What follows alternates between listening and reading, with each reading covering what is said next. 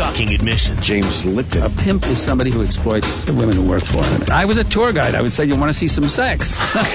Shit-faced buffoonery. E-Rock drank all the Patron. Everything is blurry. And whatever this is. Normally I like a couple fingers up my ass. What the fuck happened?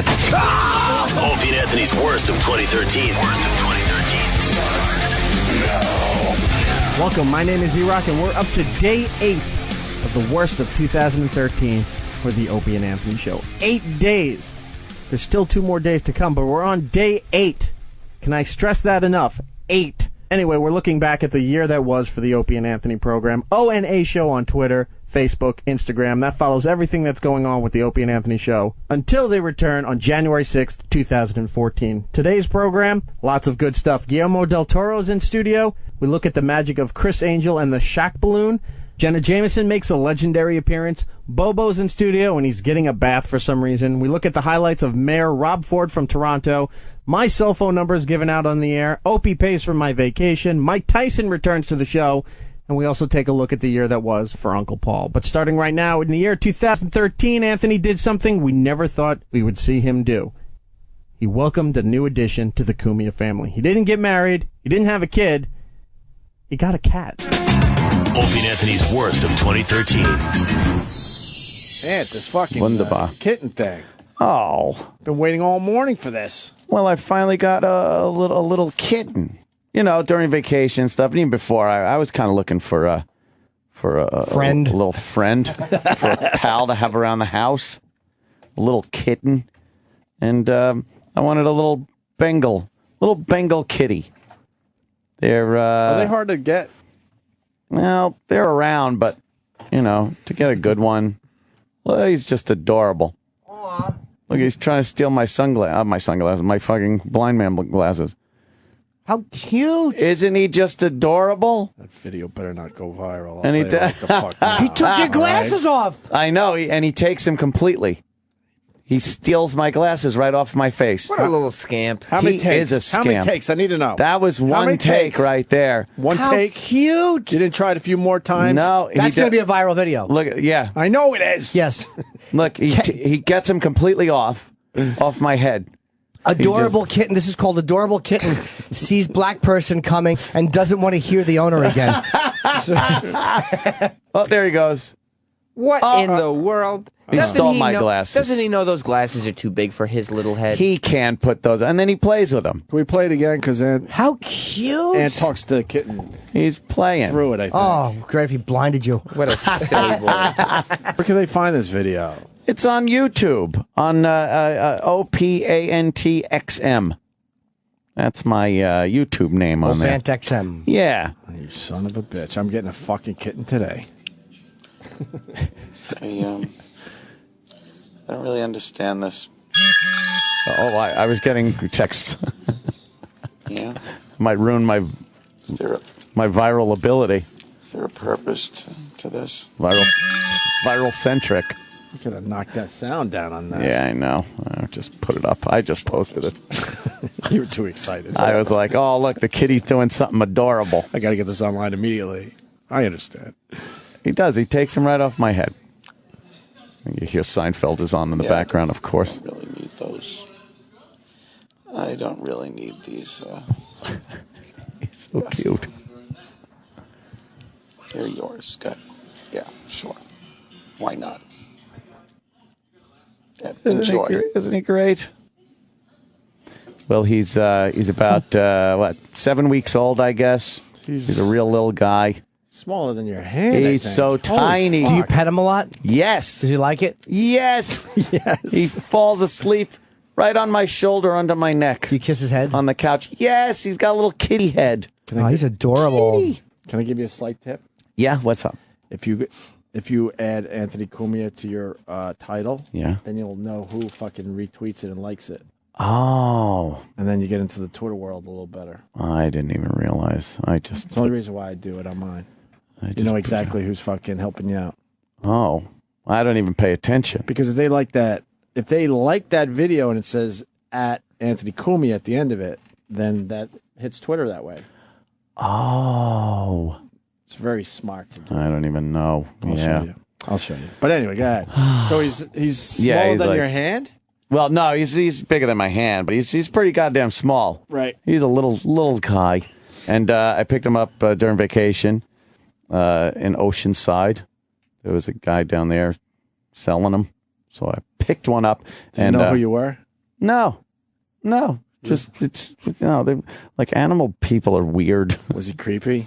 Yeah, he was a little creepy. Did you go in the backyard, get to play with all of them, and then decide which one you wanted? Old school? Well, he came Remember out. those days? How cool that was? I know, right? We used to do that with collies. We'd go in the backyard somewhere, and a whole shitload would jump all over you, and then you got to pick one. But it wasn't outside. He had this giant, like a big tray thing almost, and he put all of them in there. There were 5 of them. 5. There were 5, 4 males and one.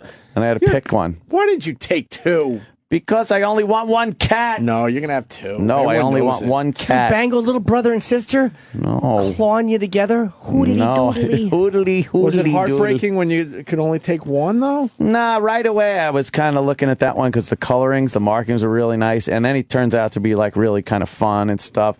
And no, the other ones could go fuck themselves. Really? Yeah, I don't care. Make fucking kitten stew out of them. People don't give a shit. Here's what happened. That was the one that cowered from him the least. The others ran and hid. Holy fuck, those other ones only have a few weeks left. No, they'll go. They're adorable. Their shelf life isn't that Oh, I wasn't getting them from the pound. That's nice. Yeah. So What's his name? Beavis. See, that's why you Oh. get Little Beavis. Two you together, Beavis and Shithead. That's why you're going to have a second one. You got to have the butthead now. No. Everyone knows that. Yep. I just want one little cat. This is what's going to happen. Yeah. It's going to not look like a kitten anymore. Then you come and get your butthead. As a No, kitten. I don't mind cat. I've liked cats for years. I've always, for the most part, had one for many times. Where does he sleep? Well, over vacation, I was kind of sleeping on the couch and fucking outside and fucking outside? inside. You can't just sleep outside I sleep on the lounge chair sometimes. for the night. Yeah, if I'm like hanging out all night, it's warm out, it's nice out. Don't you get bit by mosquitoes? Nah, I got like all kinds of gadgets and gizmos to keep them fuckers away. I got that propane fan, fucking sucky vacuum. Yeah, so but I slept up in my room, and little Beavis was upstairs too. He would sleep on the pillow right above my head, and he would do the little meow meow thing to my hair. He'd be like, Has he shit in your hair yet? no, no. God, he wakes up with a head full of piss. Oh, that would suck. Welcome to my world. A little cat. Little Beavis turns into an outdoor cat at that point. Yeah, That's pretty cool. he used the little cat box. I got that in one side of the house, so You could have him shit in the toilet. I get one of those fucking dude. They make this fucking automatic litter box thing. Right. Not the old school one. This is a new one. Costs about $250. It has granules in it that are reusable because it washes with water. It goes through a whole wash cycle. After he pees and shits? Well, no, you could set it for like every day or something because it's a 30-minute wash cycle. Holy that it takes. shit. And this thing fucking scoops it. The water goes around. It fucking pulverizes the shit in a chamber and pumps it out. That's amazing. It's not getting rid of all the shit. There's no way. Does. How? Crazy.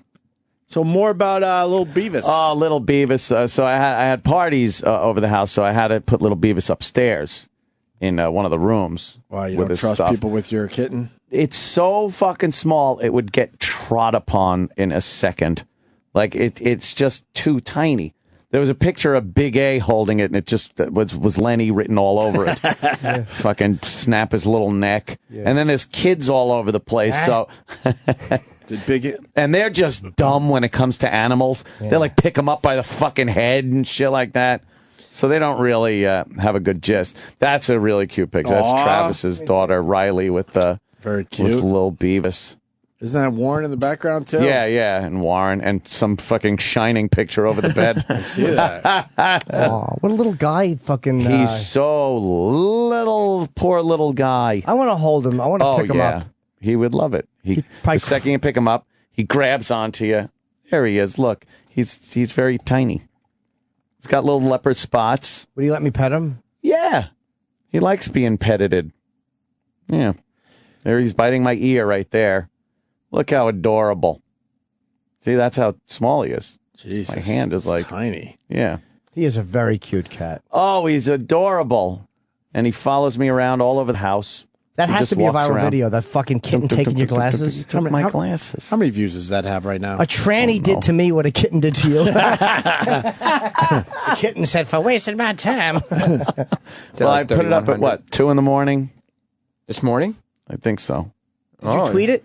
It was pretty. Yeah, but like at 2 a.m. It's already up to 3,100. I haven't retweeted or anything.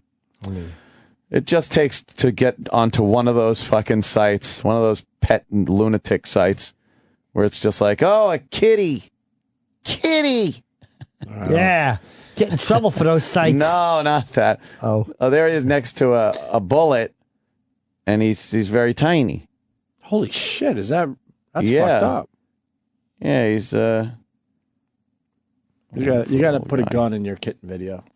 You think I need a gun? Yeah, there's got to be a way. You got to make Hold it to his head. You got to make a kitten video every week. Yeah. One And will just, hit. just keep pumping him out. You know, I just retweeted the video. Oh, Sadly. thank you. Sadly. Sadly.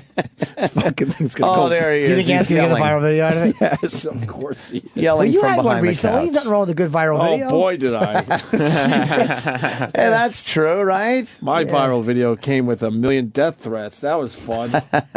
That's what you want. Oh man! And then there's a couple of vines. How much did Beavis cost you? Thousands. No, Beavis was pretty cheap. Why is he cheap? Is that a tough breed to get? No, not really. A good one. You know, I didn't want one with like a lot of marbling on him. Apparently, you want one with like the spots. You know, What's not a lot of- marbling? It's when the color just kind of all like blotchy on him. But I wanted the one with the spots, so he looks like a leopard. And then I got him before he got all of his shots, so I got to pay for the shots. So he put the price down for that. What was it about? But it's like $1,000. Okay. It's not that much. You're going to get another one. No. 2 cats are perfect. Oh, there he is. I'm playing with his little nose. Don't waste your viral videos with Vine, man. No, Go if right it's to not the viral, YouTube. I'm just playing with his little nose, and he. Go right to the YouTube. I was shooka. All right, but He's let's, licking your finger. Yes. but let's move that one to YouTube. Oh, and then he jumps, and he falls.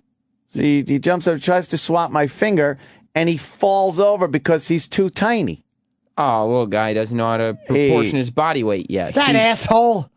He has no idea. And this one, look, he's playing with a little bracelet. He's just biting. He likes to play. Here he is eating a big bunch of food. I noticed that your angry tweets were drastically down, so You think it's helping? I think the kitten is helping. There's definitely a correlation between your angry tweets dropping and the fact that you got this beautiful little kitten. You might have something there. So let's get you a kitten every 3 months. I think. Let's get you.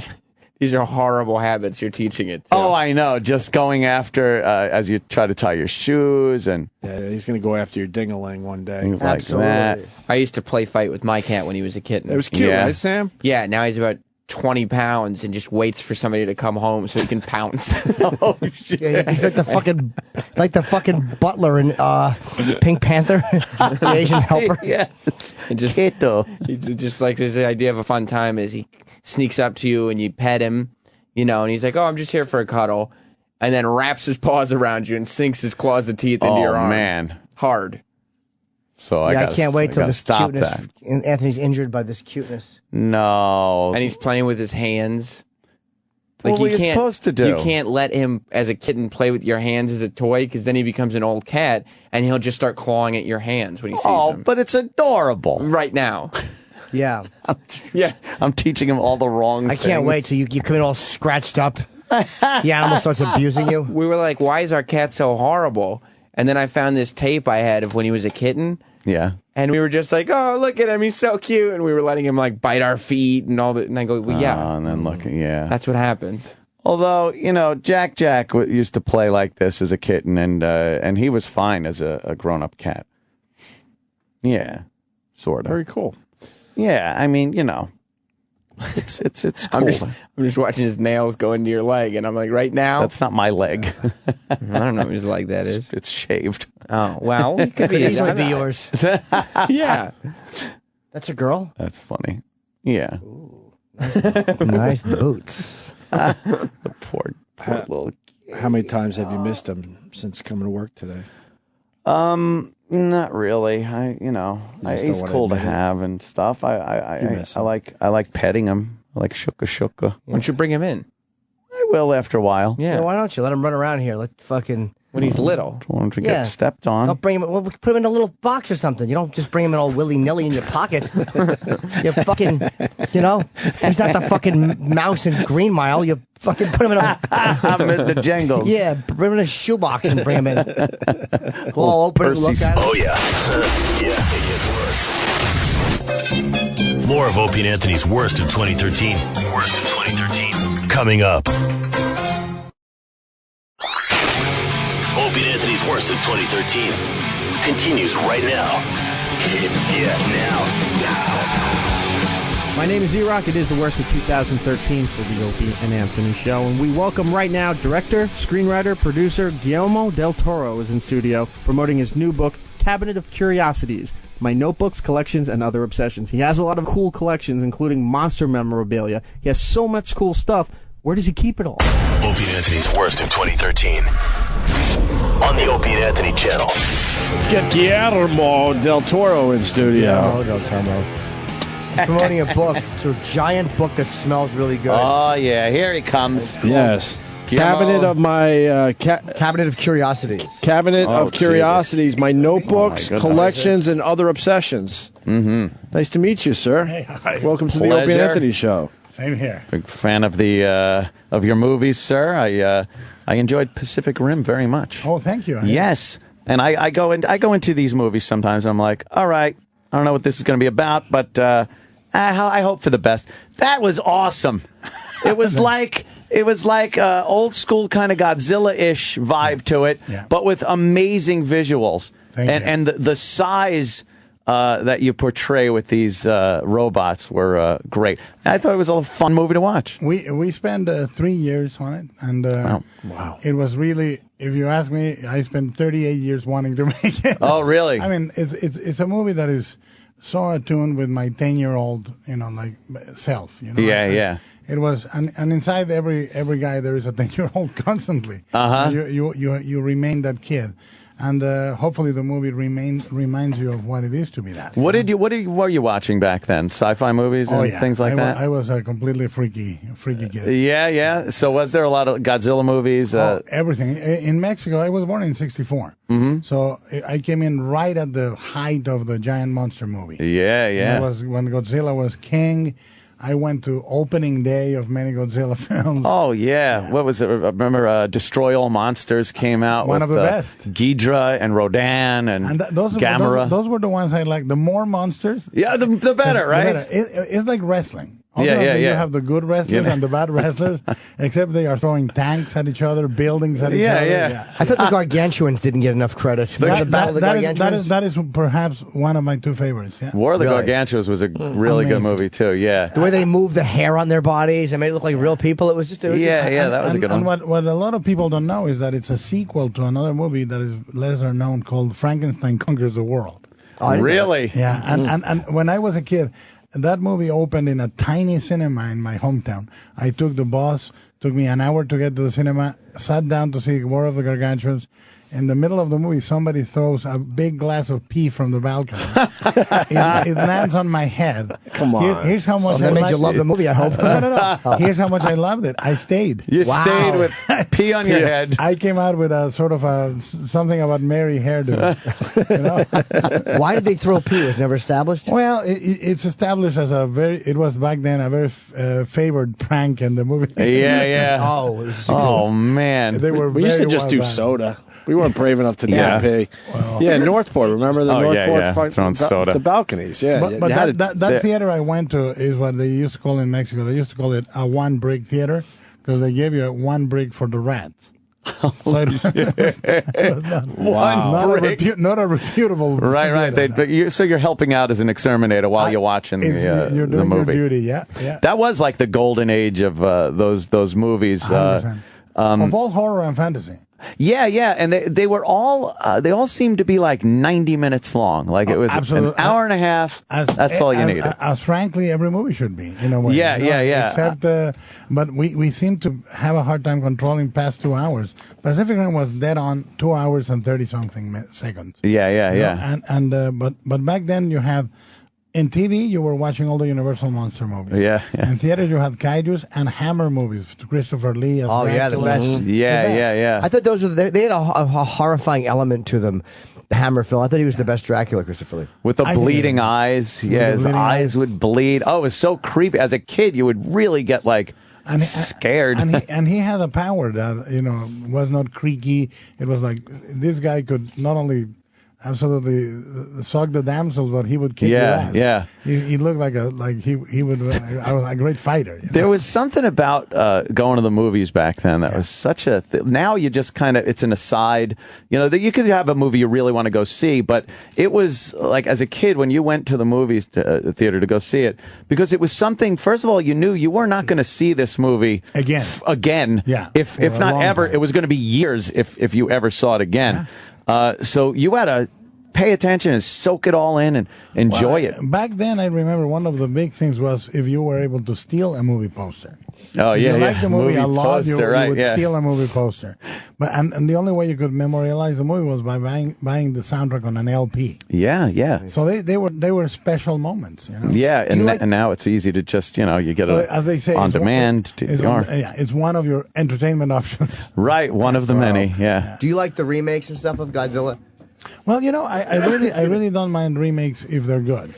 Every remakes or original movies, if they're crappy, it doesn't make a difference. Right. No, they kind of go away. The great remakes are great. What do you think that they miss? Sometimes it feels like there's something that they don't quite capture, and I don't know exactly what it is. Sometimes the remake nostalgia. Man, I don't know, man. I can't even put my finger on what. Because I think it's nostalgia, really. Because some of these movies don't look as impressive as what obviously you're doing nowadays. If you rewatch them, that was the thing with Pacific Rim. I wanted to make the movie for a new generation of kids. I wanted the 10-year-olds now to see Pacific Rim and feel what I felt back then. Right. It was not an exercise in nostalgia. It was, I would say, reinterpretation, if you want, or passing the torch to a new generation. Sure. You could definitely see the monsters, they were influenced by the monsters of the 60s. Of watching them. They were very strange looking. Yeah. Sometimes you couldn't really get a grasp on what they even were. This one's half lobster. Yes. It was, it really did, and it conjured up those memories of watching old monster movies like that.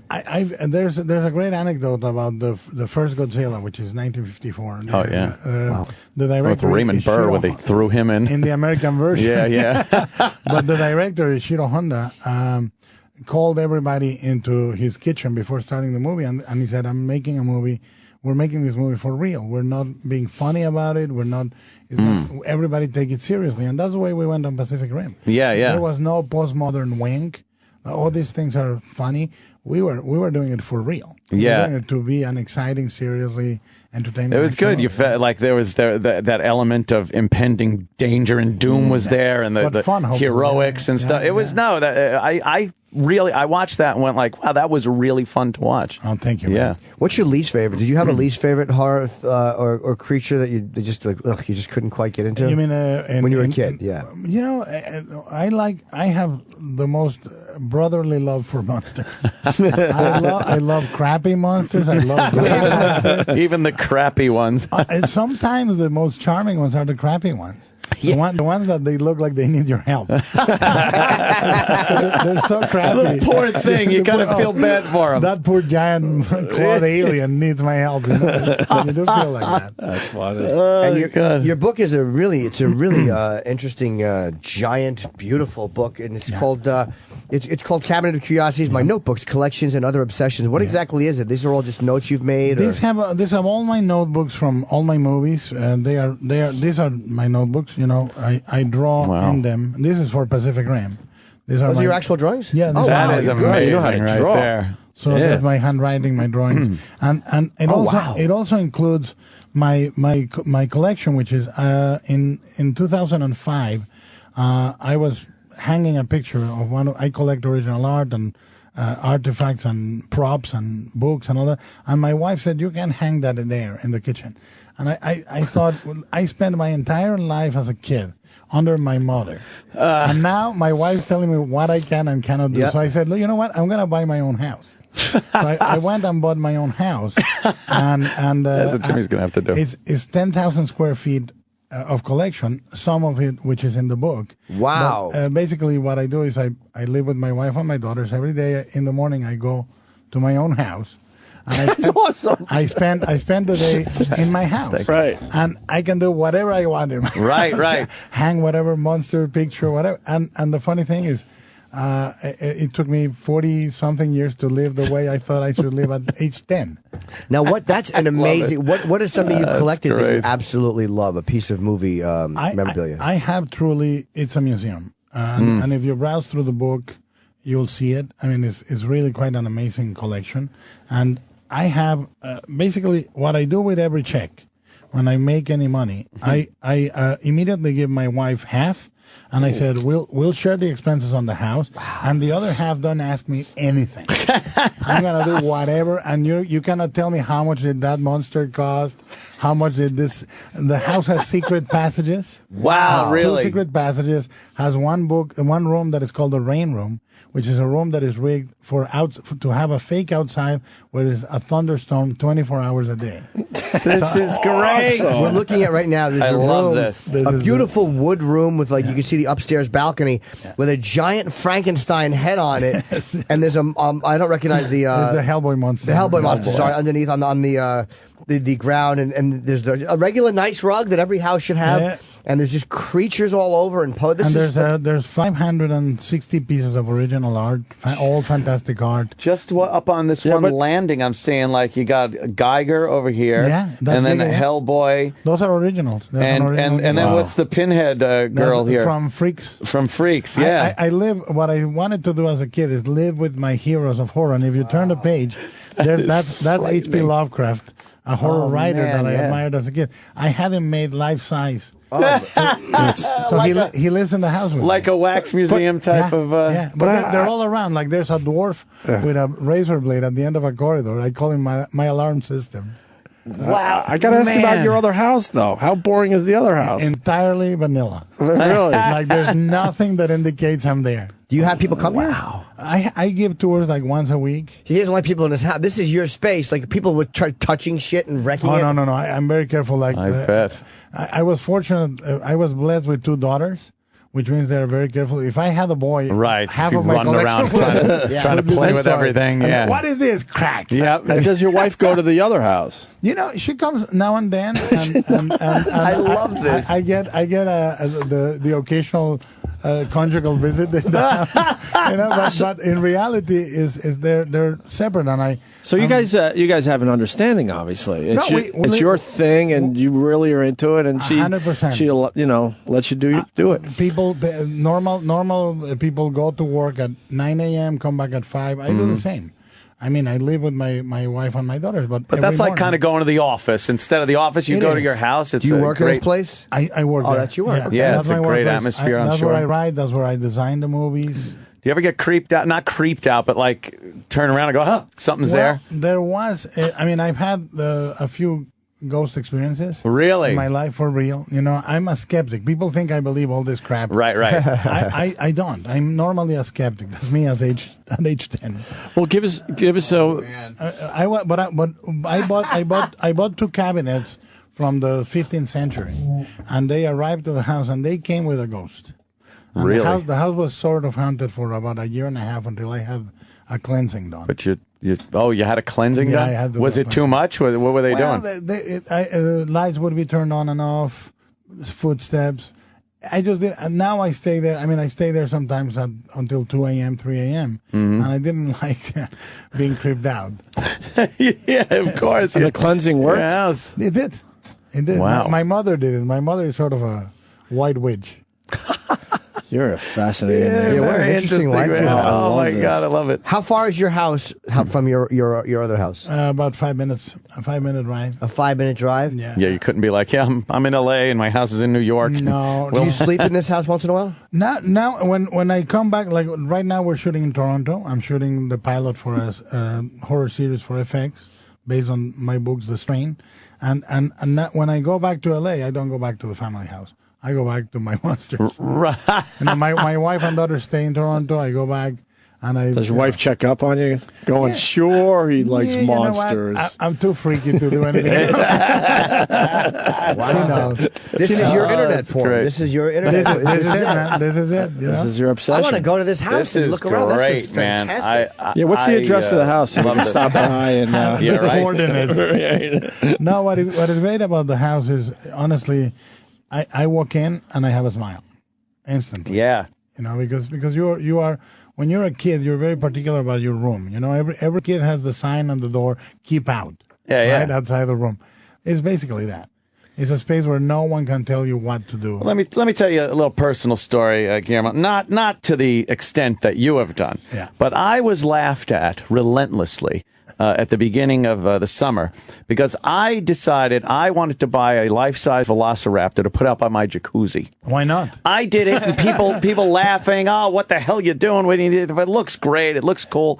The steam comes up from the jacuzzi. You put on a red light, and you're having a little jacuzzi in Jurassic Park. And everyone laughs. But then when they come over, they're snapping pictures with it like crazy. They want a picture with it. 100%. In the book, there is, my car. When I was a kid, I saw this movie called The Car with James Brolin, a horror movie where the car was the devil. A great design by Chuck Barris, who designed the Batmobile.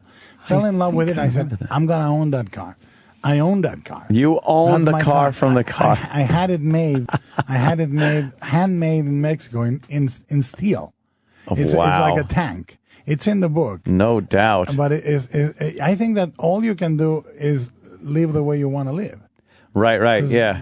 Otherwise, you have nothing. I remember that movie, but Yeah. I was getting it confused with Duel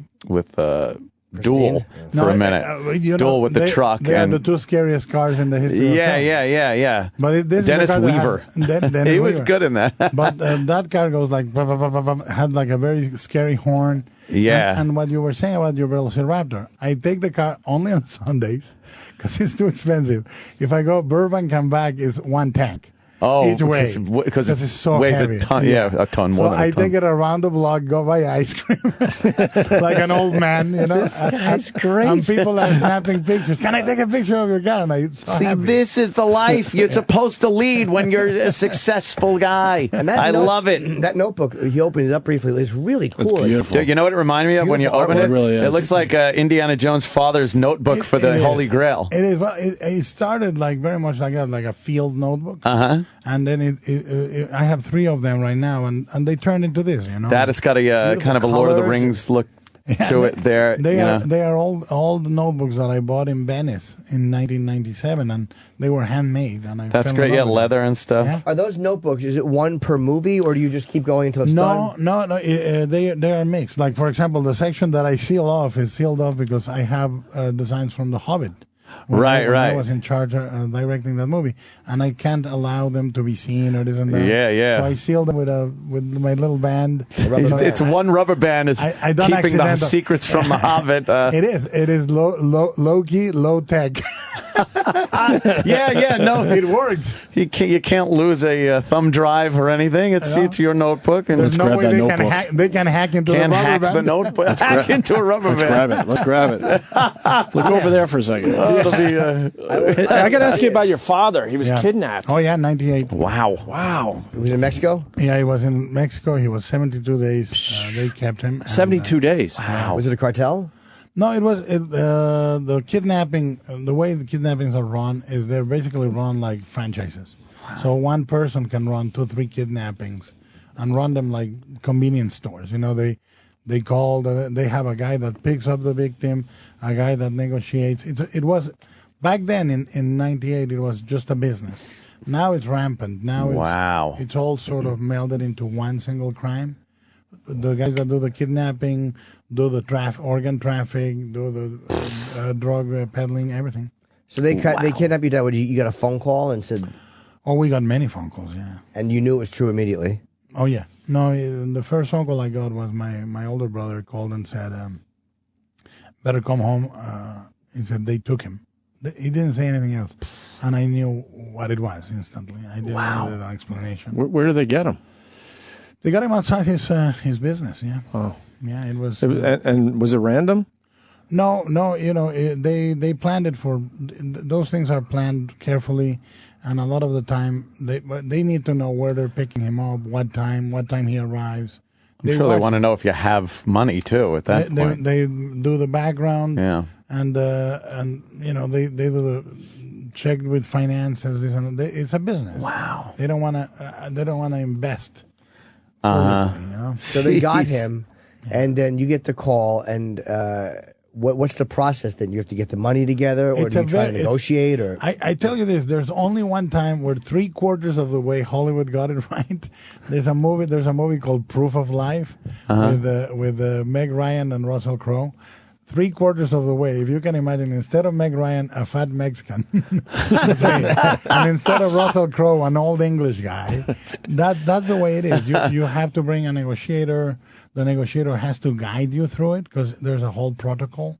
If you do it on your own, you're going to screw it up. What's something that somebody would do on their own that the negotiator would protect you from? Look at Jerry Lundegaard. Everything you do instinctively is wrong. Really, like what?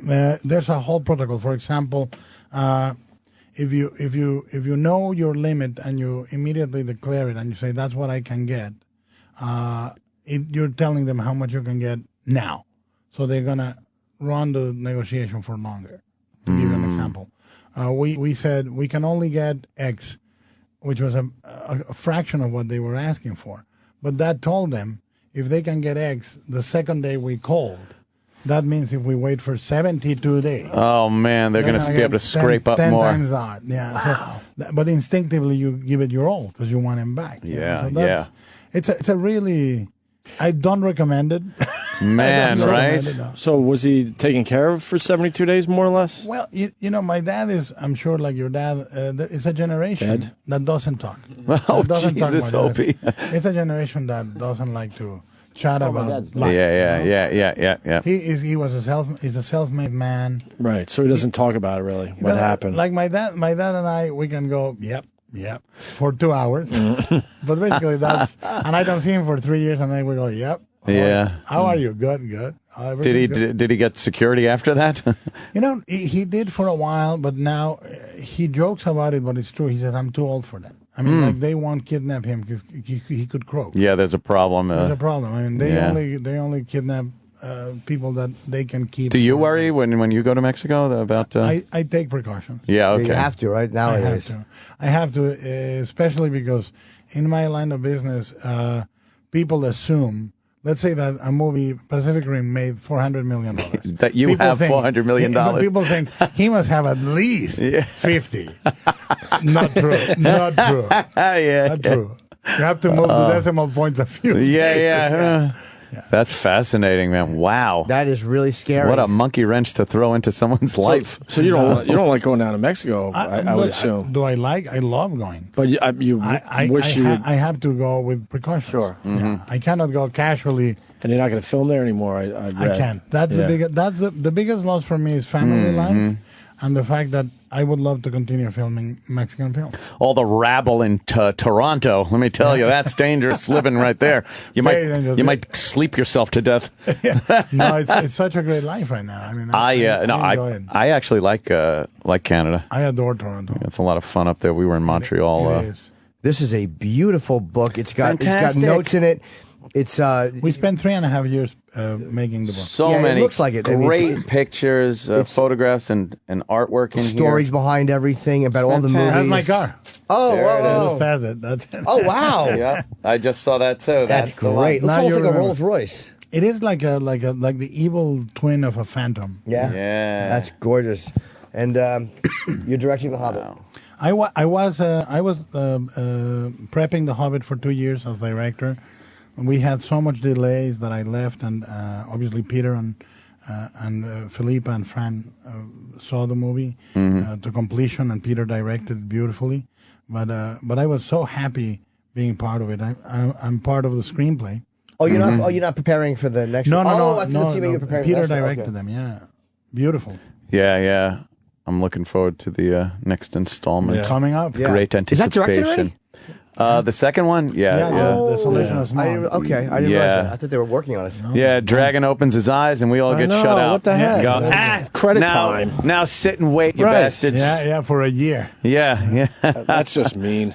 Yeah. Well, you know what? just me. It goes back though to something we were talking about earlier with the movies, and you knew you weren't going to see them again on television and stuff. When a movie came out and then you heard there was going to be a sequel, that was amazingly exciting. I remember Planet of the Apes. And then Beneath the Planet of the Apes was coming out, and I was like, "Oh my god!" Those were my Star Wars. Oh yeah, yes, amazing, right? We were there opening day. Yep. And I was of the right age where Beneath the Planet of the Apes struck me even harder than Planet of the Apes. Yeah, I wonder what that was all about. Those bold, creepy bastards worshiping the bomb. Yeah, it was so fucking edgy for them. That was kind of creepy, and then Charlton Heston buying it at the end was kind of weird, you know, very weird. Kill him off like that. Spoiler. Spoiler alert, 1968 or whatever the hell. For those that they would have trouble catching up. There you are. But that was a movie that had one of those amazing reveals at the end, Planet of the Apes, with, of course, the Statue of Liberty and stuff. Yeah. That was, because if you just walked into that movie and didn't know, you didn't know at all until the end. You were fooled. No, and that was what was great, and I'm not nostalgic about it, but what was great about media being so subdued back then is that you didn't know. You didn't know. You didn't know right. this thing. It's like me when I go to a sports movies. I don't know because I'm a fat slob. I have no idea. I went to see Ron Howard's Rush. Right. Yeah. And my wife knew more about car racing than me. She was like, wait until this happens. I go, is it gonna happen? I said, I hope he does all right. He said, you don't know? What kind of man are you? I don't know. Yeah, what kind of man are you? It's like, shut up! I'm going back to my monster house. I have no. My only sport is cappuccino lifting. I do nothing else. I can press 500. You know, Yeah. Nothing. Well, you're brilliant. I got to tell you, absolutely. what a book pleasure looks having great. you. Thank you. I love that you have a monster house. Yeah. Big fan. It's two of them now. Oh, now you got a second one. I bought the second house next door, and the neighbors think I do porn because all the windows are blacked. Yeah. So they think they say, is it true that you? I was taking the trash out, and they said, is it true that you're a porn producer? I said, no. No, I'm a director. Only of monsters. Yeah. Monster porn. You had to get a second house for your collection. I was watching vigilantly the neighbors, and I was keeping track of what was going on. And right when I saw their kid moving to college, I knock on the door, and I go, hey, I'm your next door neighbor. Are you thinking of selling? And they said, as a matter of fact, we were putting the house off next week.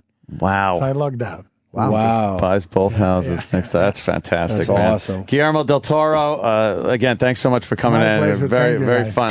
The worst is yet to come. This is O&A's Worst of 2013.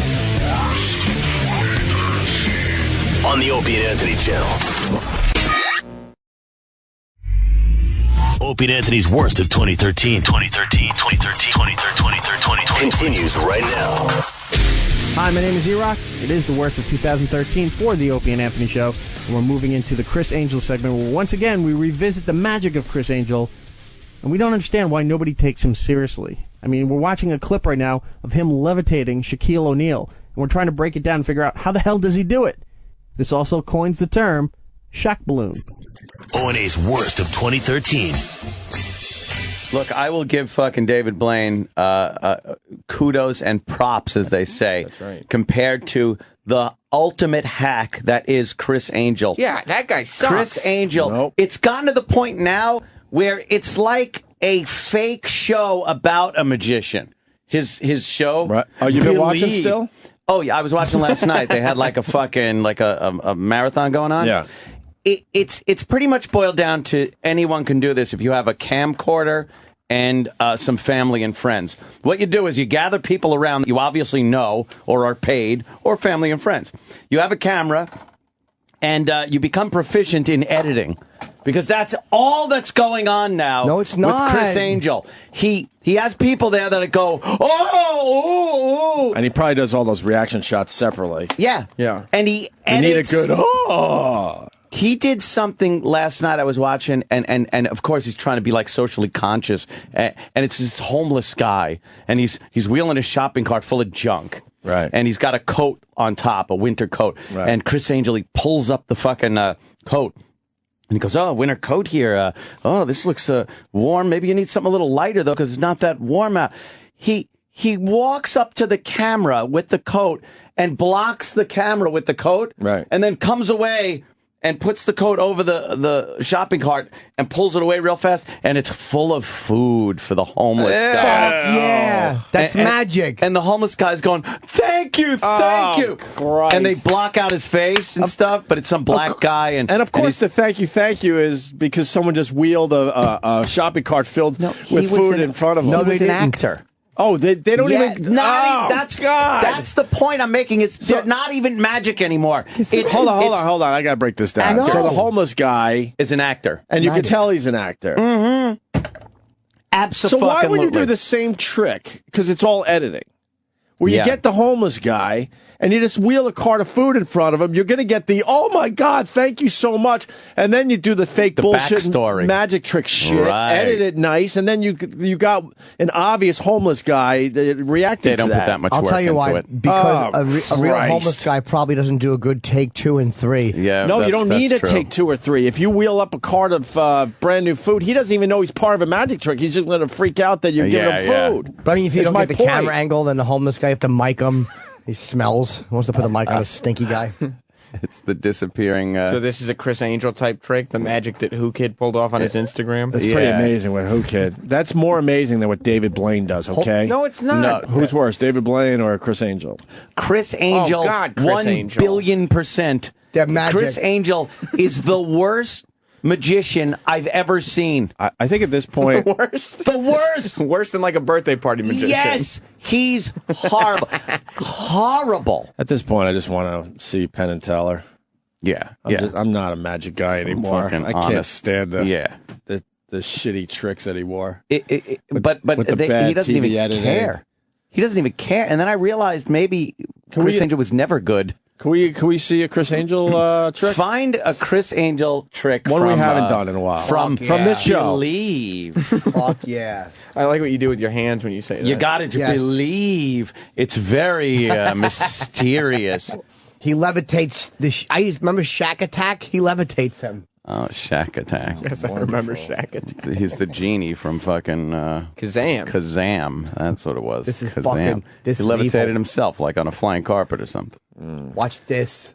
Pulling me out for years. In the press to levitate him. Levitate So I'll do it if you want to see it right now. He called you out in the press for years, did he? Why is that the white lady playing basketball? You have to agree to this. all right, I'll do it. Let's do it. All Well, right, he's so what I there, want you so to do of is come course over he here, man. agreed to it I already. want you to lay down, relax. Fuck. Chill out. Lay out Horrible your head over version here. of the fucking... He doesn't want us to see. This is the official There we version. go. It's on his website. What? It's a mess. All right. Go back.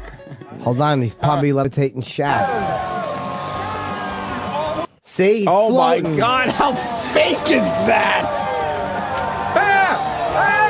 That's fucking magic. Look at the people pointing and go, oh! That's Carrot Top. He's floating in midair. That's magic. He's not floating. Yes, he in the is. air. Look at that, you piece of garbage. He's magic. Flavor Flav. Flavor Flav is as stupid as a rock, so... You think it'd be easy to pull the wool over Flavor Flav? They might have wanted to get someone a little more impressive. By the way, Even the with a Shaq crane. balloon, because it's obvious a Shaq balloon. It started moving like a balloon. They didn't even edit that part out. Shaq Balloon. That's what it Dumb I is. am. I didn't realize what that was. Of course, it's a Shaq balloon. You're not even saying that's Shaq himself. No. It is Shaq. He's floating. And look, they have so much glare from the sun on that You shot. could tell that it's a Shaq balloon. It's a small. His face isn't moving. It's a fake Shaq. No, it's not. That's Shaquille O'Neal. He's floating, you piece of and garbage. now look. Now they just have him laying on the ground. And look at all the people. They're like, wow, but they saw the whole fucking. He floated him over the house. I just seen it. He did not chip. You're an idiot.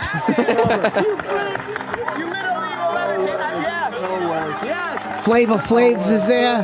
How in the world did Chris Angel get Shaq off the ground? Well, that's a little tough for you, sir. Maybe start with your ABCs. Flew him right over the house. So you can fly babies over house? Yeah. Sure. Right into your window. He's the best illusionist in the world. Chris, you're amazing. Fuck yeah. That's the most amazing thing I ever saw. Oh my God, these guys in my have life. to fucking do You that know for what? Chris I'm Angel? gonna ask Chris, can I be next? Shaq, everybody! You're all the way up there. Look, they're talking to each other in the background like, oh, did you see that? It's all fake. What better way to celebrate than with my friends and family all here to witness my attempt to levitate Shaq? That's right. Shaq Balloon. It's obviously a Shaq Balloon. Shaq Balloon. Somebody's got a remote control. Well, go back to it. He's got a long shirt on that doesn't fucking move. That's bullshit. Shaquille was floating. You didn't know that's what it was? No, I didn't know it was Shaq Balloon. It's such a Shaq Balloon. You could tell. They don't show his face. You're going to be able to tell in a second here because the sun is glimmering, so you can't get. But a good he used look a at shot that where he blows it because it starts moving like a balloon. It's coming up right here.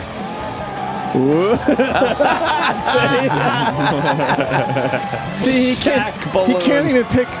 He can't even pick the right shots in post to make it look believable. Or is it a green screen? No, that's a Shaq balloon. You can tell when it's coming back down. You're right. That's why he's Shaq not. Balloon. That's why they were like, we have to make you unconscious for this because you're not going to be moving. Yeah, because it's a right Shaq there, balloon. you can tell it's a Shaq balloon as well. And everyone else there knows it's Shaq Balloon. Right. Except Flavor Flav. Flav's tricked. And then the old, as old as when, and now he's on the ground and it's Shaq again. That's like when the Three Stooges would fall off a building and the dummies would hit the fucking ground and then they'd be like, oh, shake their head. Yeah, do it in one take with one camera. Yeah. No, he didn't. Yes, he did. I seen it. Chris Angel is horrible. He's Shaq magic. balloon. He's got he's got a huge oversized T-shirt on. It's not moving at all while he's in the air. He's floating. So bad. David Sam, Blaine it's kicks real. his ass. It's real. Yes. No, it's not. I think the Shaq balloon actually though is clever. I'll give him that much. But I think we've said it in the past. His presentation stinks. Yeah. It's clever to come up with the Shaq balloon. Shaq Balloon. But there's a better way to do it. I bet it's behind the house. It's not in front of people if he's got to do it. And Shaq goes back there, and then Shaq Balloon comes above the roof. And why wouldn't you have Shaq balloon just keep going? Yeah, really fuck people Shaq up. It's like, we lost Shaq Balloon. Oh, no, Shaq, come back. Just a speck in the sky way up there. That'd be hilarious. That would be good. And then you find Shaq deflated in a river somewhere. Ask, it's... Yeah, they find a deflated Shaq miles away. Stuck in tree tree branches. On some power line, just in the breeze. I'm a huge fan of Shaq balloon. I want Shaq Balloon. I'm going to get Shaq balloon for my kid's next birthday party. Nice. What happens if Shaq Balloon had hit power chords while they were filming? He just got horrified. zapped. Well, Nana would have sang about it. 1990 Shaq Balloon. That would be a good one. Oh, God. Hey, does Penn stay up late? Let's call Penn and see if he'll explain Shaq balloon for us. Oh, that's because then you get a little fishing wire or something, and you get some balloon operators, right? Yeah, it's just hard. But they blew it with the one shot because you see the balloon kind of go. Oh, It did a wobble. The a balloon wobble. Little wobble. But his big, flowing shirt didn't move at all through the whole thing. Terrible. He's the worst. I bet Penn's got respect for David Blaine, though. Hell no. David Blaine's a fucking man. Penn understands this shit. Chris Angel is a piece of garbage. He's a piece You're a of piece shit. of garbage. Here we go. He's magic. You might want to leave the room, Sam, because we're gonna fucking blow up your pal there. Go ahead, Cullen. Give Sam some reality right now. All right. Go ahead, Cullen. All right. Colin, whatever the fuck. How you doing? What's your name? Colin. All right. So what did I do wrong? Cullen. We met. No, who is this? Chris Angel or David Blaine? I didn't even notice anyone in the studio. Holy It's Chris. It's Chris Angel. Chris Angel's in studio. What's up? No, we met you down in New Orleans. You're doing tricks with quarters. Tricks with quarters. Yes, sure. Which one did you like? He's gone. Well, I'm glad I got my dose of reality from that dude. He was going to say that there's a whole crowd around, and I think it was David. It was David Blaine. And David Blaine pushed this particular crowd out to bring in his own crowd. His own crowd. But obviously, this guy's a fucking idiot who can't work a phone. He could be as bad a caller as Chris Angel is a magician. I think so. Yes. I think so. Oh, I love Shaq Balloon, though. I'm a Shaq huge Balloon fan. is great. We should. And then you get a dummy like Flavor Flav. He'll play the part nice for you. Yeah, because they're all in on it. They're all in on it. But Flav, you could probably say, Flav, look at that bush. Look at that bush, Flav. And Oh, damn, look at that. But while he's looking at the bush, they're switching out Shaq and the and he's balloon. like, Shaq's floating. Just show him shiny shit. Yeah. And you got boy, Flavor look Flav. at Shaq. Like, Flav really believes the trick, and he was there. Yeah. He wasn't acting. Yeah, okay. But there was a marathon on last night, and I just kept going back to it if I was around the channels. They were trying to compete with the David Blaine yes, special they by were. putting on a Believe marathon. Yes. And one killed it. Bad. It was like the Super Bowl. Everyone in the crowds that he has around him for every dumb trick he does is in on the fucking gag. It's obvious. I mean, I could understand maybe doing one of those.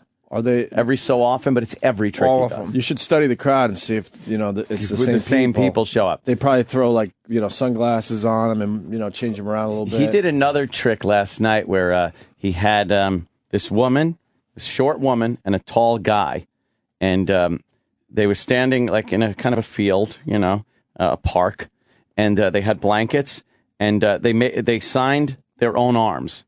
So she signs her arm, and he signs his own arm, and they covered themselves with the blankets, and then David Blaine pulls the blankets off, and they were switched.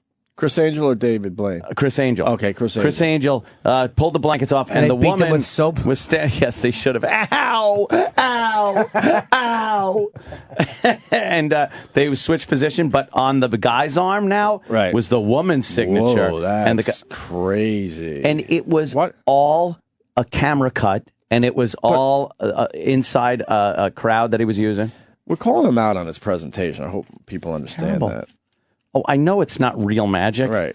But his illusion isn't an illusion. His presentation's very lazy. Yeah, and it's a camera trick. That's all it is. Like, anybody could do it. You could do a camera trick.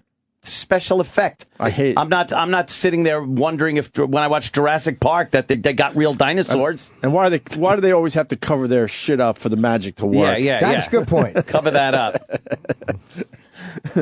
Just call him out. Go, all right, if you're a magician, now do it without the fucking big huge blanket. Yeah, there's got to be like some suspension of disbelief. And not for 1 second did anybody believe Shaq Balloon. No one believes We floated over the house. No, Chip. I fucking seen it. I think the trick itself is pretty smart, doing Shaq Balloon. Shaq Balloon. But there had to be a better way to pull it off. It's obvious you need the audience in on it, though. Yeah, when you got to have Shaq leave the frame and then replace him with a balloon. Right. Your trick is how awkward is that when then Chris Angel walks in with the Shaq balloon to start his illusion? Blowing it up. Right. Blowing it up behind the house. That has to awkwardly come out with it. He's red-faced. And then he has to talk to the crowd. Okay, so now where we're at in the trick is Shaq obviously is now in the house chilling out. And now we have Shaq Balloon. Yeah. This is going to look great on TV. Just be amazed by the Shaq Balloon. Could you do that, people? Just be amazed. It's got that jersey thing going No, on. it's Long Island first Long of all. Island. Oh, is it? Same thing. It's a Long Island / speech impediment thing happening. No, I'm going to pull out Shaq Balloon, and it's going to float over the house. I want everyone to go thuffer and fuckatash. You guys, I need you to bear with me for one more second. Bear with me. Can we see Shaq Balloon take off again? Guys, the Shaq Balloon popped. You want to see Shaq Balloon again? Just because now that we all are in, let's watch him take off. I just want to see where Shaq Balloon takes off. I want to see Shaq Balloon take off too. Oh, this is the commercial for Shaq Balloon. It's the world of magic. But if I could do anything greater than that, that would be something to see. I've known Shaq for us.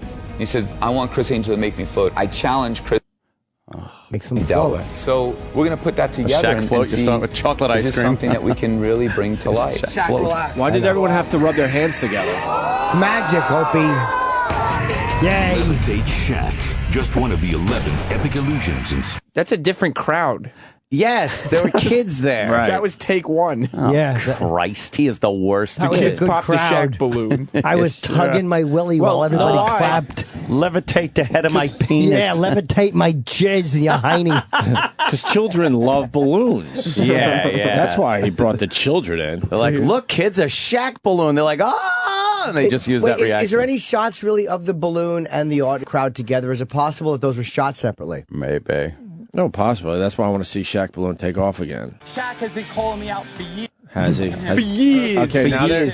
Shaq's on the ground. Body just like this. Yeah, go Shaq, full relax. screen. Relax, relax. All right, so Where's the now everyone kids? is touching. Everyone's around Shaq. Touching Shaq to give him some. Where's the kids? There aren't kids. Believe it can It's a different happen, and it will crowd. happen. Start to lift up now. All right, now that's Shaq balloon. Yeah, now that's Shaq balloon. Don't release your hands yet. Yeah, because he See, can't. the guy on the left can't help himself. guy? He knows it's Shaq Balloon. The guy in the black t-shirt? Yeah. Why would you look amazed at all? Pause.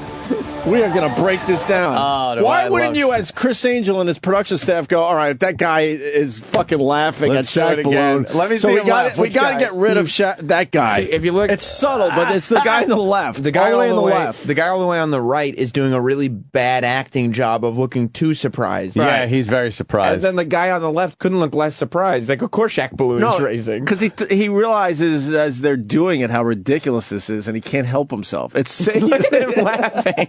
He's laughing.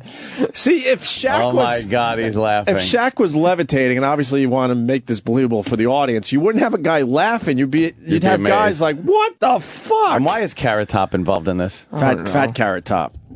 I guess they're no. That's actual. That's Carrot really Top. Carrot Top. Oh, they got Carrot Top. Yeah, He's just his boy, I guess, because they hang out in Vegas. I guess they give it's quid pro quo. Why does he have a frumpy butt? I thought he's a workout guy. He is. That's why he's got his Carrot Crew T-shirt on. Carrot Crew? Carrot Crew. Ugh. And you see Shaq Balloon float. Well, Let's see. go back to Laughing Guy though. You would have to get rid of Laughing Guy. And look at this fucking idiot with the chain wallet thing. Yeah. Whoa. Oh, look at he's overdoing it. Oh. Whoa. And Chris Angel had to tell him beforehand, look, raise it all at the same time. You got to keep Shaq Balloon level or people will know that he's a balloon. No, Shaq Balloon has helium in it. Yeah, yeah. So they don't even have to do anything. But that's just it. Like they all have to just kind of. If one guy raises too quickly, Shaq Balloon's feet would go up. Well, let's see if they fucked that up too. You think Chris was looking at this like, is this the best take? Is this the best take we have? Where's the kids? They were in the commercial. They weren't really there. That was a different take. He made them disappear. You know It's why? more magic. I bet you because they tried it with the kids and they couldn't get the right reaction. So like, all right, we gotta pick get the balloon. Yeah, right. I want Shaq Balloon. Right.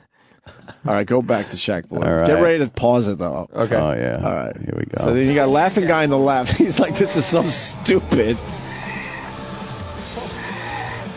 This breathing he's heavy. got Chris Fuck. Angel breathing. Release your hands. All right, now they cut. Why did they cut to Flav and Carrot Top? Because now- the balloon wasn't stable. You could see Yeah. that it was moving to the left too much. And now you need So they went for the cut. the strings or whatever the fuck is controlling Shaq Balloon. Right. I bet there's some kind of remote control on it. You like think it's remote control Shaq Balloon? like one of those remote control blimps? Dude, that would rule. That's But a then possibility. There'd be Yeah. Shaq Balloon propellers. But you never see his head, so he probably has a propeller on his head. on his head. Probably. He's wearing one of those old beanies. Right. Yeah.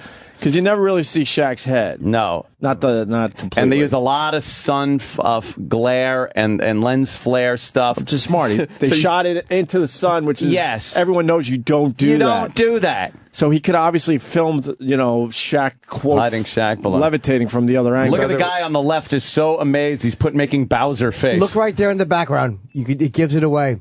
You can see there's a little truck on the side. It says balloon truck. I'll bet they didn't let Flava Flav in on it. They just kept him away from the crowd. Oh yeah, Yeah, And they so knew he they actually- could get Sure. something from him. He actually is amazed. I That bet. fucking dope. All right, let's watch Shaq Balloon float. How does he remember to breathe? It's a big Chris record release Angel. party he's going to. Chris Angel's right under Shaq Balloon now. All right, let's go. But they don't stay on. they don't stay on it long enough for you to. You saw the waving of the legs there, right? Yes. And then it's into the sun. And now Shaq Balloon is blowing away.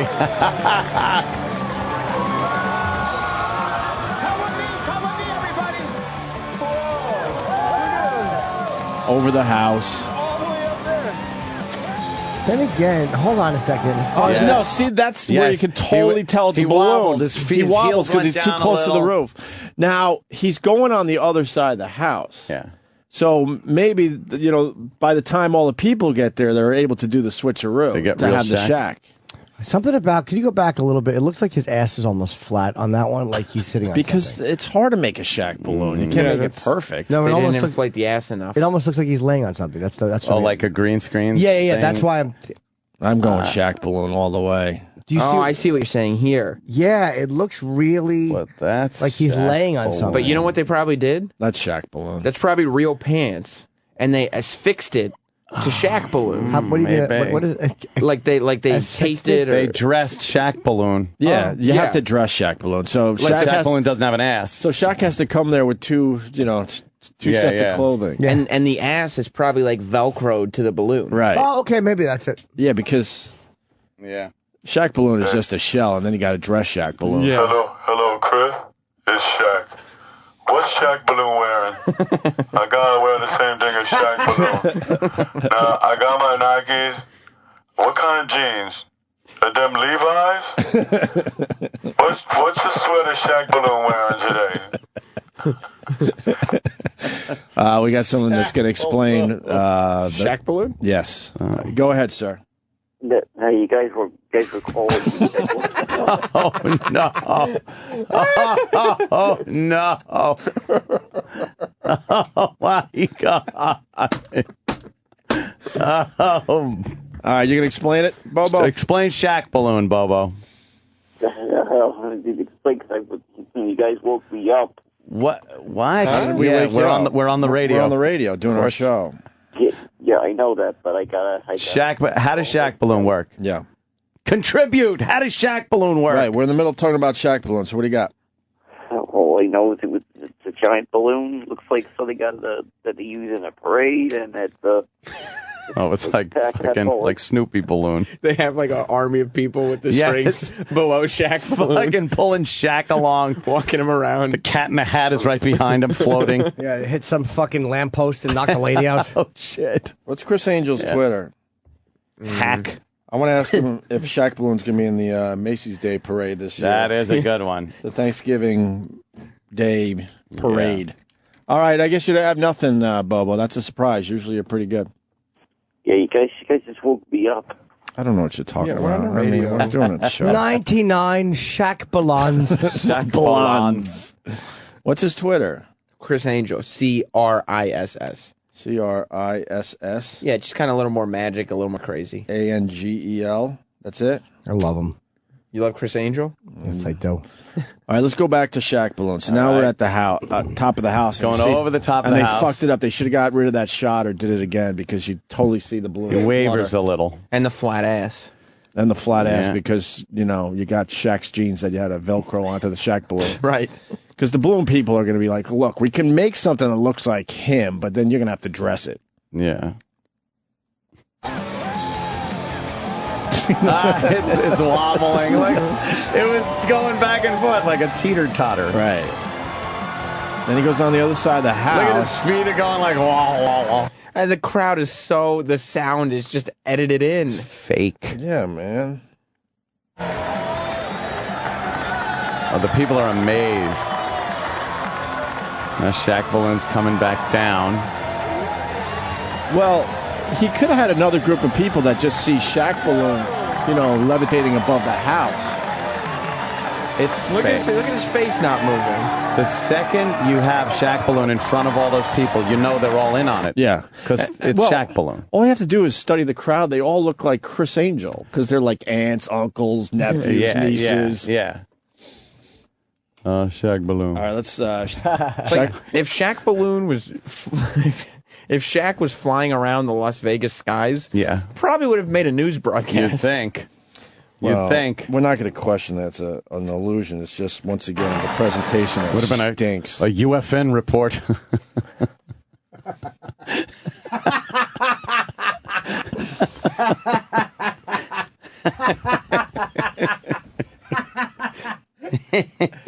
Oh, that was brilliant. He wouldn't have been unidentified. No, maybe not.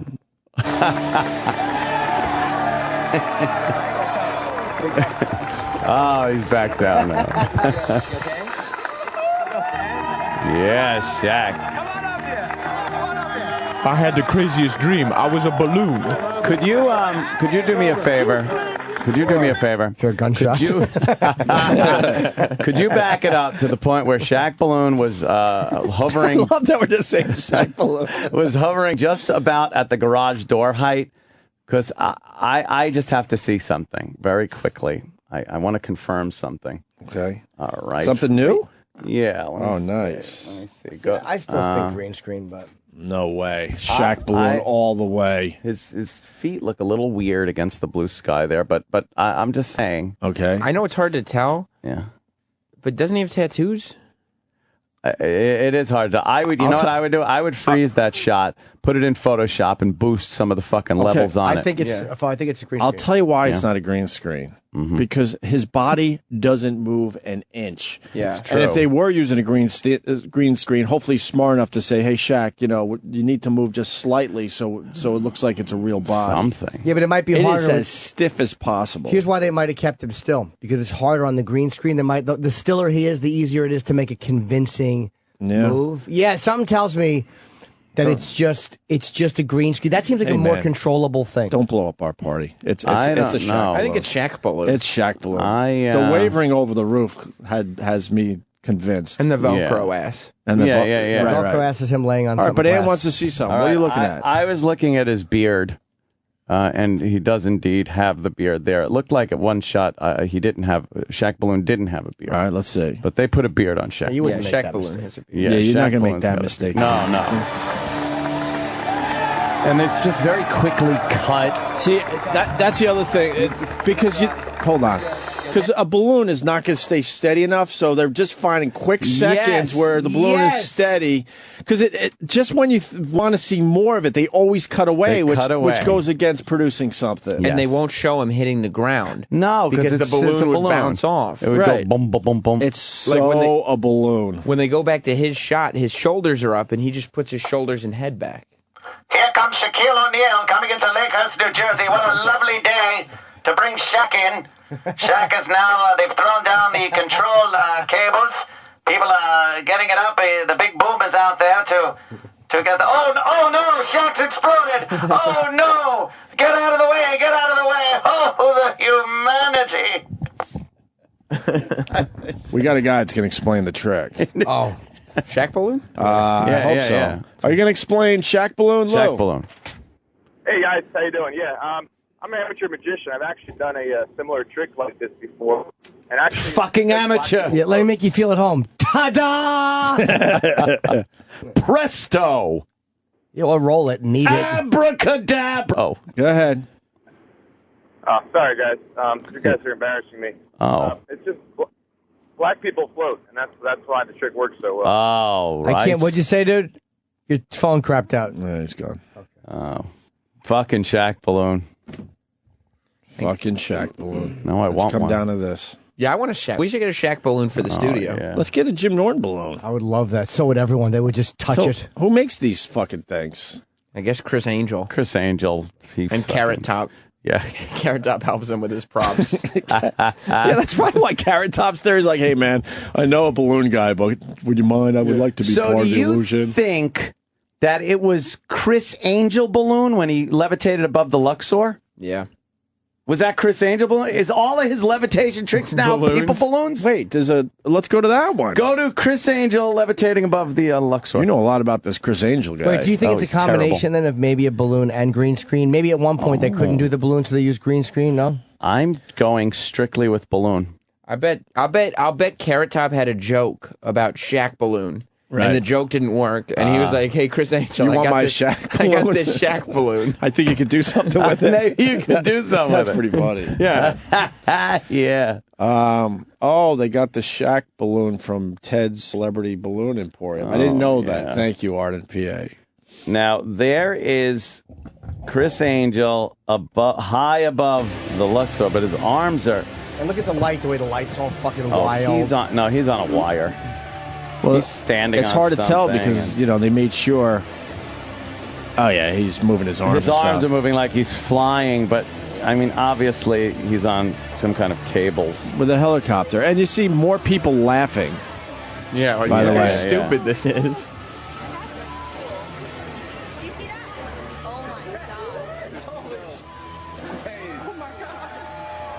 There's a and then they cut him off. I'd be scared. There's a helicopter. Right. That's filming the thing. It's probably the... Or how many bugs must be around that light? Oh, yeah. Like Moth Central. He's not moving up and down, and his feet are Hold staying on, in the... hold on. Hey, what's that? Looking out over the strip is the culmination of a lifetime's dream that's come to fruition. He's probably just on a plexiglass platform. You can see he's standing on something, right? Yeah. Because why isn't he moving his legs? He's only moving his arms. Yeah, he's just If on you're a small- floating, you don't give a fuck. You would move your legs around. And that's where there's that light beam coming from the thing, so you can't see that There's a always that light plexiglass beam. hole. That's always there. No, that's why I picked this spot. But how do you too. think he got stood up on that thing? Well, that's his. That's his illusion. Yeah, and it's He's probably just got on a mechanism the that cables, goes up. The cables probably go up through his pant legs, through a harness, out his shoulders. Yeah. So he's standing Oh, basically, on so something. he's being braced, and it Yeah. probably raises up from the top of the hotel. Right. But why would no one see that and go, hey? They do. They a do. lot of times they do. And there's a lot of times, you know what else he uses? I heard when it's a real audience and not a plant. They do things when the crowd is around, like, all right, ladies and gentlemen, check this out before Chris Angel comes out. And then they'll like do a fireworks display.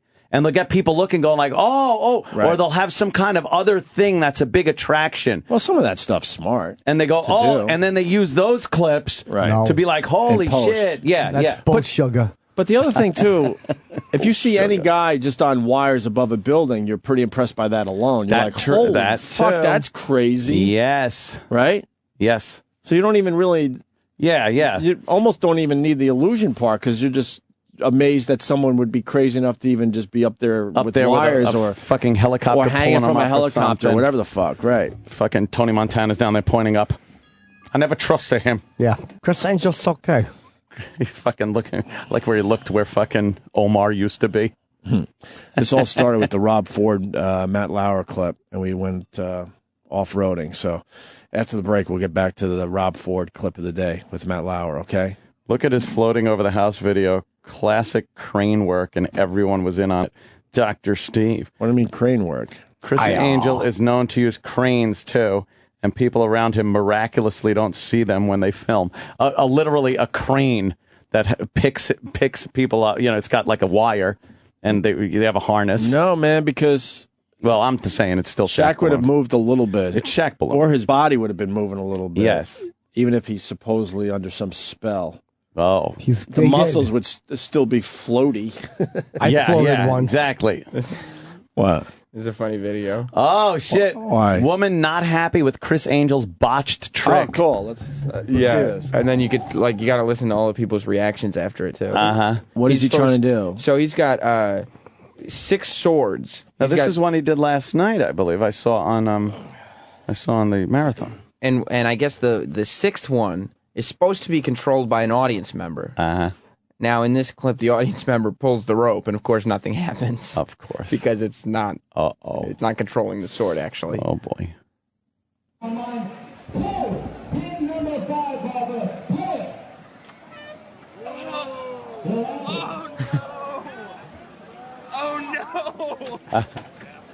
Oh no! Oh no! That's embarrassing. Oh no, Chris! Oh no! Could you pull the line for me, please?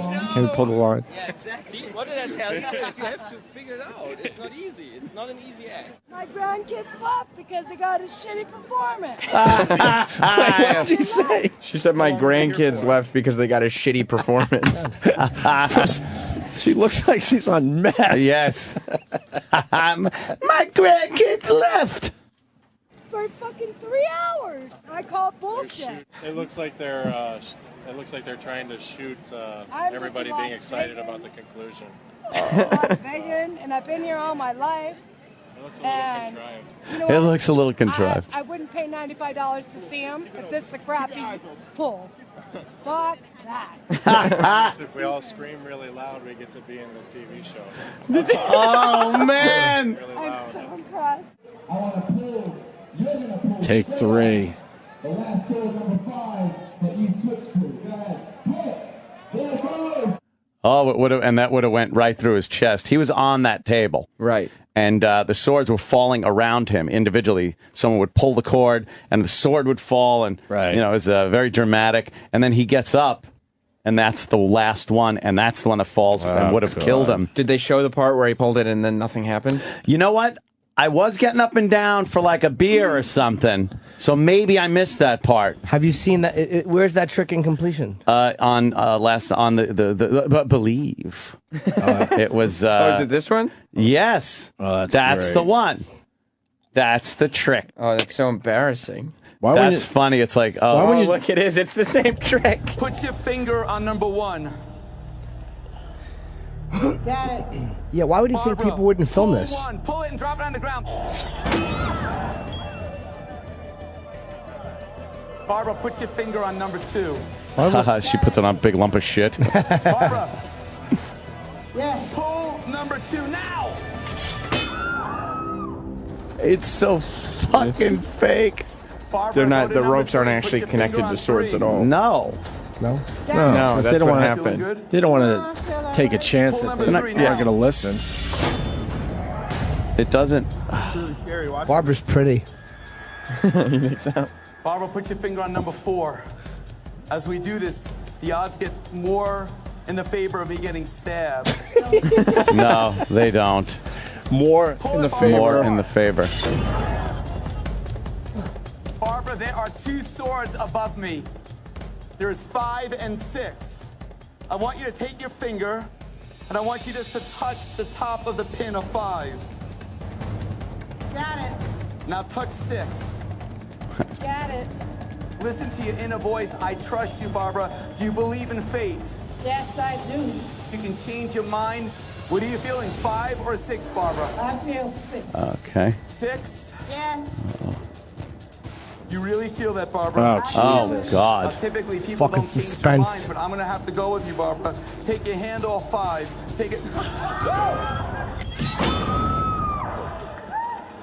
Oh. She inadvertently pulled it.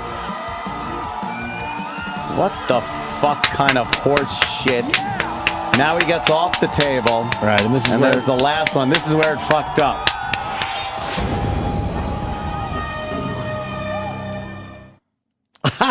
That sucks. They didn't show the lady. No. They didn't show the guy who They didn't said show anything. Who said, "I think if you clap, you'll be able to get on Right. the TV Yeah, if you show." make a lot of noise, you could get on the TV How show. about the part where it didn't work? They should leave that in the show. Yeah, where she pulls and then nothing happens. Oh my God, it's all just fucking bad. And now, again, I understand these are illusions. There's not real magic. But you're I'm not supposed that stupid. But it's supposed to be like something people... That was the amazing thing about watching a magician is you could not figure out what was being done. And it was clever and stuff. He's using bad camera tricks and just... And balloons. And balloons. And Shaq Balloon. If you watch it on TV, you're supposed to believe that the audience watching it is also being tricked. Like it's supposed to be Right. if I was there live, it would be just as amazing. That's supposed to lend it credibility, is that there's a live audience watching. Right. They're there as your proxy to watch this, and meanwhile they're all in on it, and you can tell by the bad acting. They're barely Yes. in it. Are we convinced now that Chris Angel is possibly the worst magician that was ever fucking magicianing? It's strange, though, Really? because he comes up with clever stuff and newer stuff. But it's easy to come up with clever stuff if, look. But the balloon trick would be really fucking cool, but he just doesn't pull it off right. Oh, God. Because they're all obviously illusions in the end. Like Penn and Teller, you're not gonna sit there 30 seconds into a trick and go, "Oh, that they're using a balloon." Right. You know what I mean? You're gonna go home scratching your fucking head for days, going, "How the fuck did he?" And he explains how. No, he takes years on tricks. Yeah. He doesn't all of a sudden, like, I bet you Chris Angel went, "Oh fuck, Shaq Balloon." Balloons float. And then goes, "Let's tape it next weekend." Like, if that was Penn and Teller, they would probably work the Shaq Balloon for a year. Yeah. At least. Well, that's the art, is coming up with an idea and then creating this thing where you're convincing people that it could be real. And that takes a really long time. You have to stand in the pentagram. Oh, God. Chip believes it all. More awkward moments. Can you turn your head and cough? Epic fails. That was a shitty joke that bombed. And foul-mouthed rants. Why don't you shut the fuck up? Coming up, Opie and Anthony's worst of 2013 continues next. Opie and Anthony's worst of 2013 continues right now. Hi, my name is E-Rock, and we are continuing on with the worst of 2013 for the Opie and Anthony Show. We're on day 9, and we're up to the part where we're going to Canada. It's another first for the Opie and Anthony Show in 2013. We travel abroad for the first time for our first international broadcast. We head up to Montreal, Canada for the Just for Laughs Festival. It's one of the biggest comedy festivals in the world. 2 days of live broadcasts with dozens of comedians coming in and out of the show. The next few segments is a condensed version of those 2 days, and hopefully we'll be back for Just for Laughs 2014. O&A's worst of 2013. Can I tell that story that you were telling me about getting your baby pictures? When we were on the phone the other day, where you got the baby pictures done? I guess you can now, Joe. Because you think these assholes are going to let it go? They have nothing to talk about. They just brought up my podcast for the first time ever. When's your podcast? Tell us. Talk to us. Don't tell it if it's going to embarrass Bobby. No, I won't. Yeah, if you don't want me to tell it, I won't. Shut up. Tell it. I'm kidding. Tell it. Oh, my God. You think I meant that? I can't tell. Dude, tell the story, Joe. I called the other day. I go, "What are you doing?" He goes, "Dude, I'm going upstate." And I go, "We're going to go do this." And I go, "Okay, cool." And he goes, "Then we're going to Bailey J's house to take pictures with the baby." Oh, no. Wow. And I go, "Can you give this kid a fighting fucking chance to not be the piece of shit that we are?" And he goes, Wow. "She's not going to be in the pictures, asshole. Her husband's going to take them." Even so. Well, he's a good photographer and he's cheap. What am I going to do? I'll explain to my kid later. Yeah. Who was there? Yeah. Who was holding the flash? Yeah, and just give me that one picture of you with your head under the dress like you're taking a picture in 1910. Riley likes that one, too. It's an open house. My kid pissed on Matt's foot in the photo. He's used to that.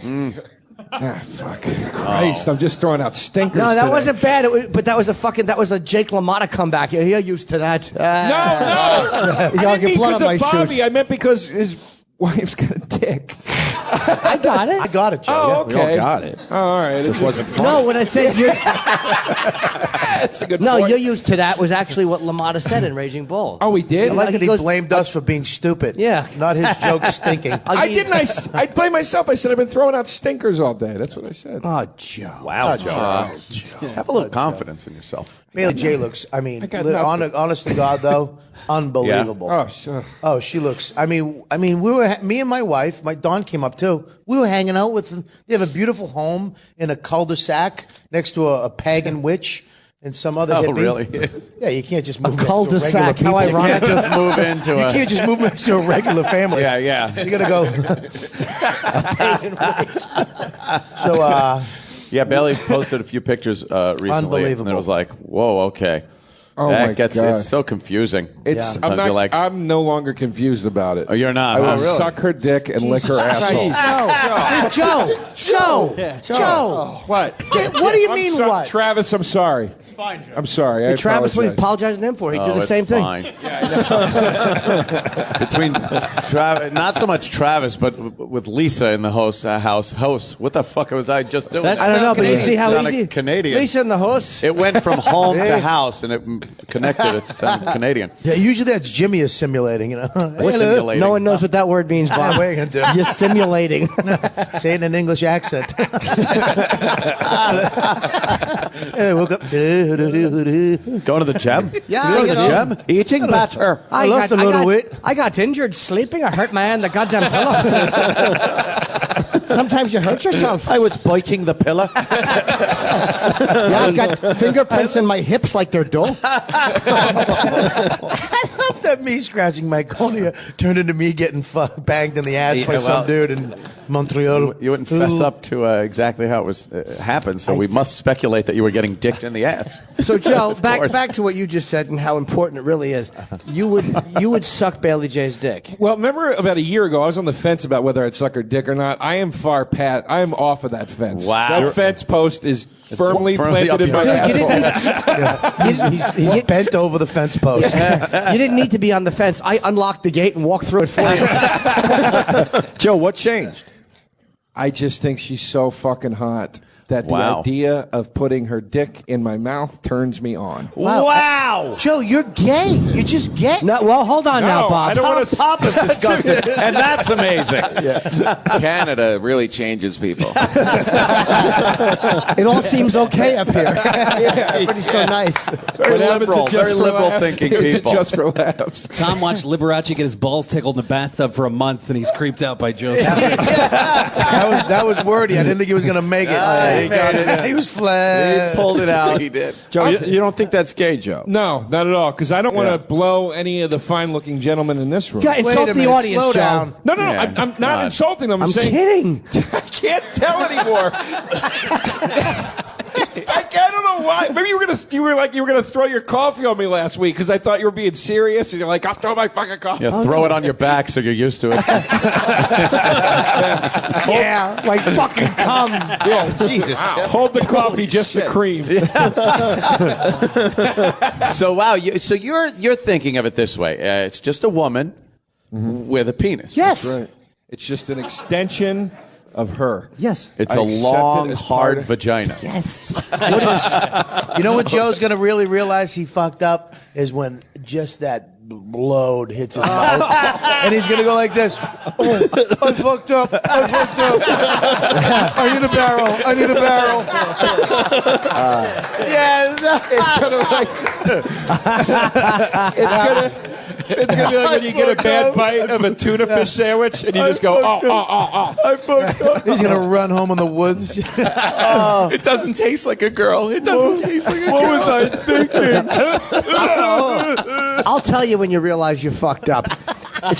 It's when the aftertaste hits you. Oh, God. Of the sperm or the penis? Oh. The sperm. Oh, I didn't know. I was just wondering if there's an aftertaste to a penis, too. No. I know. Jimmy, Come on, what? Bobby. I know. Oh boy, I wonder what steak. that's like. What is the aftertaste? Like Bleach. a foot. Seriously? Yeah, my ex-girlfriend, I used to come in her mouth and she'd come blow it in my face and go, does my breath smell like cum? Hey, did your ex-girlfriend have a cock? Stop acting like you had to come inside somebody else's mouth and they spit it back in your mouth. No, I was It came directly from the fountain. No. Later on, Jim cut out the middleman. No, I'm not denying that, but I'm just saying that where I get the aftertaste thought from is from a girl blowing the breath in my face. Travis's kid was just marched out of the room. yes, just summarily thrown out of the room. This is the funny part. The grandfather stayed. He's still all in. You know what? I like where this is going. Oh, God. You enjoying the show, sir? Much. Grandpa, you all right? We had to get the kid out of here, though? No, she had to go to the can. To the con. That's it. She'll She be actually back. She'll turned be to back. Lisa and She said, enjoyed Mommy, the I got to take a shit. Just what she's learned over the years. Why, Anthony, you've never tasted your own jizz? No, you know what? I guess I've. Wow, this is a fucking solid answer. No, well, yeah, I have actually. No, because I was going to say no because you just think of like you come and then fucking shove it in your mouth. Not like that, but I have. You can't have it come in your mouth. I have come in a girl. So big. I have come in a girl, and yes, I use a spoon. I'm civilized. I have come in a girl, and then like kind of gone down on her. Yeah, who has later on in the evening?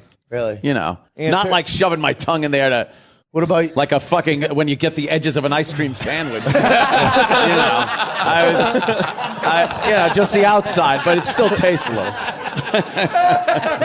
As soon as you said it, that's the best answer. I'm going to ask Tom. Well, we know.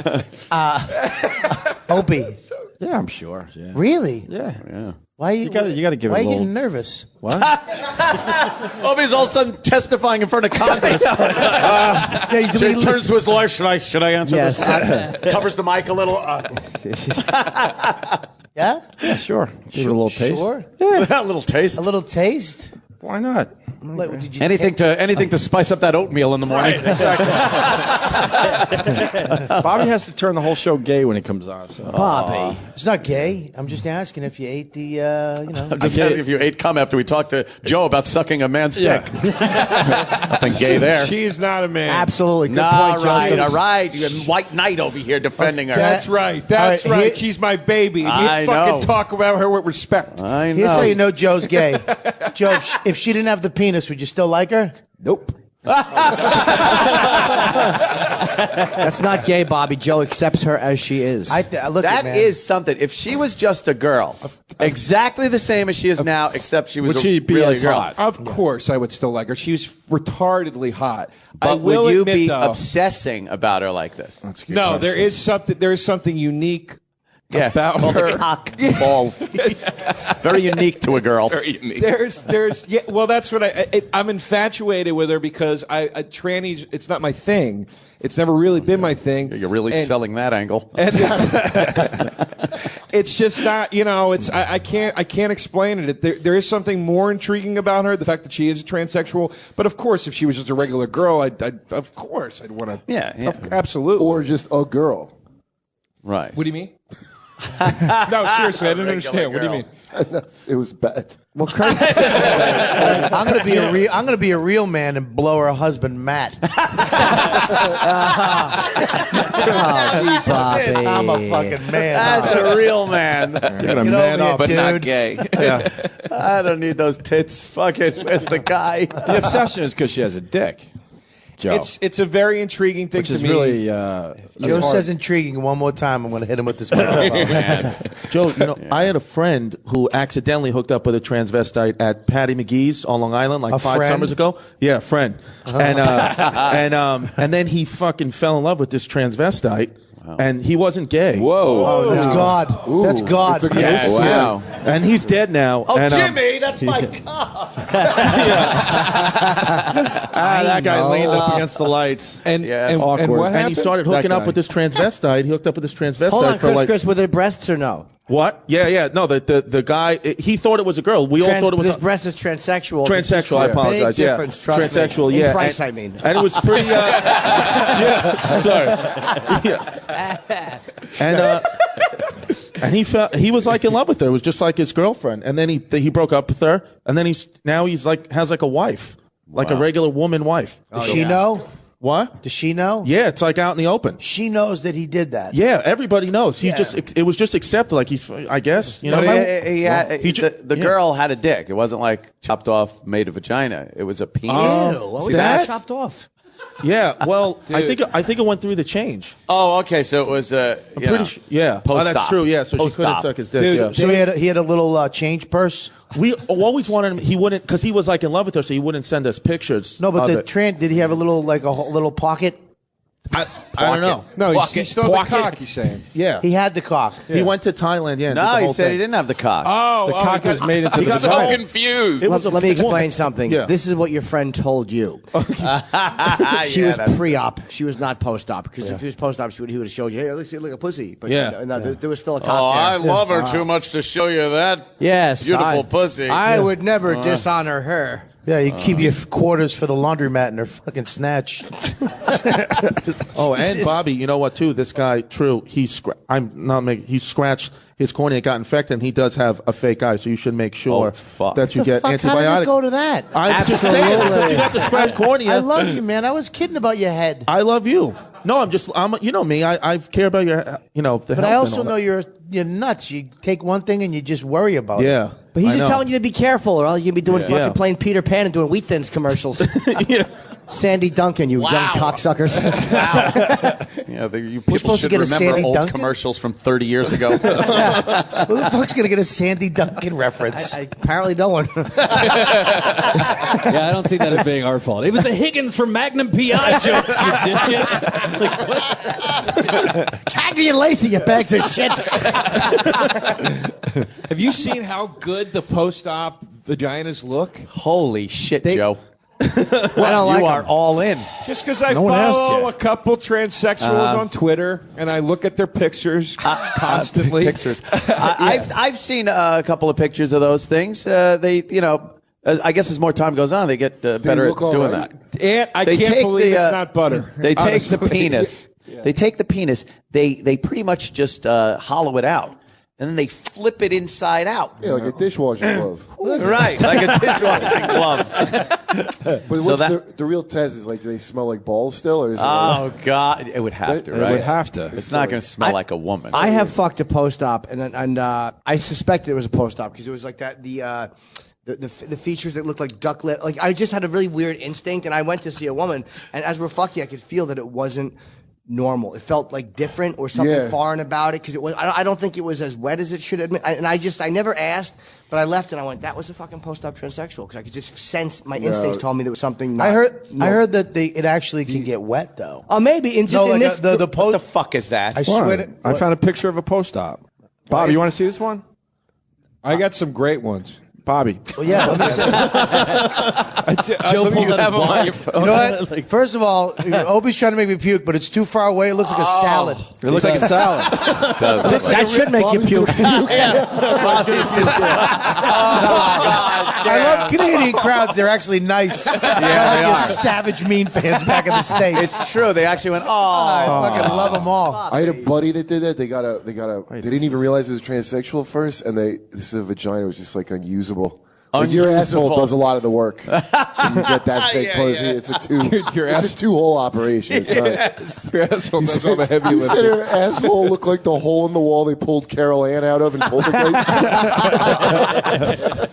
But that's what's so funny too about like Arab chicks. Like, and I'm half Arab. They won't fuck in a vagina because that means they lost their virginity, but Yeah, they'll they're let you very take them in the compromised. asshole. oh, that's good. So that's like really romantic on your wedding night. It's like, Joe honey, DeRo- I can't get my dick into your airtight vagina. Can I just take a shot at your gaping asshole? That's Joe DeRosa, by the way, for all the Arabs listening up here. Joe DeRosa.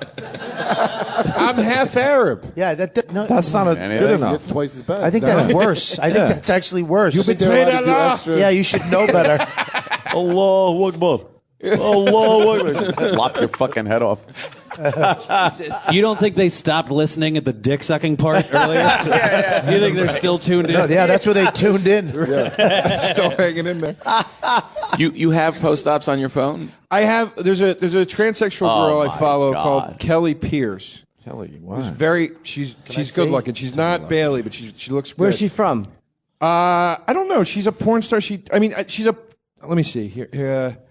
Her website is. Oh boy, he's got all the info. This is weird. I love how it started out like it was kind of like an interest. Yeah, in like his, a and one-off quirky thing. Bailey J is like, no, I got pictures of. And now he's screaming. She doesn't post as much content as she's supposed to.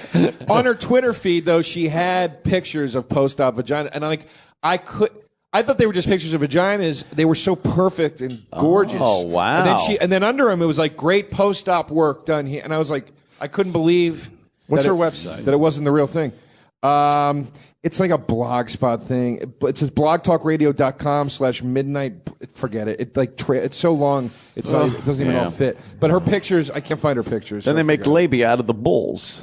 Yeah, out of the they cut them out bulls. of there. Out of your bull bag. Out of your yam bag. They fucking fashion some kind of a twat.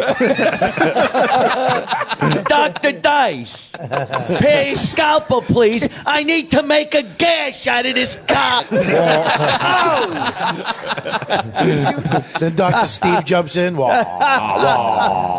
There's extra parts though, right? Like, what do you do with the leftover? Can we please just have Dr. Dice keep explaining it? Please. I never I'm get tired asking of Dr. Dice. You gotta take the piece of the head, you know, the sensitive part that makes you go goosh, goosh, and then they fashion a clitoralis or whatever they call it. So, you know, because the chick still gotta get off. Because even though she got a cock, now she's a hooah. The funniest Vine videos I've ever done were at your house, God. and it's just me, and I go, here's Dice pouring a shot of Jägermeister, and then it cuts to Anthony pouring Jäger, and he's going, get in there, geez.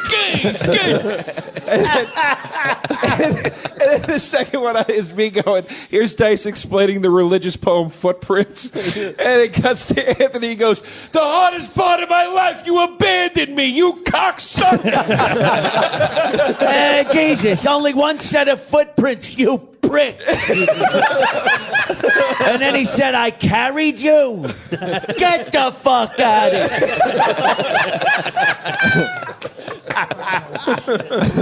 Fucking nice. All right, back to trannies. Right. Actually, breaking news: the cock pictures have come out. The new Anthony Weiner cock pictures. Goody. Let's see. Breaking news. You mean Carlos Danger? Carlos Danger. Yes. You go to thedirty.com. They're saying this is the first time they've ever posted dirty pictures. Is that a local story, or did you hear about that up here in Canada? Anthony Weiner. You guys know? Yeah, Carlos Danger. Dick pics. If you go to, Was it after he got busted? Yes. This is 2 days ago. What an idiot. It was A year later. and now the cock pictures came out today. It's just After breaking he right now. resigned. Is it full? After is he have resigned, he his cock kept doing out? it. Kept come here. doing it. For a year. For a year. And just the most fucking perverted shit. It's great. You got it? That's his. He's got a big fat one. Does he? Not really, no. I was not that. Yeah, I knew he was doing trick fucking angles with that other picture. A pretty nice. Oh yeah, come on. That's fucking. That's a new one. That's He's got a lot of nerve calling that Carlos Danger. That's Facebook Yeah, it magic. should be Frank Caution. Holy fuck! That's like where the girl fucking holds the camera way up here. Yeah. Tries to get that slimming look. Jesus Christ! Oh, really? Yeah. Yeah, there's a lot of angles to make your cock look fucking phenomenal. And then you got to plump it up to the point where it doesn't look like you got a hard on. Yeah. But, you know, the second it starts twitching, put the camera down. And what did You he gotta do? wait. Give it 10 minutes. So was he on like public sites with it, or was he dealing with like friends of his? that were- He went by the texting. name Carlos Danger, as we all know, and went on these fucking sites. What an idiot! Carlos So he got caught, and he's like, all I got to do to get away with this time is change my name to Carlos Danger. Right? He got away. And you know what? People were willing to forgive him. He was running for mayor. He was Running for doing mayor well. of New York. He's doing Yeah. well. People put it, because he got up there, he said, look, I did this. I'm sorry. I apologize to my wife. All this happy horse shit. And then these come out, and he goes, as I told you, and he said, I told you when this first happened, there were other photos and texts out there. And then like, yeah, but when did this come out? Like last week.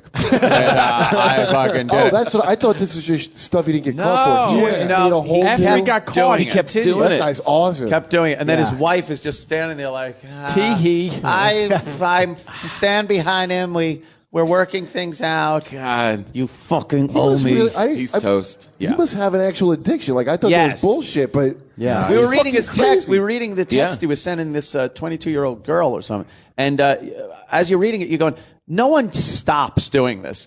Like the way he would write shit. It's not just like, well, I'd like to get a little frisky with you. It's like, I want to fucking come in your mouth and hold your hair and pull it.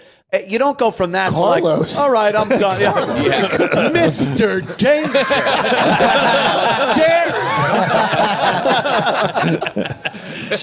You don't stop doing that. It's you know, it's hardcore. It's not like a guy that occasionally smokes a doob, as opposed to a guy that's booting up fucking heroin on a mainlining daily basis. heroin. Yes, I said a doob. The doob. A doobie. Well, and you know what it is too? It's these politicians have such a fucking easy ride. It's such a beautiful, easy ride. It's like being a comic or something like that, you know?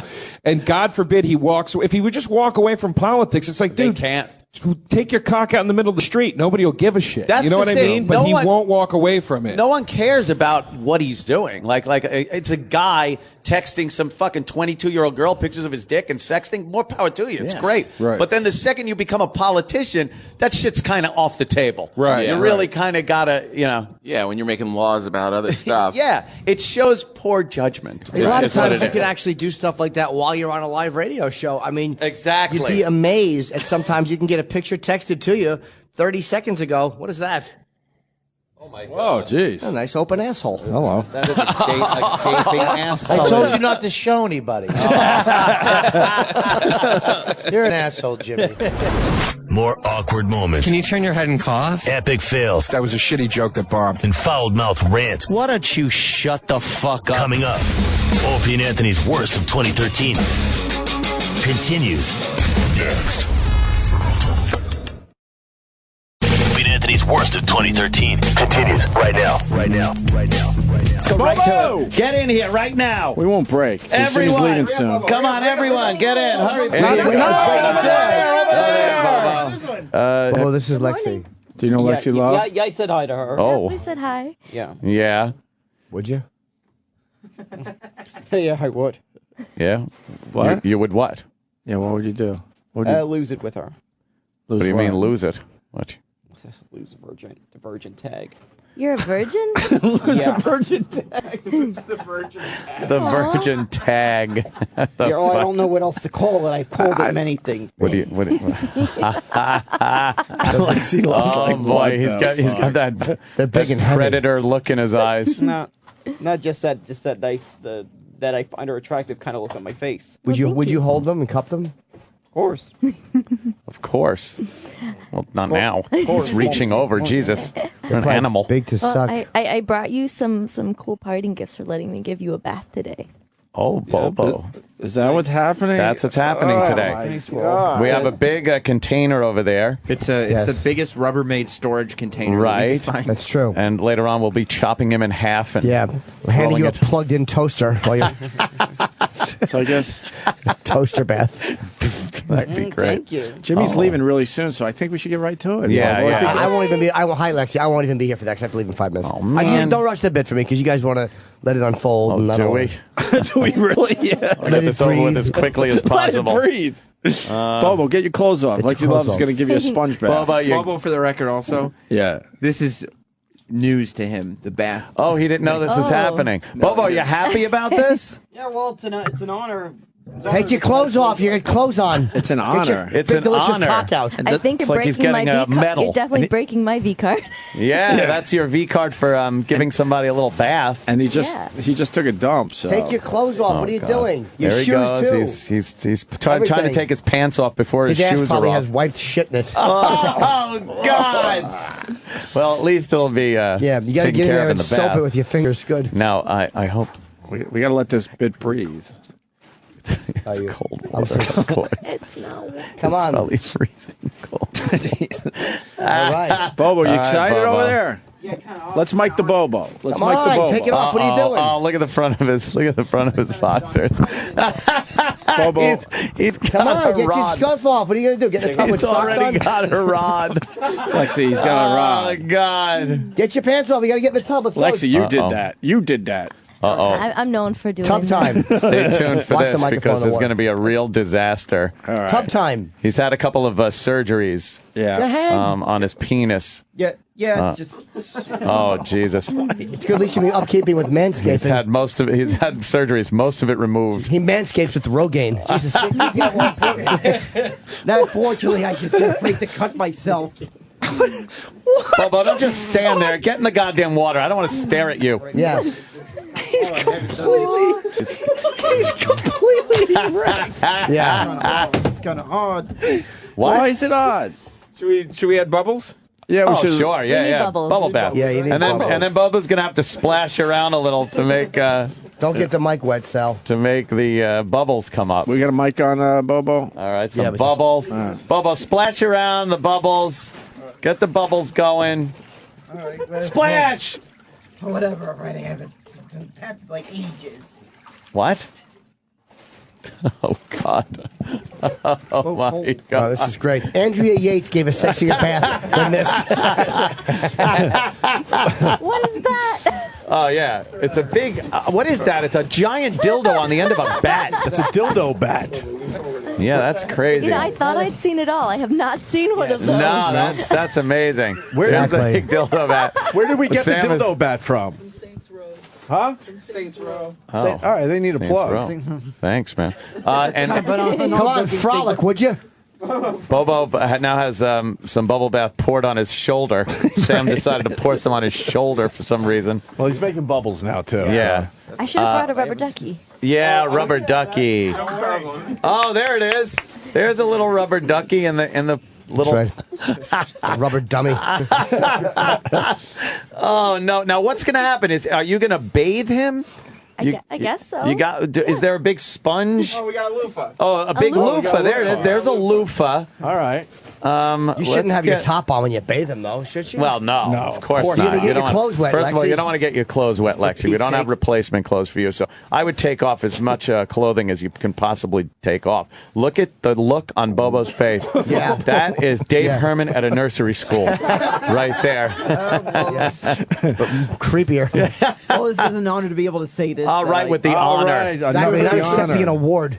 Yeah, it's a Congressional Most chewed Medal cock of for 3 Dummy. years in a row. Yeah. It's an honor to be humiliated. Yes, like this, I like this. way, Oh, Bubba, what do you this think of way. Lexi's body? Yeah, she looks great. Yeah, huh? Nice dumper. Wow, she's in fishnet stockings. Sal, get out of my photo op. Come on, Sal. Jeez, Stop giving me a Sal. rod. Move out got of the a way. nice, We got to get a Lexi Love a photo op. Just here we go. Bobo, photo op. Wow, Bobo. Oh, my God. I have to go. This is like fucking, what's his name from One What? Flew Over the Cuckoo's Nest, Oh, God, yeah. where he's gonna kill himself. what scene was that? We got all mad at Billy. Yeah. Oh, yeah. Feels great. Yeah. Oh, Bathed by a woman before? No, never have. just my mother. Yeah. We have some fun soaps, some soap foams. That Oh, well, you we can- need that. Get you in can there. write on him. We with could them. write on him on his head. And Lexi, we'd hate that bra to get wet. Is there any way that could? Yeah, you come really off? should have your heavy, beautiful bosoms right in. pouting, your pouting bosoms. Yes, your teardrop suckable bosoms. Bobo, what do you think? Look at these. Nice. What? Nice. Here they come. They're almost unleashed. Oh, Bobo. What do you think, Those look Bobo? Nice. Look Yeah? at those, huh? Nice. Wow. You should reach out and just make sure they're real, Bobo. They look kind of sexy on you, that tie between them. It's great. It reminds me of a noose. Yes, it look kind of sexy, that tie between them. Oh, well, now Sam's applying some of this spray kind of colored foam stuff. Oh, what the hell is that? I don't know. Wow, he's really bubbly. Yeah. Looks like a pelican came on him. Oh, wow, that's really soapy. Get some on his head. He's got to wash his head. Yeah. There we go. Bobo. Oh, beautiful, All right. Bobo. Is this great, Bobo? Do you want to take your glasses off, Bobo? Then I can't see your wonderful titties and the tie between Bobo, them. how come you didn't check her breasts to make sure they're real? What are you, a Peter Pumper? No, I could see. Good. Oh, yeah, Way yeah. to take Why a would hint. you fucking... No, Why I don't wouldn't need you? to have my penis Oh, sucked. look, his hair's being all clean now. He's gazing up at her like a baby bird waiting for some regurgitated worms. Yeah, it's great. Look at him. Yeah. Look at the What a depths day. there. Yeah, from this What a angle, it looks day. like the last 5 seconds of the Zapruder film. She's doing a great job, though. Look, she's getting his ears and Yeah. his face and his head. Do you work in a mental institution, Lexi? Yes, lots of crazy people where I come from. It's like she's done this before. I know, right? Exactly. Look at that. I gotta go, guys. Enjoy. Oh, Oh, Jimmy. Bobo, enjoy yourself. We'll let this bit breathe for you, Yes, Jimmy. this bit is definitely breathing. Hopefully, by the end of it, Bobo won't be. Right. See ya. Yeah. Oh, was that the can or Bobo? Why isn't Bobo moving? Bobo, you're really it's like not, she's washing a statue. Yeah, Bobo, you Bobo, don't seem to be enjoy enjoying this. this. Well, I We am set this enjoying up just for you, sir. I'm enjoying. Huh? Bobo, stand up so she could get the rest of you. Stand up in the tub. She's got to get the rest of you. Oh my God! Oh Jesus! Oh my God! Oh God! He's poking like a straight wet dog. out. Oh jeez! There's more soap. You liking this, Bobo? Yeah, I'm liking this. Bobo, you got something going on down there, I see. Bobo, what's happening down there? Which Sam is now hitting with some... Trying to get some soap on it, but he can't get... Mr. This is hilarious. He's trying to get... He's trying to like drop Mr. Bubble spray on Bobo's penis. A normal reaction. But he can't get it past his gut. Right. Because it doesn't come out. There it is. There you go. There it is. That's covered with soapy stuff. It's hanging from it. Bobo. There you go, Bobo. You got soap all over your schwanz. There you go. So we covered... Oh, boy. Now she's rubbing it. Oh, Bobo, how's She's that washing feel? it. Oh, that feels good. Yeah, you like that? Yup, like that. Nice and clean. Yeah. Here comes Dupree. Lexi, how's it for you? Is that It's that's hot, right? That's hot. She's like, it's very sexy. Yeah. Wow, she's a good actress. Yeah. That's Bobo. You ever had a girl this close to you when you're naked before? Oh, never have. No, huh? Never heard. How does it feel? Feels good. Bobo. Yeah. Oh no! Put the. That's a little bit crazy. What? No, it's just a pacifier with some mollies on it. There's Put some the mollies. nook. Put the nook in your mouth. Right. You're a little bit cold. Now he's got to put the nook in his He's mouth. shaking. How cold is the water? What a photo op this is! I need some pictures. I gotta take some pictures now because this is so fucked up. Got real weird real quick. It got real weird. The fucking nook just made it really fucked up. For those of you listening at home, it took Bobo about 45 seconds to walk into this room and end up naked in a Tupperware. Bobo's got a pacifier in his mouth. Yes. And foam soap all over his face and head. Sorry, we stopped talking because that's Yeah. that's ridiculous. Sam's a consummate professional. He'll. By the way, for those keeping, if you have a scorecard at home, Bobo is indeed still erect, fully. Well, we didn't need to know all the details there, sir. Holy at Lexi fucking Love, right? Bobo. He's also playing with his rubber ducky. Yeah. Okay. Yeah, he's loving the rubber ducky. He's loving the tits, being washed. Bobo, did any girl has never gotten that close to your wiener before, right? No. Wow. That felt good. Yeah. What do you mean? You're just kind of like, that felt good. Oh, it felt great. Yeah. Felt great. Did you feel anything like you were close to anything? Yeah. Yeah, it felt like she was close. Too much soap on his Whatever. face. Should we? That's Should we wash his? But his asshole. Oh yeah. Bobo, how's your asshole? Needs a good cleaning.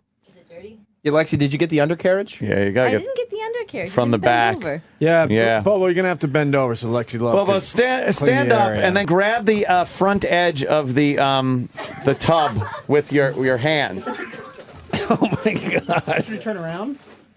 Yeah. Turn around, Bobo. Turn around. There you go. Turn around now. Oh jeez. Oh Christ.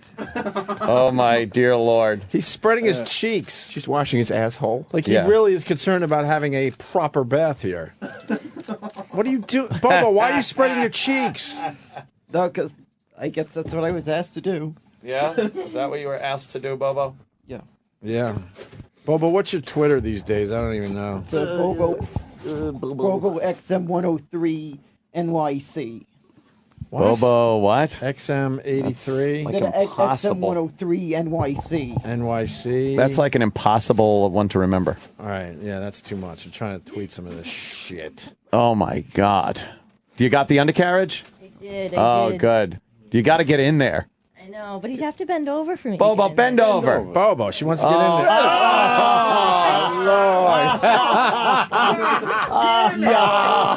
Oh, wow. We need to do some manscaping, Bobo. Oh my God. Hold on. I got some of that. Wow. That's it. Bobo, you got some. I think you got some shit still hanging out. He's got really bad skin tags in his armpits. Oh, Jesus. Yeah, Bobo, can we snip some of those skin tags? Bobo's got like fucking giant moose balls. Oh, he's got soap in his eye? Bobo, you you all gonna right? cry? Okay. I'm all right. Yeah, oh, he's like, I'm all right. Please don't stop. You don't want to stop, do you? No, it's nice. Yeah, huh? Nice. Would you like to give Lexi Love a little scrubbing? Oh, watch your eyes. Bo's head is being rinsed off with bottled water by Sam. He's just squirting it in his face. Soap all in his eyes, and then I'm rinsing it off his face, and he goes cold, cold, cold, cold, cold, cold, cold, cold, cold, cold. You got a lot of soap in your eyes. Jim. Oh, Bobo. Oh, Bobo, she's taking care of you. Look at this. How nice this is. Yeah. What a sweet moment. He's in a big plastic. He's in a Tupperware. giant plastic. Like a Rubbermaid storage bin. Yes. Yes. Oh, let me see this one. Oh, yeah. I take like 5, 6 at a clip. He's so happy. He is. Look how happy Bobo is. Yeah. Bobo, we haven't seen you happy like this in a while. That's nice. Well, when you got an attractive lady like this, of course. Oh. Dave Herman Make said. this my new profession. Yeah, huh? But Sam keeps washing soap into Bobo's eyes from his head. I'm not. Like you're fucking. I'm trying to get it off his face. It's just sitting on his face. But you're putting it on his soapy head, and the soap is running right into his eyes. He can't take care of This himself. is so bad. He's got a naked girl in front of him, but he can't open his eyes because they're all burning with soap. He's like in hell. Yeah. Lexi Love, Oh, would you wow. like him to kind of give you a little? I think I'm good. You're good. What about like the second-hand bath water? Yeah. Yeah. That's I true. would assume. Yeah. All right, now what do we do? It looks like Bobo's I know. washed. Bobo's pretty washed. All right. Yeah. How Pretty about we washed. rinse him off? He's got to be rinsed, right? Not really. That's not. Here's some more water. I think you gotta stand up, Get Bobo. another bottle. Our participation here is done. We don't need to rinse him off. He can rinse himself off. All right, he's standing up. I can't even. Oh, that made Bobo mad. Oh, the water bottle exploded, I think. Oh, what happened? He squirted that water bottle. Wow, that exploded, Bobo. You all right? I'm all right. All right, that's good. All right. And then there's a towel. Why is the towel covered in soap? I used the towel to wipe off his face. See, but now he's supposed to dry with that. But I'm just not a practical guy. In the bin, your elbows are. Pull your elbows into the bin. What's the matter? You call. He goes. It's cold. It's cold. it's cold. It's cold. It's cold. It's cold. Oh, just another. It's cold. Another amazing day at work. Oh yeah. Oh wait. There we go. Oh, nice. Take some pictures, of course. Lexi Love, bravo. Nice. Oh hell yeah. Gave us some good photos. Bobo's trying to. Good photo ops. That's great. Right.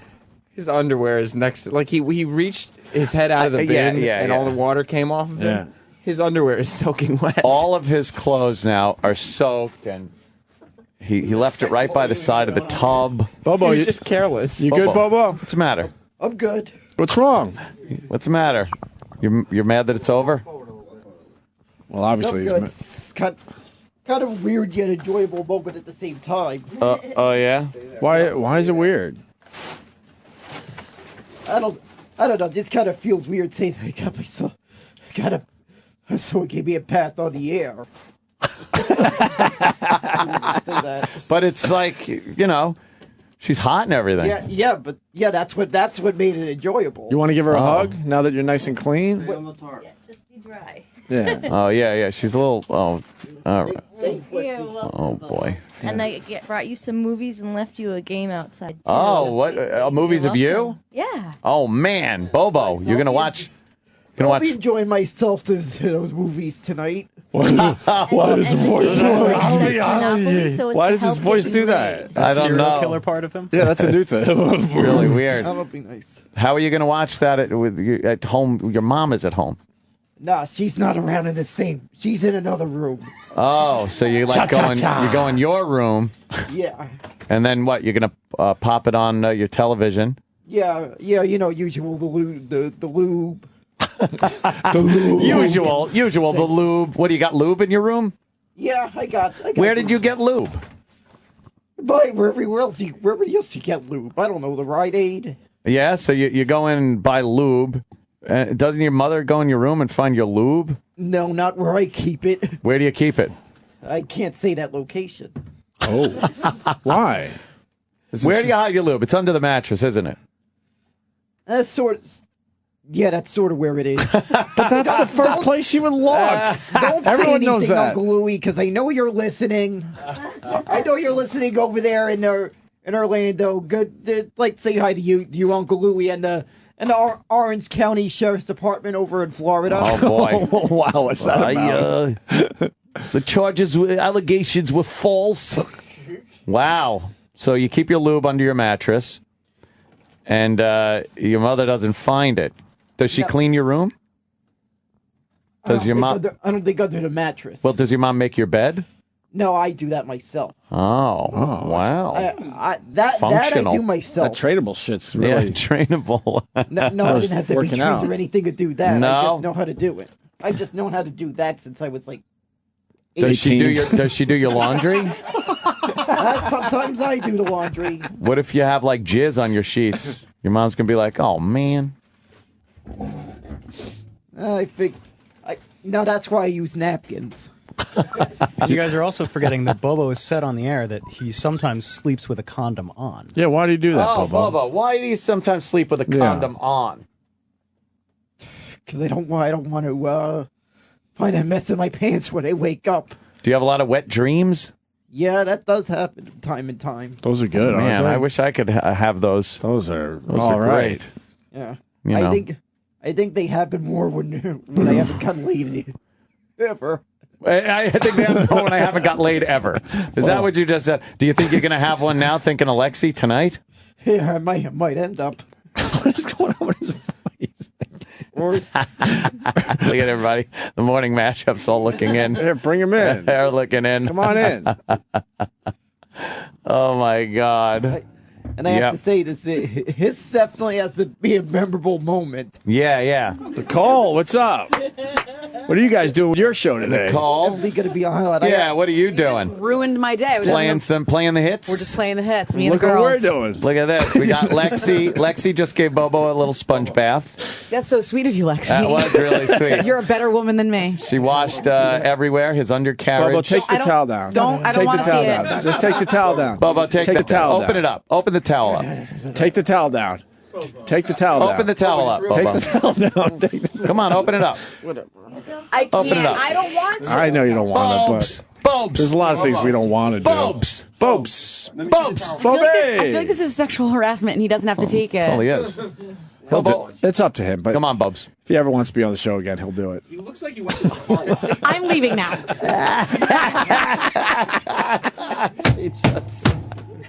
What happened? Oh, what? That's good And I have to stuff. say, this one's definitely going in the little notebook I have written about experiences on the show. Oh, that's good. It's called a manifesto. Right. And the news reads it after. Yeah. Well, wow. So this has just been the most exciting day in your life, probably. Yeah, it is. This is Bigger than a Mets game? Bigger than the 86 World Series you went to? Yup. Wow. Yep. All right, That is that's pretty pretty good. Oh, yeah. Yeah, it gets worse. More of Opie and Anthony's worst of 2013. Worst of 2013. Coming up. Yeah, this is Opie and Anthony's worst of 2013. It is the worst of 2013, and my name is E-Rock. E-Rock Radio on Twitter if you care to follow. The Opie and Anthony Show will be back January 6th, 2014 at 6 a.m. So be there. We have to be, so you should be there as well. 2013 brought Toronto Mayor Rob Ford to the world stage for his antics and his comments while he was in office. This guy's been accused of all sorts of crazy shit, from drug use to gang associations to inappropriate behavior and more. This is a collection, a highlight, if you will, of all the cool things that happened while we were watching Mayor Rob Ford. This is O&A's worst of 2013. On the Opie and Anthony channel. Mr. Mayor, in your tenure as mayor, have you ever assaulted any of your staff? Pause. But I can't stress enough how nice they are when they ask these questions. The best part, Yes. right? That should be a very quick no. You should never go like, wait, have I ever assaulted my No, he staff? loves the spotlight, though. Why say just no when you could give a long answer with everyone just looking at you? So in my entire tenure, assaulted my staff. He's thinking, have I ever done it in front of a camera where they might be able now, to prove it? Of course. That's what every question is now. Of course. Is him thinking, was there a camera there? Because that fucking camera shit fucks me. Of course. Hit that. Assaulted any of my staff? Oh. No, I don't. Assaulted? No, I don't assault any of. No, I was here 13 years, and I've never assaulted any of my staff. Oh. There was, and I'm glad to hear that, Mr. Mayor. There was a report in the newspaper that on your St. Patrick's Day, while in this building, you actually shoved one of your own staff to the ground, and your other staff had to intervene and hold you back. You're saying that you know what? Then you might talk to the person. If you believe everything you read, counselor. Well, I believe everything I read about you. That might be a problem, but I think you should talk to whoever's these allegations are made about. I think you should talk to that individual because I think you're referring to the St. Patrick's Day party I had in my office. That was a lot of that stuff in there. The media was completely wrong, and he's having St. Patty's Day parties in his office. That wasn't very accurate how they reported. Some of it was true, and some of it was false. He's the best, and he's arrogant. Oh yeah, he's really arrogant. Yeah, yes. He ain't stepping down. Like he's mad that they're asking him, like, you shouldn't believe everything you read. There's video of him cracked up, right, on crack, and like he's mad that they believe that he shoved someone at a party in St. Patty's Day, and he's just throwing St. Patty's Day parties in his office. How great is that? This guy is the absolute greatest. Go down. There's like a bunch of clips on the side, a little further down. There he is up top. Wow, yours is. Why is yours? It's different. Oh, click on that, and then on the left side, there's like 3 more clips. Go with. I'm not a drug addict. I think there's more on that one. Mayor Rob Ford, who admitted smoking crack cocaine in a drunken stupor, is now saying that he's become a believe that what is about to happen should happen. And I'm sorry that you have gone through a turmoil in your life such as this. And I ask these questions of you because I care.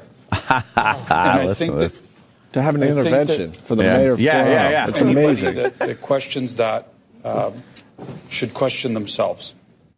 Mr. Mayor, do you think you have an addiction problem with alcohol? Absolutely not. Well, that's obvious. Mr. Mayor, do you think you have an addiction problem with substance abuse and illicit drugs? Absolutely not. Right.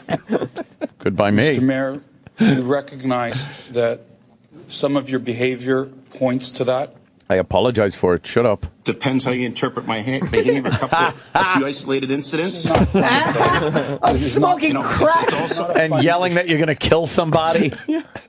He's the best. The arrogance of this guy is great. I couldn't get enough of this yesterday. And his suit jacket, he can't even like button it. His tie isn't tied right. No. Would he survive? He's obviously going to be done soon, but would he survive this if he came out and go, I have a problem and I need help? Hell no. No one understands. I mean, in Toronto, they're so nice up there, and the way they're talking to him, would there be a way for him to skate this if he came clean about everything? No. Not even rehab, because you have to do your duty. Or maybe if you did. They want do your duty. They want him out. They're just way more polite about it. They absolutely want the guy out. And they can't kick him out. And they're saying that they need to make new legislation so they can kick him out. So now they're looking at trying to figure out the new legislation, and then officially they could say, you got to fucking go. How much time? They don't want him around at all. How much time does he have left before he'd have to leave anyway? I don't know, to be honest. That'd be great. I'm very proud of Rob Ford's law, the law that says that you can now throw people out of office. That'll be his legacy. Right, if they were caught smoking crack. Yes. Keep going there, Absolutely Sam. not. Absolutely not. He's arrogant. Oh, he's the best. Okay, Councillor Mamadi, please speak to the mayor. I'm trying to, Madam Speaker, Yes. This is a very serious issue. Okay. I can understand how people would perceive my behavior. I can understand that. Can you? Because I put myself in the shoes of the taxpayers, and if they were to look at the few incidents that we've had, I could understand. They would say he may have a problem. I can assure you, I am not an alcoholic. I am not a drug addict. Have I drank? Have I done drugs? Yes, I have. It's self-inflicted, and I hope, Councillor Mammoliti, I hope that nobody goes through what I have gone through in the last few months. It's him. Yeah. You understand what that I there went are through. some people on this council floor that really want to give you an opportunity and to recognize that perhaps the stress and everything else that comes along with addictions, possible addictions, points to particular behavior. Mr. Mayor, do you recognize there are a few of us that really do want to help you? Counselor, I don't need help. It was not the reason I drank or did drugs was not because of stress. It was out of sheer stupidity. That's all it was. So I'm not going to blame something. When he puts his hands together, Yes. and he talks like with that emphasis, he looks like Chris Farley and Tommy Boy. Oh, fuck yeah. Oh, yeah, with yeah. his suit jacket kind of stretching over. Being sincere and putting his fingertips. He puts just his fingertips together and kind of shakes his hands at you. A lot of the Canadians checking in. They're saying that Parliament absolutely wants him out. Of course they do. But a lot of the people don't want him out. Because I guess he has done some great things for Toronto. His suit jacket won't even button. No, That's not, what I not said. even close. If anyone, by the way, out there wonders, what is denial in an addiction? I just want to do this. That's You'll never right. see a better example of denial. Yeah, just show this, and it's a prime And example. this is how everyone who's in denial out there, this is exactly how obvious this shit is to people around you. Keep going. I'm not going to use an excuse or a cop-out. I take full responsibility for my mistakes. I don't know what else I can say. Okay. I don't know what else I can say. There is no one else. There is no one else to blame but myself. No, there isn't anyone else to admit it except yourself. And I have admitted it over and over. And I wasn't forced to admit it. I came out and I told the world. You and were I know totally I embarrassed the city. He lied about it. And then he goes, I before. know I embarrassed the city. There had to be, not only did there have to be announcements that there is tape, Yeah. the tape had to surface before he even acknowledged that. And then he used semantics saying, well, you didn't ask the question properly. Yeah. And that's on you, not me. You asked me dun dun dun dun dun dun, dun Right. and you should have asked me dun dun dun dun dun dun dun. So Let him run the show. This is the longer clip because he just he walks out of his office with his football jersey on, and he has a laundry list of things he needs to get off his chest. He's got to address things. And the first points for the day. bullet points for the day. I just love how matter of fact he is. Yeah. The first couple are like whatever, and then we get to the gold. Obviously, The meat. His poor wife. Oh, his wife's he like fucking. his wife. You can't throw your wife under the bus like that. I would love to see that. Like when he saw his wife right after that, she was probably livid. I don't know, What man. the fuck are you doing? I think Rob Ford found a cool woman to marry. I don't know. She was He's allowed to smoke crack. He's allowed to threaten people. She's standing next to him as he's allowed to eat apologizing, pussy. making the Michaela Maroney face, right? Making that She's married to a fat crack smoker. Yes. She understands his problems. Oh, okay, maybe she knows. He's obese and he's a crack smoker. If he's a crack, I mean, Oh, he is. He smokes crack. Oh, yeah, a lot. I don't know if he smokes it now. has. Dude, when but someone he says still that- has all his teeth, and he's still at a weight that is substantial as far as crack using goes. Because coming down, he probably eats a lot. It probably helps him binge. I think he probably smokes some of the dope too. Yeah, probably. That's where he gets the munchies. You know why his wife's not mad at him? Because of the way he resolves all his arguments with her. Eating her pussy. That's right. Yeah. Let's play the clip. Let's do this. I've had enough. That's why I warned you guys yesterday. Be careful what you wrote.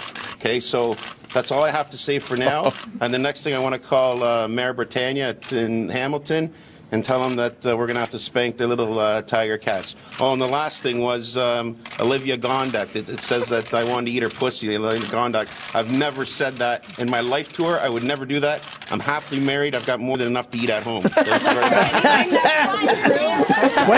Wait. Go back. I mean, obviously we got to laugh, but the guy in the background makes the clip. Because what did he say? Something like, what did he just say? What? Listen to the background. Also, for those of you playing along at home, maybe with the clip, the reaction by the reporters, especially the women. There's one Asian woman that just turns around like she can't imagine what just happened. She can't find a Wi-Fi fast enough to get this clip up there. Stunned. Here, play it again. Listen to the guy in the background. He says, go ahead. Olivia Gondak, it says that I wanted to eat her pussy. Olivia Gondak, I've never said that in my life to her. I would never do that. I'm happily married. I've got more than enough to eat at home. Thank you very much. Anything that was Say that. It's all right. Why would he say that? Why would he say that? And then he just turns around and marches back to that office with two thugs, basically. Yeah. Two big, huge, burly security guards. Here's the thing with that clip. You should know you shouldn't say that in front of the press. Like, he doesn't even know that you... No, he that's knows. crazy to say? He knows. Does he? Yeah. But when he gets back into his office, before he reads the feedback, is he thinking, good, resolve that. I got that out there. We're not dealing with a dummy here. I think he's highly intelligent. Yeah, but I think he he's knows. a little crazy. Well, he's a bit self-destructive, obviously. If you're smoking crack when you're in a position like him, you have some self-destruction in your brain. Right. So that's part of it. But he's fully aware of what he's doing. Is he a good mayor? Like, does the people supposedly? I done a little research. Supposedly, they love him because their taxes went down, which is very rare. Like him, see, because he eats pussy. That completely sums up what the people want. Right. You can eat all the pussy you want. You can smoke crack. You can threaten people in the city Just council. Lower my Just taxes. lower taxes. That's all we need. Right. We're very forgiving. Yeah. Hold on. People are picking out individual voices. Finn in PA, go ahead. You listen to the very last part of that clip, and all the way at the end, there's one reporter that says, I fucking love this guy. Oh, my God. All right, let's play it again. We got to be very quiet so we can hear this. Have to spank Thank the you. little tiger cats. Oh, and the last thing was Olivia Gondak. It says that I wanted to eat her pussy. Olivia Gondak. I've never said that in my life to her. I would never do that. I'm happily married. I've got more than enough to eat at home. Thank you very much. Anything that was It's all right. Oh, my God. We might be going live. I love that guy.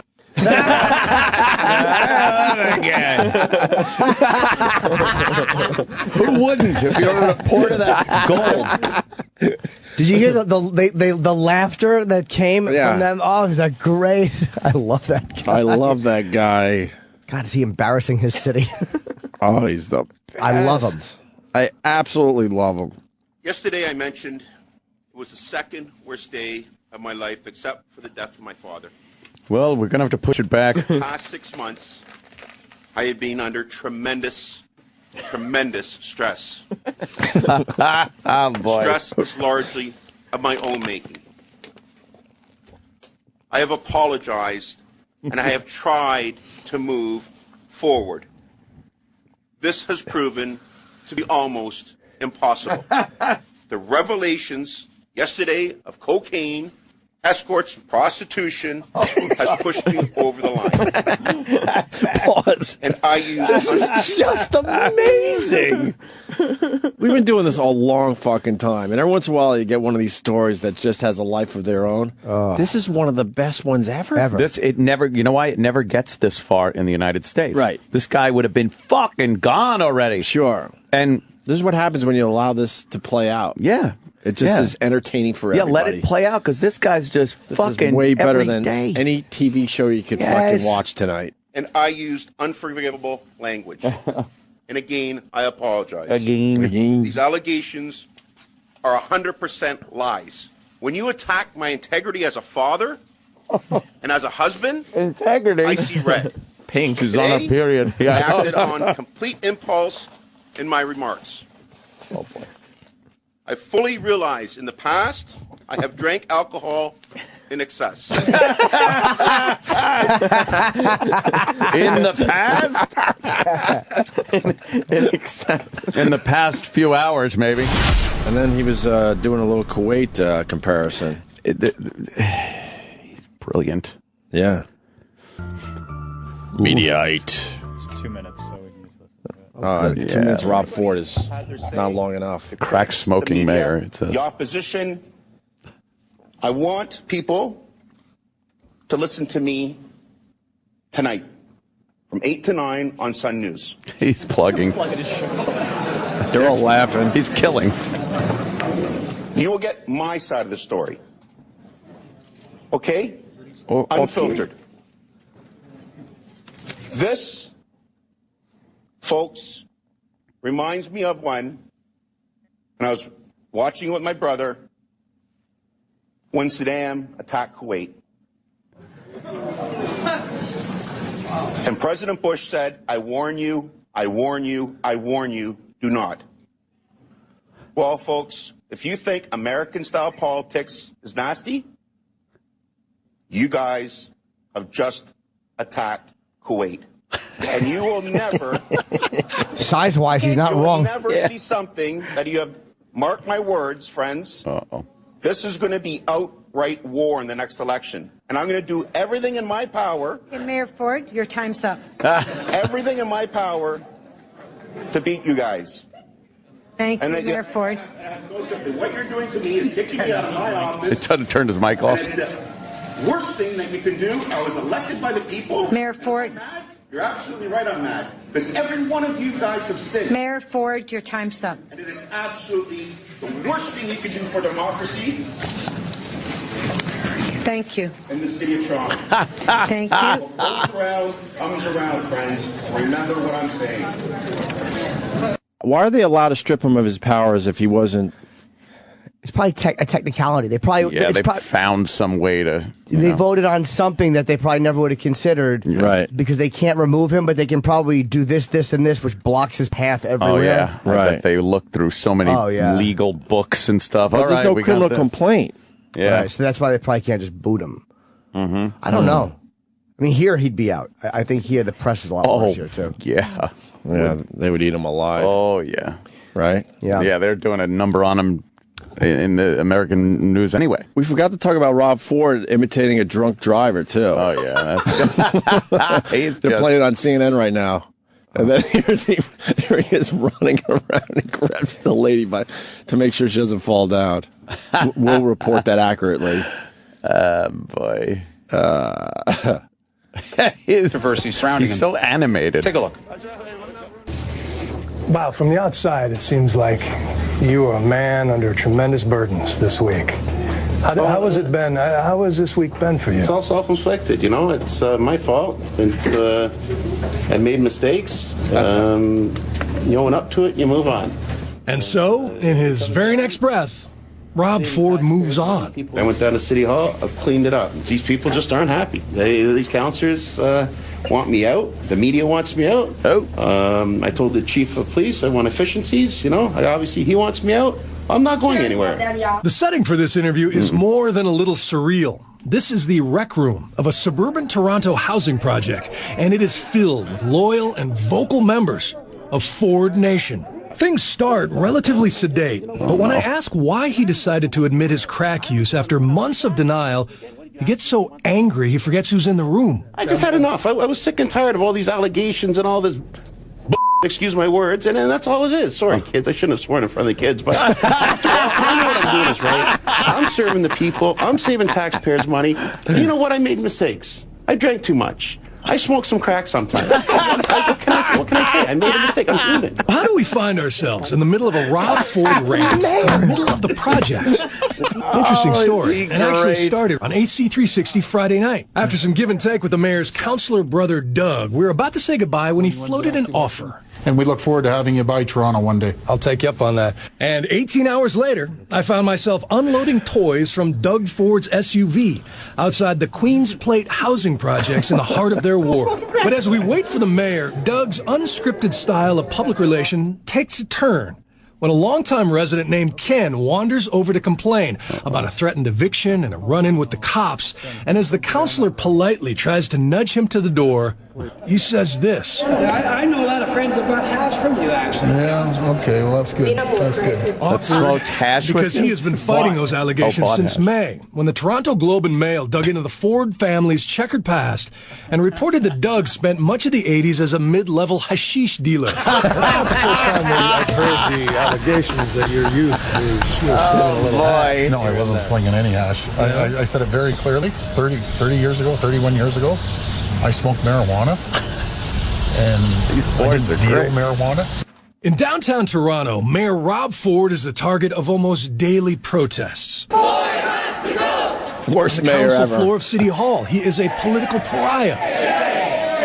Have you purchased illegal drugs in the last 2 years?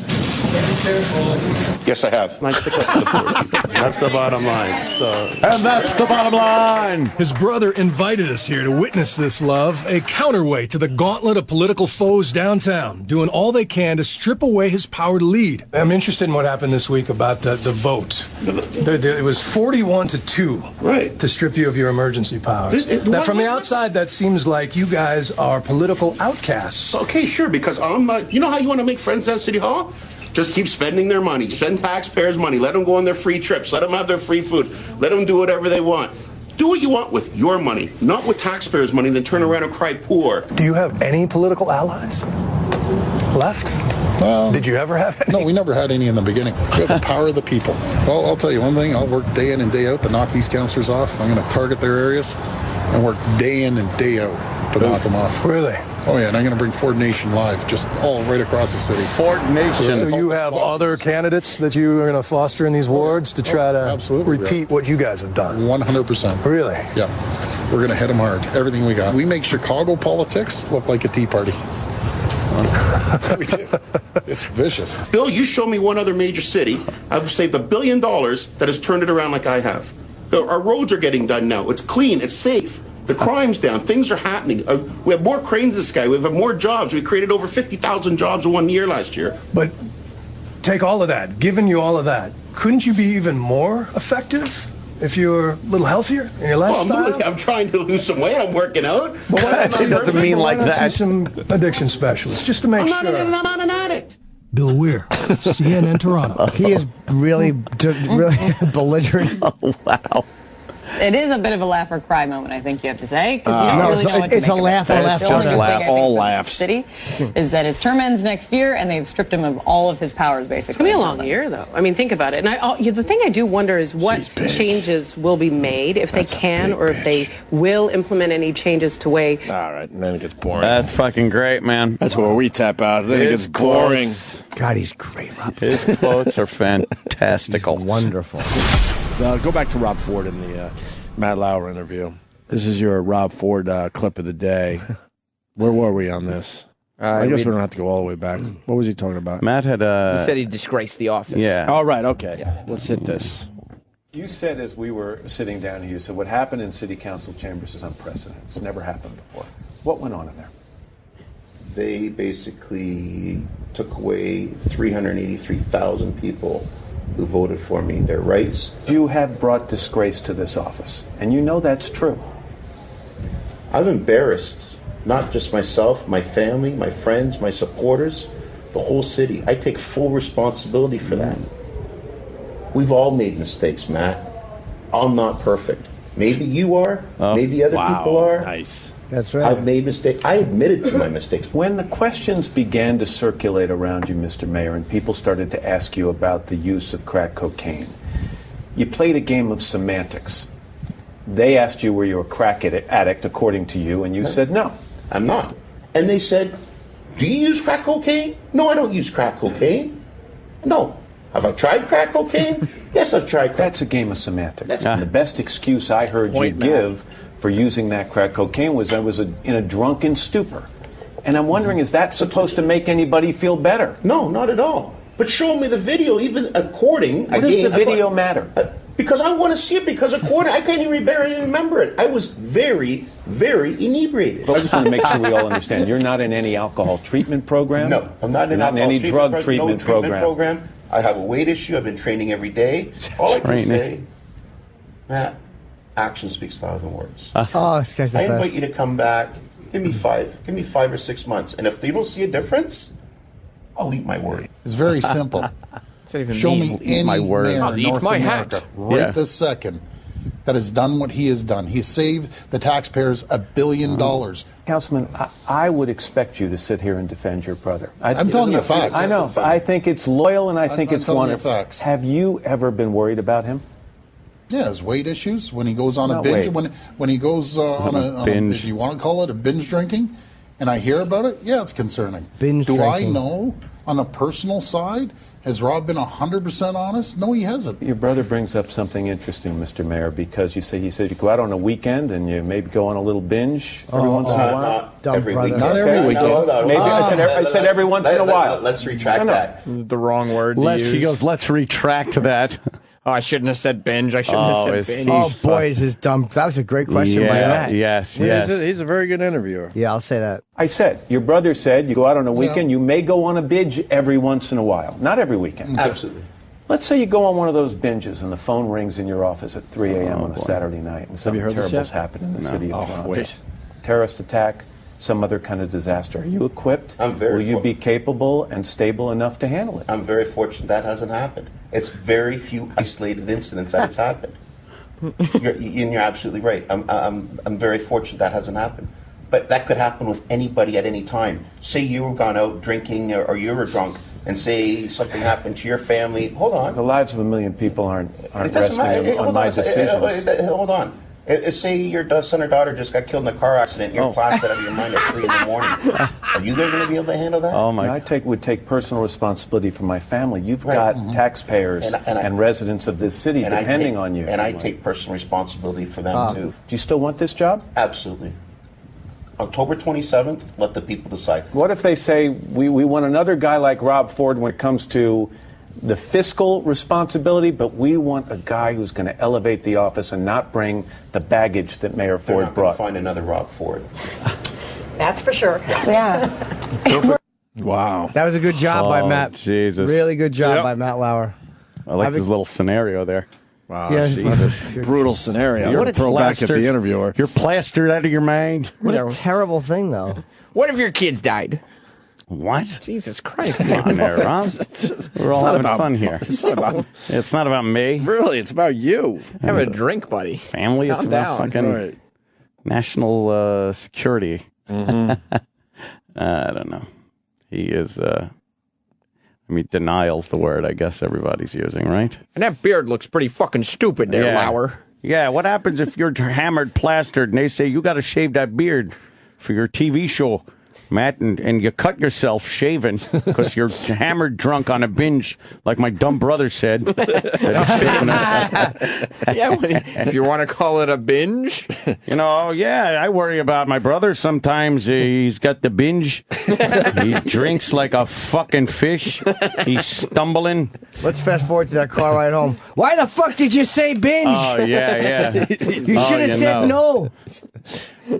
You don't say binge. You don't need to worry about me. Sorry, Rab. I'm not as good as you are with these fucking prick reporters.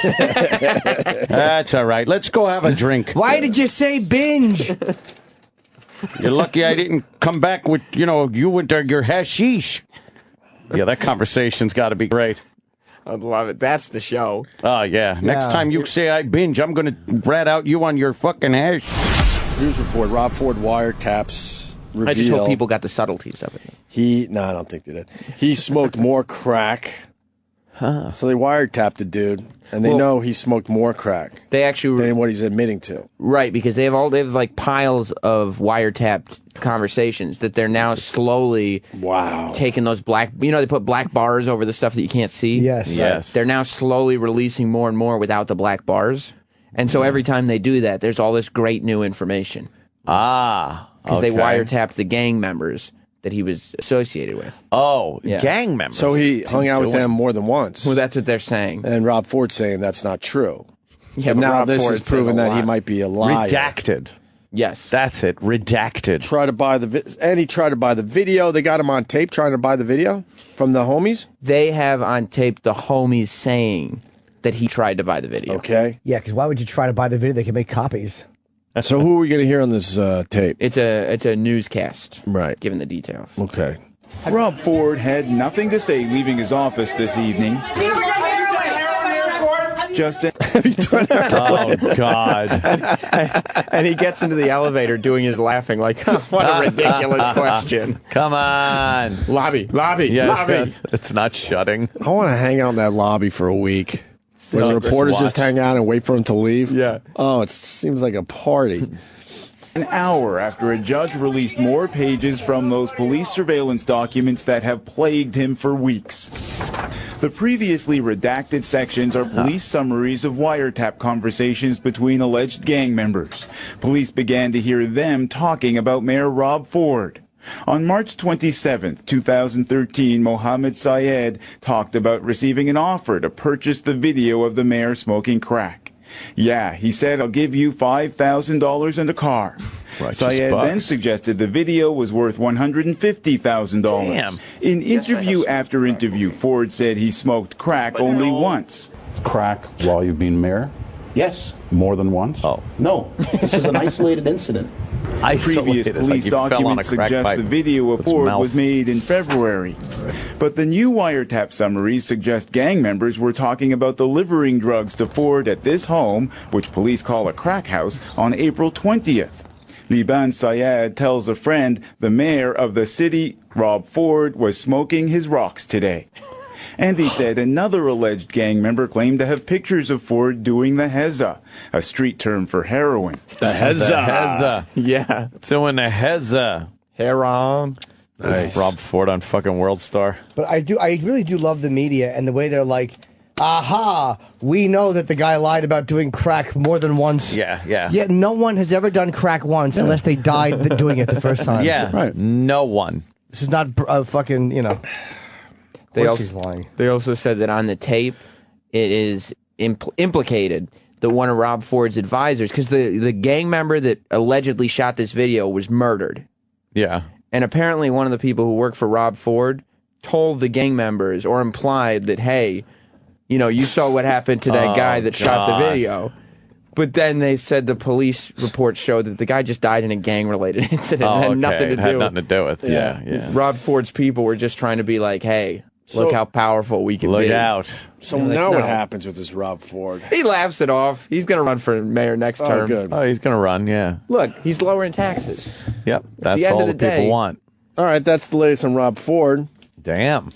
Lots of crack, heroin. Right. There'll always be stories coming out about this guy. He's had a checkered past, I guess you could call it. And present. Yeah. And present and future. Yeah. He had a checkered Tuesday. I wonder if there's any chance of him winning if he runs again. No, zero. You don't think so? Yeah, no. Zero. You don't think people will be like, fuck it? No. They should. Vote for him for a goof. Right. They should do that. If he did it once, they might have, but this is, everyone knows there's so much more, and it's so dirty. Right. Yeah. One incident people can really overlook. If all of a sudden he had done it once and went to rehab or gotten help, and, And he has time on his side because a year would go by where they know he only did it once, and then he's a good boy since then. But he's not even trying to lose weight. He was seen eating chicken wings at the Bills game up there in Toronto this past weekend. He's an indulgent piggy boy. Of course. He is a piggy boy. Those are gang members. He's posing with you can't pose with gang members. No. You can't even do that if you have a radio show. Not the mayor. You can't be the mayor posing with gang members. The guy's his middle finger up, doesn't he? Yeah, flipping the bird at the camera. Right. As if to say, fuck you, I'm in a gang, and this is the mayor of Toronto. Oh, that's hilarious.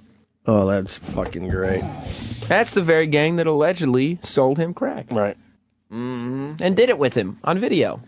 Allegedly.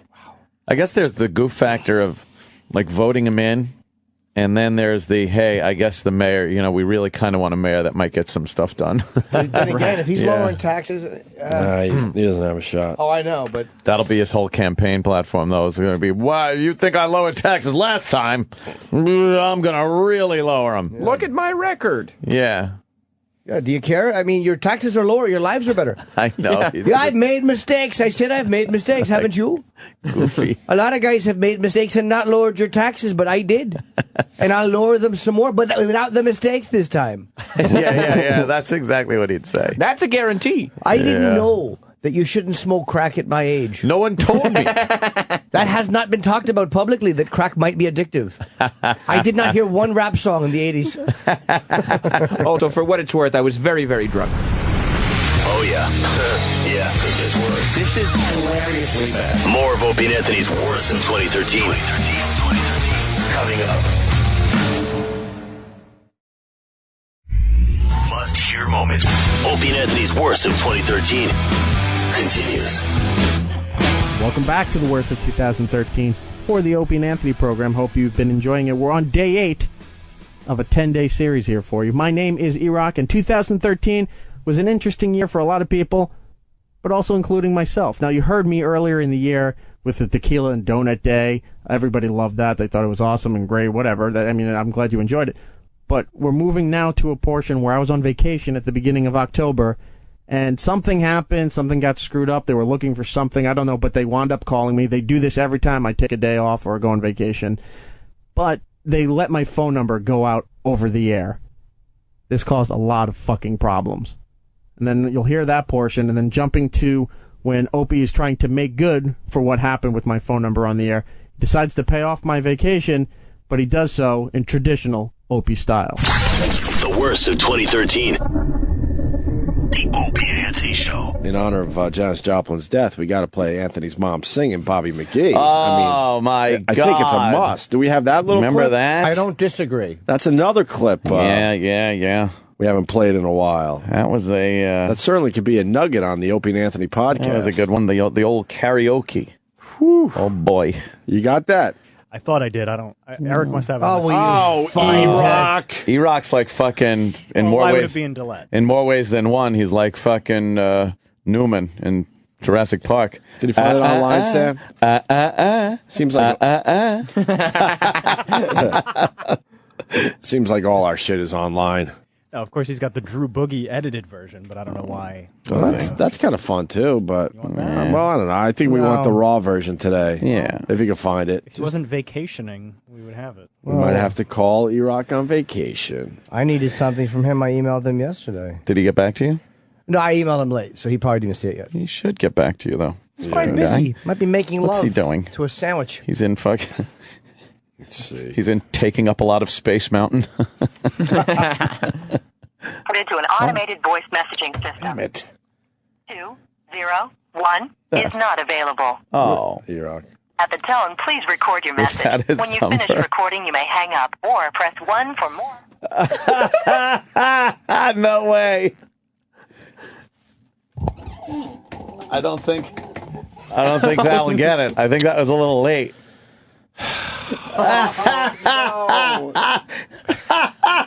What did you do? I think he just gave out E-Rock's phone number. But no one's going to believe I didn't mean to do that. Fuck. I was looking going, I swear what? I didn't mean to do that.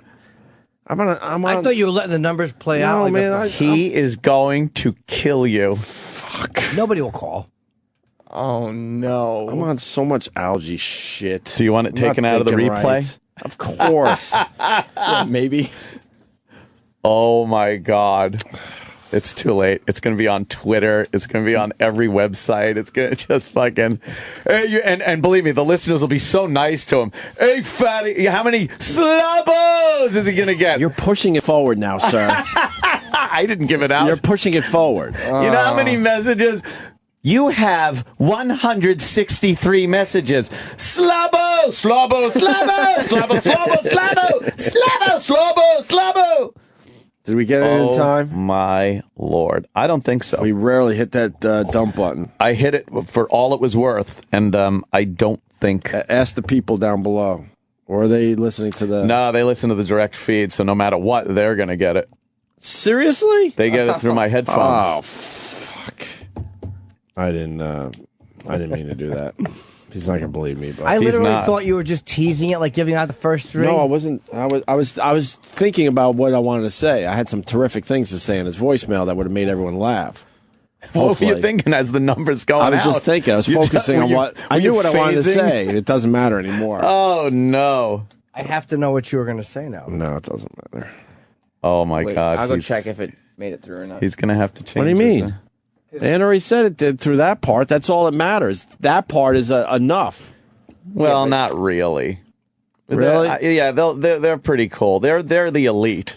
Well, tell the elite But to the do the regular right. listeners. Tell the elite to do the right thing, please. Yeah, they could be nice. See, we can be nice. I'm begging, actually, because I really did not mean to do that. That's really shitty of me. Oh, boy.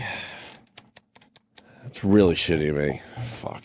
He's going to have to change his number now. Oh, no. He's never going to believe you didn't do that on purpose. I know. I know. He's going to think. I know. Why? Why would my number 2 hero do that to me? It made it on air, according to Twitter. Uh-oh.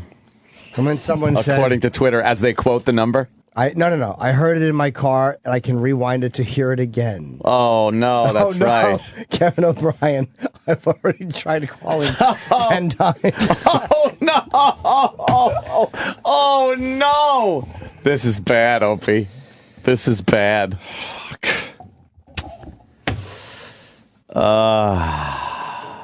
Oh, well. Oh, boy. Sam, are you upset that it went out over the air? It's unfortunate that it went out over the air. That's pretty funny. Somebody says he's going to change his outgoing voicemail message to Opie's phone number. Oh, shit. If you're trying to get in touch with me, please call me. Yeah. Oh, shit. Great. Slabo. He's never going to believe. Oh, no. Oh, my God. Someone on Twitter said, definitely just left message saying, the Opster sent me, slabo. Oh, no. Look at this. Please do not text Slabo cock pics. What are you doing? I'm just reading people's, they want to help. And they're saying what not to do with his number. You're pushing this forward, but I'm going to get so much shit. Oh, no. Oh, no. It's already a meme. Oh, no. It's a topless picture of E-Rock. It's got his phone number at the top, and then it says, call me, ladies.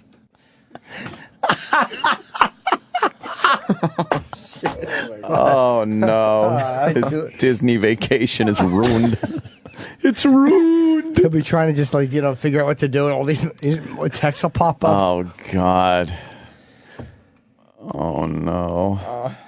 Bloop, bloop, bloop. That's just great. Wonderful. They'll be nice to him, I'm sure. Always in it. I'm always in it. Always in, always bad. Oh, Jordy Verrill. Yes. You know what's real funny? There's 3 dump buttons. You got one. I don't have one. Yes, you do. It's on the board. It's on the board. It says dump. Where? I don't have one. I swear to God, I did not know this. Yeah, you have one over there. Yes, I do. Where? Oh, right there. Does that work? Yes. Yeah. Oh, I had no idea. I'm serious. I had no idea. Oh, jeez. Where's the third one? Travis. Oh, so you said nobody hit it? No That's one. Funny. Yes. I wasn't sure if I thought it was a bit. I honestly didn't think of dumping because I thought it was a bit. I swear. No, I thought it was like a fake no. I thought you were like, oh, I'll call E-Rock, and you dialed some fucking store somewhere, and the numbers started coming up. Look, I have no problem making it hurt. I think most people know that, but I absolutely did not do that on purpose. Period. I don't think you did. You don't got to sell me, though. You got to sell a poor, hurt boy whose hero gave out his fucking phone number to a bunch of fucking degenerates. Well, it has begun. Uh-oh, what? E-Rock has texted me. No, he didn't. What is it? What the fuck is wrong with you? And then another text that just says asshole.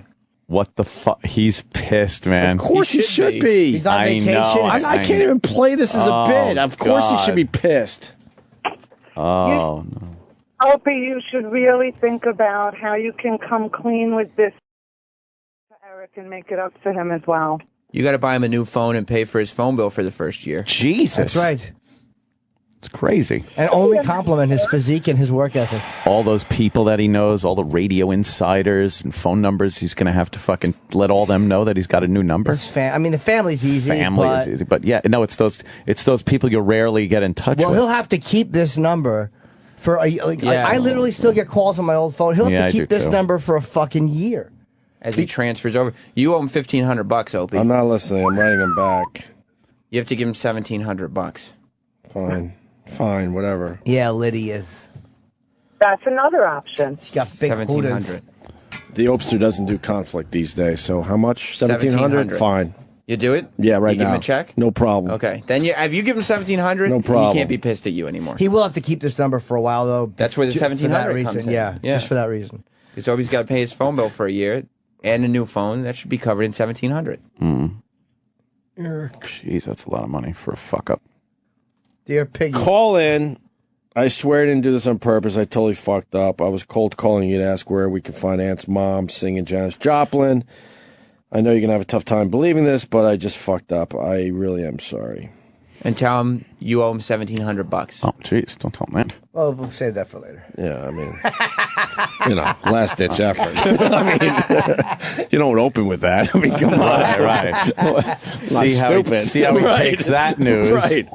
And if he's very forgiving. I called Eric on. Eric has a work cell phone number, and I just called him, and I got through to him, actually. And I said, hey, do you want to go on air because we're trying to fix the phone? Of course he doesn't. He's pissed. He goes, no, tell him, fuck him. I'm done with that. And then he just hung up right on me. But the bottom line is this. He needs to come. Hold on. It's not even do you want to go on air. There's an issue here. And I know why he's angry. I don't blame him. He should be angry. But I'm not going to fucking play this differently. He has to come on the air. He should come on the air. I'll call him back right now. But we're not going to attack him. No, hell no. But he hung up immediately, so I'm going to try to call him right back. Tell him he's got to come on the air, and it will make sense to him.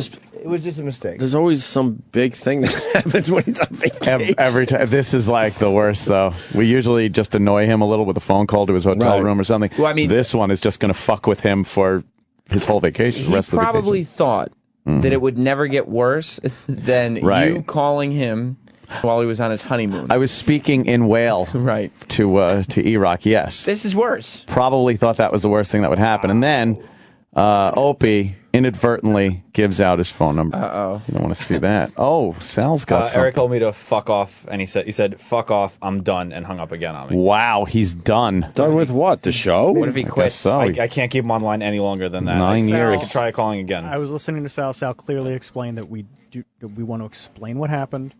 We don't want to attack you. We just want to talk to you and let you know what happened. And I heard Eric through the headset. Oh, boy. Yelling at Sal. Christ. Oh, boy. You are in Dutch now. Well, we got to pay E-Rock, or I got to pay Is it time E-Rock. to pay E-Rock? Eric. Yeah. This pains me today. This fucking pains me. I hate being... I remember how much you hated giving me like $100 because you lost some iPhone bet. Yeah. I can't imagine this. I don't like being... Oh. Like Fonzie. You can't say wrong. Right. I was waiting for you. I get it. I can't be... So most people know by now I fucked up really, really badly. Still wish I would get just a little apology. Because you really thought I did it on purpose. And you're lucky enough to hang out with me when I'm not doing radio. Doctor Who shirt? Let me see it. Kind of cool. I like the That is a British cool flag one. thing. Thank you. It's a good one. How about a teeny apology? No. Why are you looking at me like a fucking bull ready to charge? It's supposed to be a good day. Bull ready to charge. It's been in so many ads I've seen. So what happened for the people? Because there are people that don't know, believe it or not. You were on vacation enjoying yourself. Yes. And we wanted to play a bit we couldn't find. So I called you, and it went right to voicemail. And then I wasn't paying attention, and this is the God's honest truth. And as I was trying to think of something witty to say on your phone, your number went out because you never put a message on your outgoing message thing. Your fault. Yeah, did you see the way he just explained that? Because shut up, Sam. And well, then all hell broke loose, and you almost quit, right? I was really tempted. I was so pissed off. Right. Because this happens every time. Not that incident, but something happens every time I'm not here. Yeah. So the Opster volunteered generously. Yes. I'm taking full responsibility. Meaning I have to do something. I can't just say I'm taking full responsibility. So, we went back and forth a little bit. I sort of said I would pay for your vacation. You did? You said it, yeah. But then you pumped up the numbers. So then I decided to crunch my numbers and They come were up with. pumped up. There's receipts for everything. Ooh. Oh, boy. There's a $2,000 phone charge. What is that? Well, thanks to Sam and Roland's research, it turns out it would be about $2,000 to get the new phone. Yeah, but you know what? I said that maintaining that would be the cost if you kept your old phone active, which you're not doing. No, it's still active. I just don't have a phone that's... The old number's gone. The old number is gone. So you have no purpose for a second phone. Yeah, so I mean... So that's out the window. I could cut to the chase. I knocked that right off the bill. You didn't need a new phone. Yes. Yeah, you just changed the number. So when the Opster was crunching numbers at home and thinking long and hard about this... I decided to knock that right off the fucking bill. All right, so you knocked that off. Yes. That's right out the window. Do we have a total from E-Rock before we... What was the total? And we're not going to go to commercial. That was all a dumb gag last week. It's Go to commercial. You talked about your vacation ad nauseum, but we were all scared of you that day, so we allowed you to talk. Yeah. And you gave every single fucking detail of your vacation. And then we left him hanging with the total, just when you were about to give the total. What was the total? The total was just over $9,600. Whoa. That's just shy of 10 G's. You were asking for 10 G's for that stunt? A stack of high It wasn't a society. stunt, you asshole. Accidental stunt. Yeah. So, but I saw the phone thing. I'm like, okay, that's easy. That's gone. So that's down to that's minus $2,000 Right. from $9,600. So you're getting $7,600. Very nice. Right. Cool. Good for you. What? 7,600? No. 7,600. What? No. 7,000. What happened? Well, then I took a little taste. You took a taste. Of what? What did you For allowing him in my world. Oh, man. You finder's fee? So I took my taste. Is that the privilege of getting to know you off the air Yes. that you were talking about? Yes. I see. What was your taste? I took another 2 G's off it. My taste. Oh, I need the whole 9,600, Wade. So then, We just got to talk about your finder's fee. Right. So I took a little taste. So Yeah. $5,600. Well, And then you got to round it. I'm sure you rounded it. Right up to Sure. 6,000. Up to 6,000. No, That's I'm very- sure you rounded down. Then I got to thinking, it's not just about the money. Uh-huh. I felt like it had to be done in a nice way. Right. So he did round up. So I thought of what you really love. You're paying him in cocks? One of the things you really love is your weight. We all know that. Oh. How much you weigh? You're stalling. Keep going. How much is it, though? I'm guessing about 250 pounds. When I was crunching numbers. Wait, these were some of the numbers you were crunching? Yeah, I was crunching numbers. Okay. And I thought he's got to weigh about 250 pounds. 250. No. More or less, right? Close enough? On the moon. No. If I was you, I would admit to 250 right now. How much are you basing poundage per dollar amount or something like that? No. $250. He really crunched some numbers. I've been crunching and thinking it over. I wanted to make it special to show that I was very wrong that day. Uh-huh. And I also know you you love a good vending machine. You do love I chips. do? Snacks What's is that? your thing. You love snacks. A salty and snack where in does the one get afternoon? snacks? A vending machine. Also loves video games. Yes. And you love video games. Anthony, very good. Yes, he does. Didn't you go up to that place? Fun spot. Fun spot? Yeah. So I decided, Iraq, the make good is very simple. I am paying you your weight in quarters. There it is. I am Ladies and paying gentlemen. your weight There it in is. quarters.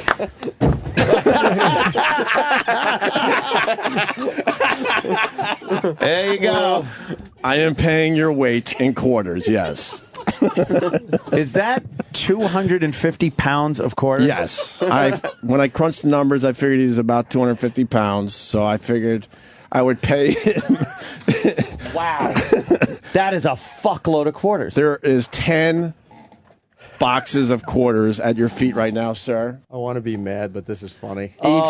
Each box weighs 25 pounds. Can you put them up on the counter, Jim Norton? God almighty, these are fucking heavy. I have decided to pay your weight in quarters. Let's see how. Oh my God! You can work out with this. They're bricks. They're 25-pound bricks. Yeah, you could work out. And if you do the math, that would be. Maybe do some squats or something. If you do the math, that would be $5,000 worth of quarters. Wow. For my fuck up. 5 G's. G's. Each box is $500. This is a $500 block. 500, bucks per box. Are these wrapped? Yep. Are you sure? If they're not, we're gonna have a lot of fun in about 2 fucking minutes. No, they're wrapped. There's rolls. Are they?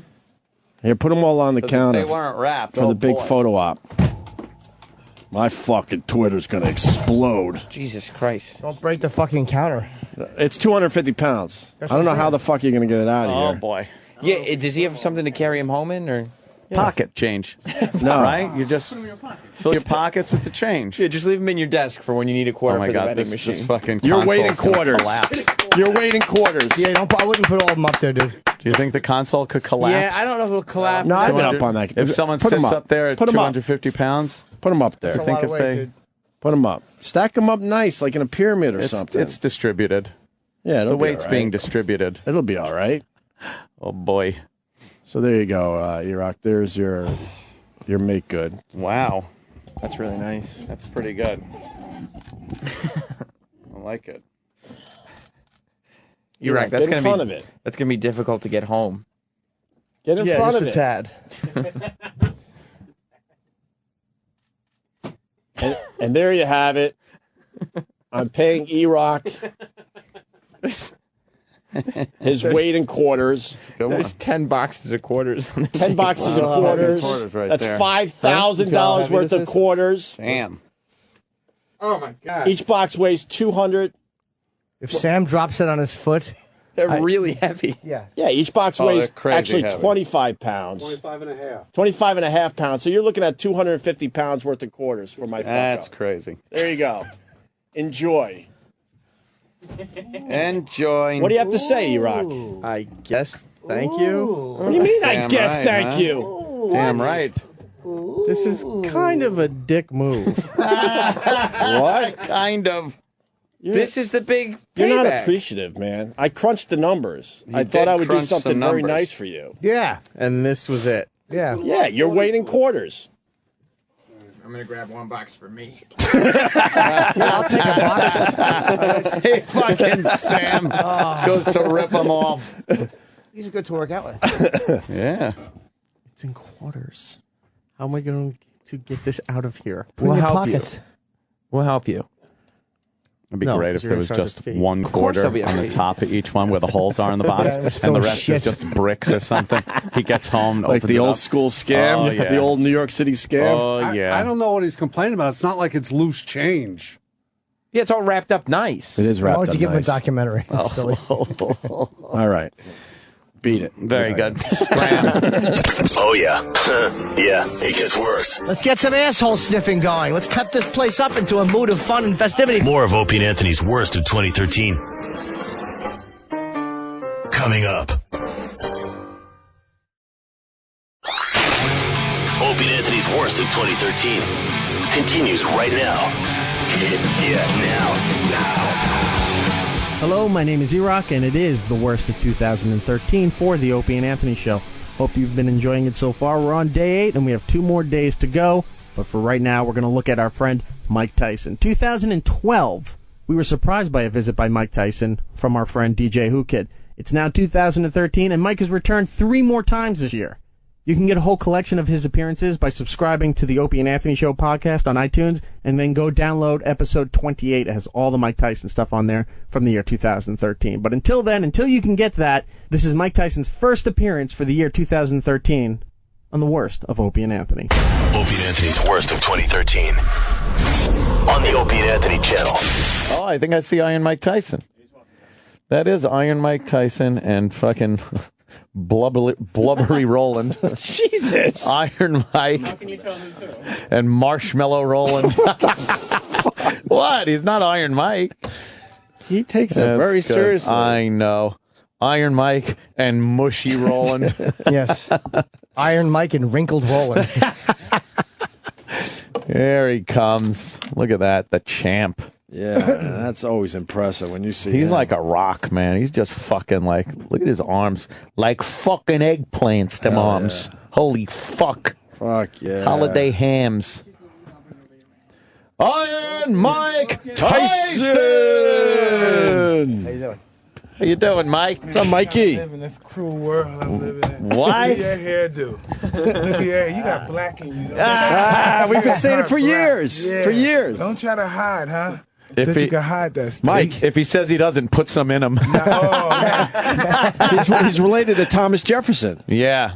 For real. And you know what Jefferson was doing, right? Yeah, with that, what was that lady named Sally Hemon? Yeah. Sally. You That's and that whole Sally. string of families that were Sally. They were ruining the reunions down there. Oh yeah, fuck the reunions. At first they said, "Hey, well, we're going to accept," and they said, "Hey, we're not going to accept those niggers." Fuck no, because this guy couldn't keep his dick in his pants. Fucking dumb fuck. It was some nice cotillion, and then it turned into a cookout. Yeah, man. Yeah, it's okay. but he's related for Where real. You from Virginia? No, here, New York. Yeah. No, Listen. Look at this. He looked like a fucking founding father. Yeah. If you look at a picture of the square does. forehead, Yeah. the founding father, dude. Yeah, well, Sam definitely did. We did a test on him. We did a genetics test or whatever, but and it said it was all East, but it's a whole thing's a lie. I think Yeah, it was we all, fixed it. yeah, it was I all think a it's lot of bullshit. bullshit in there. Yeah, it's crap. Mike, you wrote a hell of a book, man. Well, holy shit, 600, 700 pages. Hey, what's that shit with me on television? What's that about? Oh shit. That's some NASDAQ shit?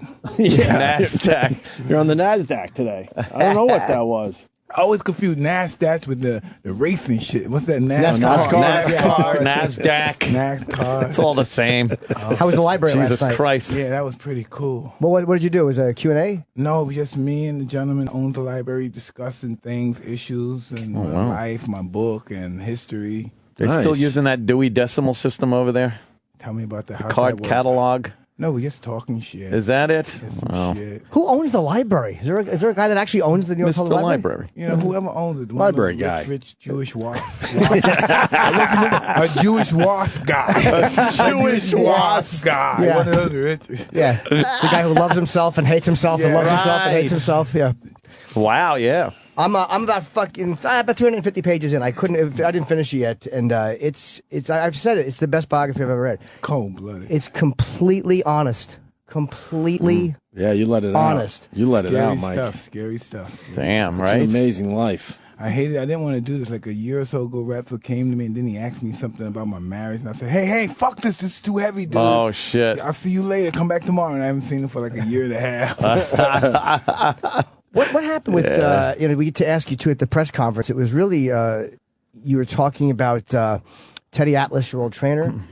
And then we get on these verbal things. We're just talking for a second. All of a sudden you're at this place where you realize you're confessing that you had been using this whole time. And like, what happened in that moment where you just... Well, I don't know. I'm a recovering addict, and that's just what happens. I go from one tantrum to another within tenths of a second, and I say, fuck, hey, I'm really not being honest. I'm really being a schmuck, and I've been getting high for 6 days, and been drinking and stuff. So, because people are starting to invest in me and stuff, and I want you guys to know what you're getting now. And so I don't want to be lying again, because had my whole life was a lie, pretty much. So I just want to tell you, this is what's happening. So if you want to take your goodies away, just take them away. I'm always trying to destroy myself some kind of way, too. Jeez. Yeah. But shit, I'm just happy. It kills me more to have that lie more so than this, to have a lot of material things. I just don't want to be that inner feeling that you piece of shit. Because I'm the first one to say, you just a piece of shit. You still lying. And And my inner demons tell me, you got these white people fooled, but you don't got me fooled. You're not shit. You ain't shit. Yeah, it affects you personally. At some point, even if you're saying fuck everyone else, you're lying to yourself. It's a tough one. Yeah, and person with demons, them things bother you. Personal they demons. need to shut the fuck up. They don't I know. Stop. They don't stop. Oh, I know. They don't stop. They Yeah. They say, you're just a phony. You just want people to love you and like you. Oh, man. And nobody's love can fix it. That's the thing. People take it personally who are close to us. Like, how come I've given you everything and it doesn't, I love you and I can lie to your face. For me, it was sex more. I can just lie and mean it and it doesn't mean anything. Oh, man. Yeah. Sex does that to you. Too much of it does that to you. You just want that feeling. You want it at any cost. Yeah, I love you. Take my money. You fucking bitch. Get away from me. Yeah. But at that moment, you're in that moment, you take everything. You want the keys in my car. Take my deed. Ah, fuck you. Bitch, you disgusting. Get out of here. You pick her up, try shaking it out. Shit. Yeah. Fuck. It does feel good to come inside, though. It's really hard not to. That's a really difficult one. There's something about that, especially knowing she's not on the pill. This is a risk in that. Jesus. Because it's a form of destroying yourself, because you might get a prostitute pregnant. Else you might get the venereal disease and the baby come out with 3 heads and, and a hermaphrodite. It's just, what the fuck? That's cool. Yeah. Because you feel that you're a piece of shit, because that's what you feel like. You feel like you're not worth anything. Even because you have all the money in the world, you don't deserve this. You're not worth anything. So you screw people who you think is disgusting because you feel this is what you're worth. Do you know how much a prostitute would feel like they won the lottery if they got pregnant off of, a Mike Tyson or something? That would be like, oh my God, I hit the lottery. I'm sure that happened before. I'm pretty sure that happened before. Gotta think girls were trying to get pregnant when they were with you, Mike. Oh. Hey man, that's the easy road. Yeah, for some people, right? Yeah, shit. Well, that's when you come in low with some body blows. Right. Jeez. Hey, that's just what it is, man. Were you careful out there because you knew you were aware of that? Wow. Never careful. Nothing turned me on more than to have sex with strangers. Yeah. Somebody I met 5 minutes ago with a big coleslaw on their lip and nose covered. I see that come from the nose to the lip and running. The door is just extending. Oh my God. Extending it almost to the chin. Yeah. Like, Holy wow. shit. Man, it's fucking leaking a little. Yeah. Suck up all those fluids. Oh my God. Like it's an animal. Holy shit, that's hilarious. I love this fucking show. I could do this. I could of course. This in this show. Did you ever tell? I found myself telling like girls, like hookers or dirty girls, that I loved them and I cared about them. No, you gotta listen. I said, listen, bitch. During this process, I'm gonna tell you that I might love you. Don't take it personal. I just love to hear the fact. I love the act of love. I'm gonna say I love you a couple times. So don't be thinking I really love you. Damn. Okay, so you say, all right, you ready? Okay. Oh, baby, I really love you. Oh, baby, please. Oh, God, you make. Oh, I love being with you. Oh man, let me. Oh God, I'm fucking the ass now. That is showing love right there. Love without a condom, please. Like, imagine this is some shit. I asked the protocol, how much can I pay to pay you to fuck you out a condom? Wow. It's some really dark. Yeah. That's some more stuff. There's I was in a Brazilian whorehouse. I was in a Brazilian whorehouse and I was fucking a girl. Awesome. They're the best. I know, because they look awesome. You never see people like this. God, why don't people like this have morals? People with bodies like this don't have fucking morals. Why can't I find somebody like this with morals with this body? Fuck. That care about want to go to school. That got more than a fucking kindergarten education. And their mother, fuck, man. Why? It's truthful, right? Most of the girls you see you like, and they have beautiful bodies, they're really fucking dirt poor. You know what I mean? You wind up, it's really bad stuff. Oh, Did you man. I didn't like that you couldn't communicate in English, though. There's something about the dirty talk or the communication that I like to have back and forth. When they didn't speak English, it made it a little harder for me to enjoy it. No. Because sex was just an international language, hey, yeah, no. Right. No. I guess that's no. Yeah, that sounds like no. There was a Brazilian, she was a hooker, and I was fucking without a rubber in the whorehouse. I love you so much. He's so self-destructive. Yeah. He's a beautiful, listen, this guy's a beautiful guy. I know him. But besides this, I don't know him this way, but I know he's a beautiful guy, very generous, but we just destroy himself for that quick For that moment. of gratification. Yep. Yeah, you have to have it. There's no logic You to have it. to have it. He's a highly successful rate type of guy, but a highly self-destructive kind of guy. Yeah. Fuck, I'm the same way.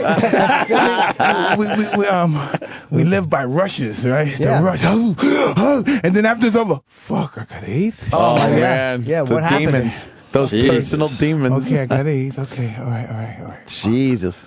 Got AIDS. You have children? No kids. No. Oh fuck! Once you have children, you gotta think, now that's another that's another torture trip on you. Holy shit! I gotta be responsible now.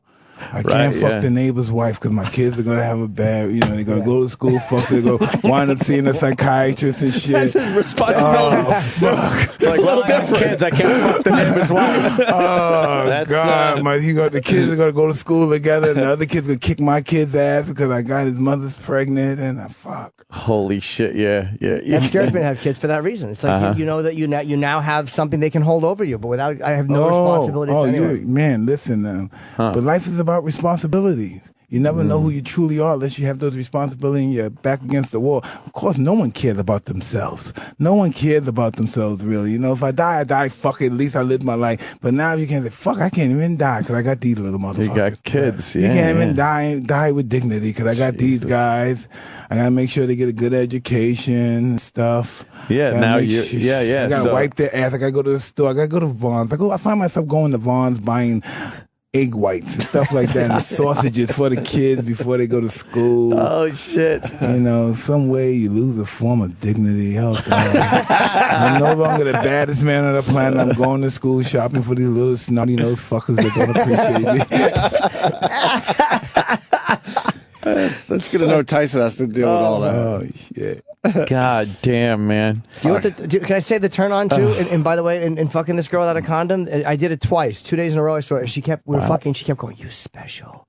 Yeah, you want people to love you, but you want them to love you with your terms. You want them to love you, but you want them to love you and say, "Fuck it, I'll take that bullet for you." It's good, because now that you're dead, I don't got to deal with that responsibility of you loving me no more. Now I'll find someone else.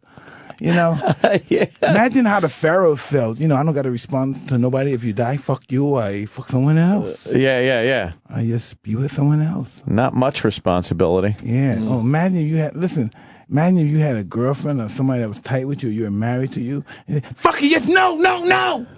Oh. And you can't really go out. And if you go out, you got to fuck. And she might kill herself. Fuck. And you hope she does. Or she might burn my fucking clothes up. Or burn your house down. Yeah. Fuck, you can't leave her alone, so you're with her all the time.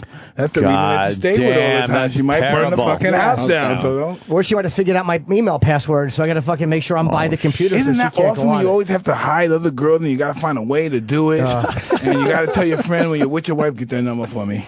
Oh, shit. Always have a chaperone, get that bitch your number. Or you put them under guys' names, or you put, like, if the girl's name is They know Julie. that one. These fucking girls are good. I know. They wonder why I'm texting my cock to a guy, and I'm like, no, Yeah. it's Frank, my friend. It's Frank. Frank is measuring it. He's telling me ways to make it longer. He's telling me ways to make it bigger for you. I'm doing it for you. I want to hit that special spot. I'm going to hit that spot. It's Dr. Frank. Yeah, fucking, or you put Frank and Julie, you put the girl's name with the guy's name in front of it. Julie is the fucking middle name. He's Jewish. His name is Jules, okay? It's Jules. Frankie Jules. Did you lay off sex before fighting? Because that's an old myth that you can't fuck before you fight. Sometimes it's good. Sometimes, depends on the person. Yeah. Sometimes you just feel intense and boom, you get that nut. Hey, I'm pretty loose. I'm going to fuck him up. Yeah, it was always the myth that it would take your legs out. Right. From under you. Yeah. It would take the energy. No, people obviously not. So fighting is psychological. Life is psychological. Yeah. It's just how you perceive it, I believe. There's a picture in the book of you at 13, which amazes me that you're only 13 there. You look like a grown man. Yeah, I would look like this at 13. Pretty much. Jesus. Yeah. Everybody thought I was going to be tall, but I stopped growing. Right. And that's something now. How tall are you? 5'10", 5'11"? 10 and a half. And it's funny you mentioned the height too. There was one, because the stuff with Cuss, I think, is some of the best stuff in the book. It's like you touch on it in the story, in the one man show, but the book goes. There's so much you learn about that relationship and living there. And at one point, he mentioned something about you. He wished you were taller, and like you said, that really. He hurt wished I you. was bigger. Oh, was that you were a bigger guy? Like Ken Norton and Mike Weaver was just Hercules. Mike Weaver was just massively muscular guys. Right. You know what I mean? And I said, you watch. He said, because they would be intimidated of your physique. And I said, you watch, because one day the whole world's going to be afraid of me. Yeah. Because he was really, he had the science of intimidation and fear down to he had it down to a pack, man. He just knew that stuff. Because he was a very tiny man, but he was very ferocious. Mm-hmm. He knew how to, he just even at 70, just turns right away and like a wolfman. Hey, it's right within a tenth of a second. Were you scared? Were you scared of him? Hell yeah. Really? Even though you know physically you could take him. Yeah, no, that doesn't, psychologically it won't. He didn't have to do it. He could just say something and I would just feel bad. Me disappointing him. Him being disappointed and feeling let down by me would kill me.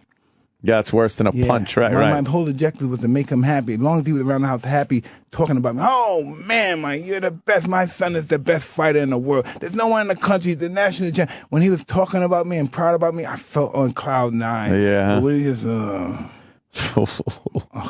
when he was down, the whole house was down. When he was happy, the whole house was happy. Yeah. Wow. But that's a good thing for a trainer to have, the ability to deflate you or get you to do something just by being disappointed, because you can't bully a fighter. You know how people achieve in life? Yes, you can, though, but they achieve by having good mentors, by wanting to make their mentors happy. Mm-hmm. And if you can make your good mentors happy, then you're happy. That's just so awesome. That's what a good mentor is. It's by pleasing that guy, finding someone that you want to make happy. Either you find that in good ways or bad ways.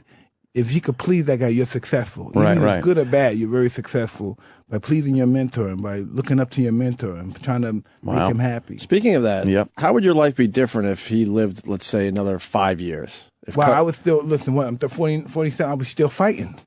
If Cus is still living, I'll be still. He didn't believe in age. He believed in your spirit. Fighting. He believed fighting was a spirit. If you had the spirit to fight, you could continue to fight. You say, look, you never took a beating. These guys are comatose. They've been knocked out cold and they're still fighting, Mike. You should still be fighting, Mike. Mike, matter of fact, let me pick your fighters, Mike. Okay, let me pick them for you now. Wow. Let me pick the fights. You can still be fighting. Yeah. So you have no doubt you would have fought a lot longer.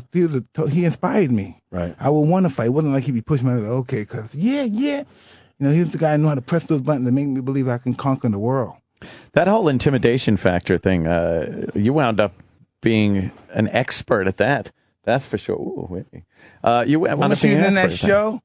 Who was that? Showgirl, remember? Elizabeth. Oh, that was Elizabeth. Tell me her name. Berkeley? Yeah. That was her? Yeah. She's beautiful. Yeah, she was in that movie where she was a stripper. Cool. With the other awesome chick, too. What was her name? Come on, Gershon. Gina. Yeah. Gina. Definitely. Yeah, you would come out, and obviously before you even got in the ring, the other fighter got your money's worth. They were intimidated. Right. That's what just Cus' thing. More so being a great. He said, intimidate. The major fact of intimidation was basically, pulverizing the guy. But the fact that you started off with just being a very ominous person. Yeah. But I wasn't smart enough to take it out of my personal life. I was that guy. Well, the fights were over real quick, so I'm still pretty pumped. So I want to fight somebody outside too. I wish I wasn't that way and stuff. But people had no clue about the real Mike Tyson. They didn't know you, your sense of humor. They didn't know what you liked to do in your personal life that wasn't self-destructive. I remember watching fights and just going, oh my God, here's this guy that goes out and beats the fucking shit out of people. And that's all anyone knew of you. Was that frustrating at all? Did you want people to know more at about that stage in my life? I wanted everybody to be. You wanted just fear, right? Yes, I think I was a monster. Wow. Yeah, because you're hilarious, and we just never saw that when you were fighting. You were always so intense. The other fighters were never laughing in the ring. Oh, God, no. Well, that's what 50 Cent was telling me that, right? He was saying, now, listen, Mike, because I started acting. Somebody said, see, normally they always saw you with your war face on. They never saw you like this. It's going to be tough. You got to change it around. But he was always telling me that. And I never thought about that. He had to tell me that. I said, listen, the reason why people are a little hesitant and apprehensive is because they never saw you like this. They always saw you with your war face on. I was surprised too how much you talk a lot about crying and being emotional and all these things that would go back and you would cry about, and it was like you seem to have always been that guy, but just hit it really well, like a guy who was affected and sensitive to things, but just nobody had any idea about that. Well, Cus didn't like that stuff that was sensitive. He thought a fighter should have no emotion, old school no emotion. Thought I never on that, saw him cry. I never saw him show emotions like that until he was dying. Because the only reason he was mad because he wanted to marry his life love Camille Ewald, and he was mad he couldn't marry her because they had tax problems. Oh, shit. And he was just, back then, if you married somebody, you had to take their problems on and all that crap. Oh, right. Almost like, almost like the pharaohs. If you die, Pharaoh died, you got to go in the tomb with him. Right? You gotta go with him. Is that what happened? Oh, to help him? If you're hanging out in the marketplace shopping, the Pharaoh died. Oh no! Now you gotta go be embalmed in there with his slaves, with his eunuch slaves, right? What's that the word? The eunuch? Yeah. You gotta go in there with those guys, and nothing's happening. You're in the mood. Man! Wow! There was what a bitch. Dude, that sucks. The part I actually was on a plane reading about Cuss being in the hospital, and I cried. I was really, really sad. And there's nothing worse than crying on a plane because it's fucking humiliating. Because you can't go anywhere, and you got to put your sunglasses on, and it just balls up behind your eyes. You close your eyes behind sunglasses, and then if you move them, it's just going to go down your fat face. Why don't you wipe your eyes? Because you can't hide a good cry. No, because people look at you and they see you reading, and then you're just dabbing your eyes like fucking someone's grandmother. It was truly embarrassing. Wow. But that was really fucking. Deep. It was great. Yeah, it was really, really good. Man, no question. We were just saying it was great. Thank you. Yeah, the male stewardess was laughing at you. Yeah, I mean, I tend to react. How were you in school? What was going on with you in school? I was the funny guy. I did not get a lot of girls, and I didn't wash my hair a lot. I had a lot of dandruff. I was a very dirty young man. Dandruff. Whacking and jack. Non-stop. I went to school across the street. I'd walk home on lunch, jerk off, and then feel tremendous guilt and walk back like the whole school knew I had just jerked off. Well, they probably did. Yeah, they probably did. It was probably stole all of my fucking clothes. They didn't know anybody that you fucked. He's got to be jerking off. Yeah, walk back with your dick still hanging out. Yeah, Jimmy. I was a terrible student. I dropped out. He dropped out of high school. Yeah, I was, the old. Can't do it sometimes. I just didn't have the time in what they or were energy. Teaching, Nothing. Garbage. I had no interest in. If they were teaching on broadcasting on the radio, maybe you would have liked that stuff. Maybe I would have. Yeah, stuff like that. I liked science and stuff, but I liked just hanging out and learning the shit. I didn't like the tests and the fucking structure of it. Like if I wanted had the test, I had the cheat sheet and still failed. I had the cheat sheet and still failed. Yeah. I wanted to learn shit just because I wanted to learn it. I didn't want to be tested on it. I didn't want to pass or fail or that's stupid. And I the structure of school is what fucked me up. And pot. I smoked a lot of pot in high school pot. When you have all good intentions, and then after a couple of joints, you really just want to lay down and watch cartoons. Not do too many joints. It's like one couple of hits, and then now you're ready. Oh, there you go. Yeah. Ready. Well, that wasn't happening. I smoked a lot of weed back in high school. Who is we as human beings? Some things that we can conceive in our minds, and some things that we can't.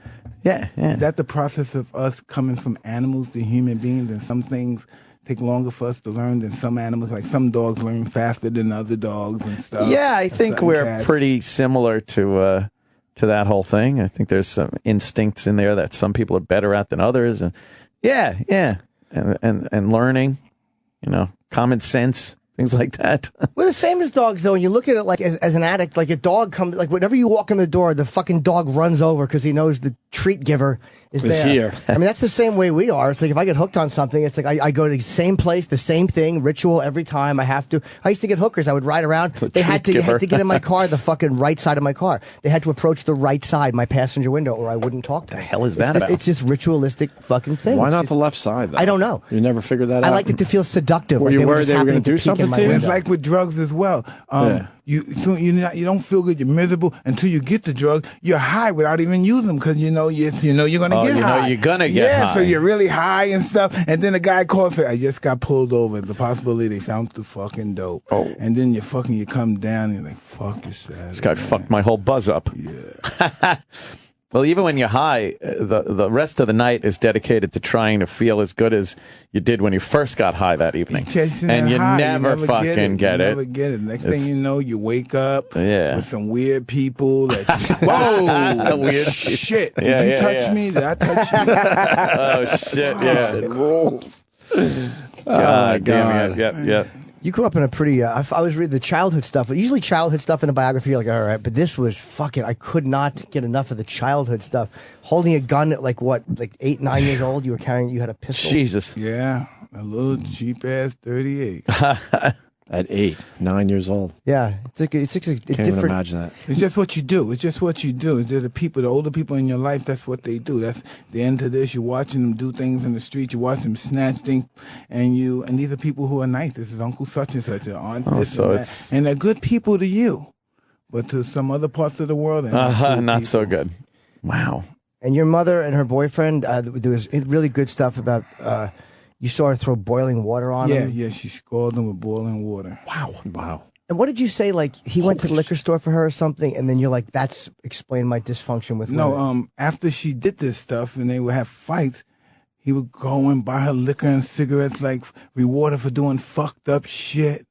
Wow, what the hell is that about? Because he may say, well, I've did bad things to her too, so this is, make up for it. This is crazy. But this is how I live my life, A little dysfunctional, yeah. A little bit. You would think this is your worst enemy, but I love them.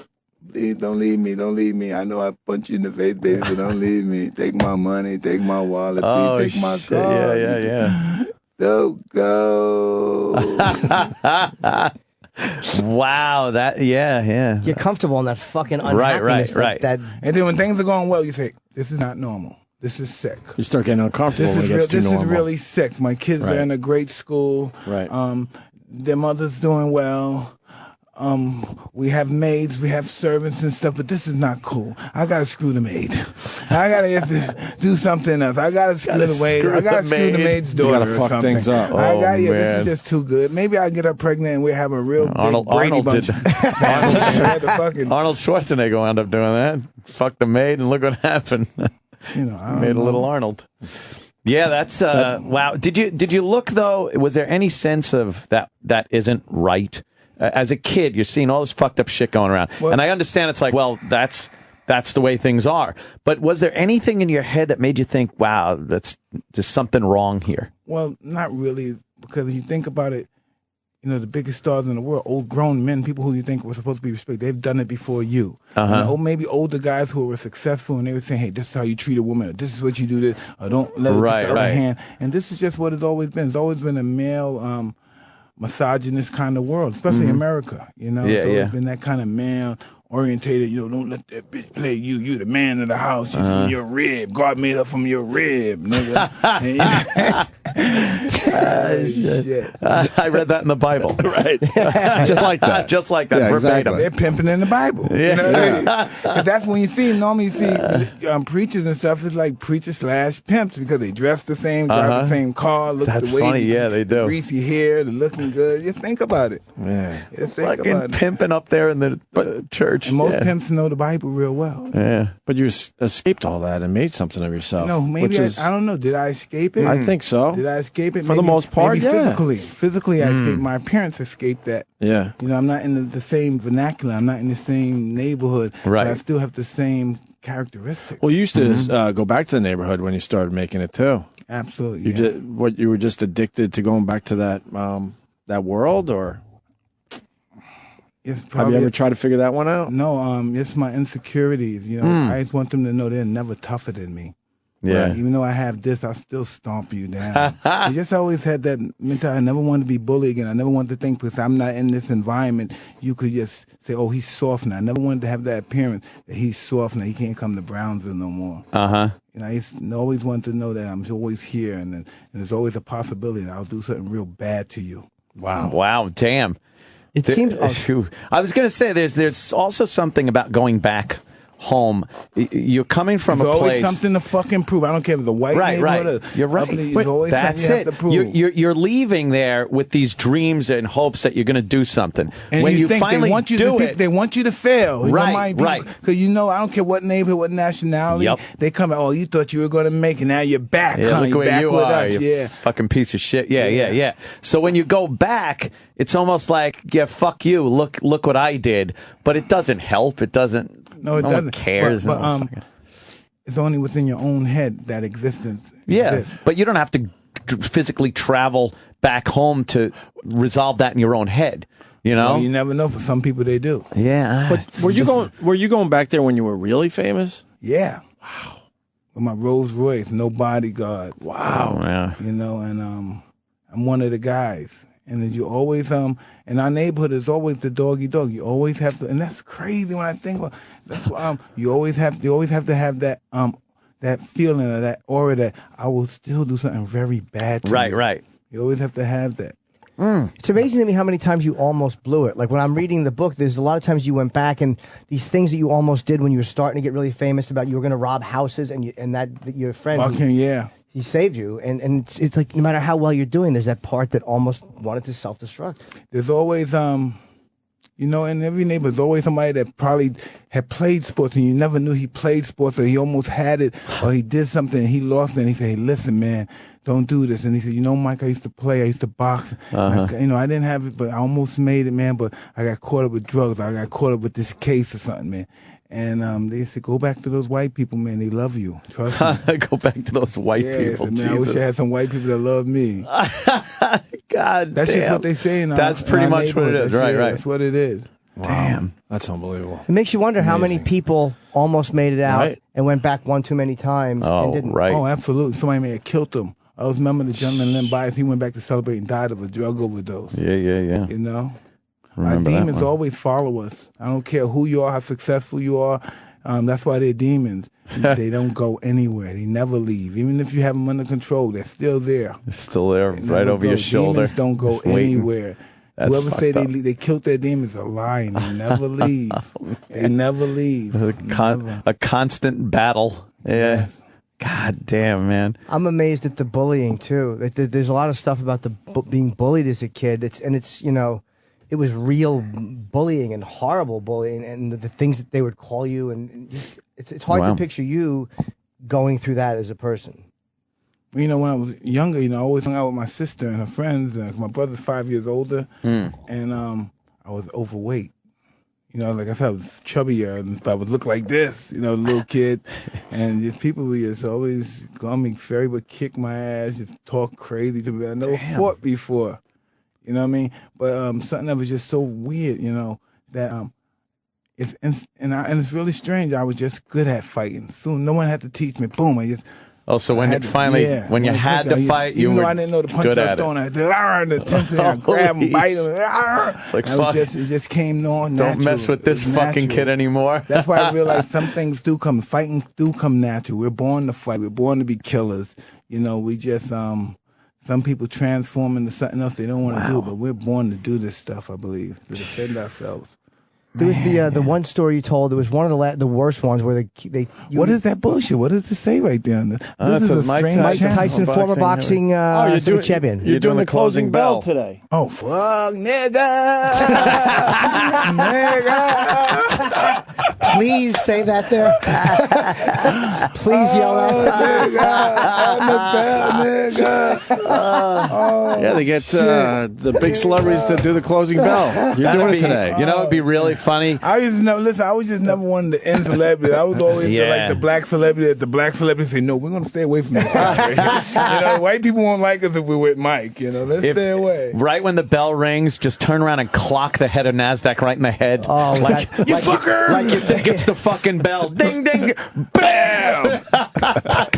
Oh, that'd be a great news story for the night. Oh, that would be some beautiful shit. I probably have no bail when I get in jail. Yeah, that'd be a rough one. But, Mike's promoting, by the way, Undisputed Truth. The Undisputed Truth. His book is out. I'm about 350 pages into it. It's absolutely amazing. Right now, you're like, how old are you now? I'm 45. 45, huh? So you're dealing with that middle-age crisis, so you're trying to fuck it out of you, right? That's what it is. When you get that middle-age crisis, you just want to stroke. Oh, I'm sorry. You just want to stroke. Them strokes going to get that pain. Oh, I'm too old. I'm not even fucking it out of me. I'm just tugging it out of myself. I wish I had the dignity of fucking it. I'm just pulling it out of my own dick and then closing the text message. It really is a detached, awful cyber existence. Closing the text. Yeah, there's no real interaction with anybody. Check this out. Have you found anybody that just knocked you off your feet like me? Yeah, I found a few. Over the years. No, it's always going to be that one that just say, hey, this is crazy.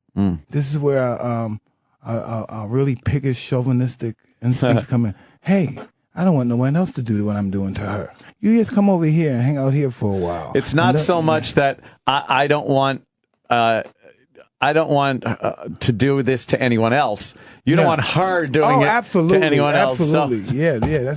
But listen, that's just what happens to people who've been single for a long time until we find out something that's not good with these people, and we can throw them back into the little fish shell there. But other than that, man, we should hold on to them and see what happens. A little magic might work there. Yeah. I think this guy, he don't want to believe in this stuff, but I think he'd be an awesome, responsible guy because he's an extremist and shit with all that stuff. And I believe if he focused that on just really caring about an entity and stuff, he'd be a monster. Oh, Jimmy is really a solo kind of guy. Mike thinks about sex a lot. Yeah, a lot. He wants to believe that because he doesn't believe that he'll do well in it.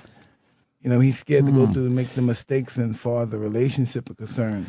You know, he's scared of the mistakes because we're all going to make mistakes. I love psychoanalyzing Jimmy with Mike Tyson. This is great. Yeah, but he's right. I mean, you know, I'm very bad at that because stuff. you've chosen a career path that is very solo, stand-up comedy.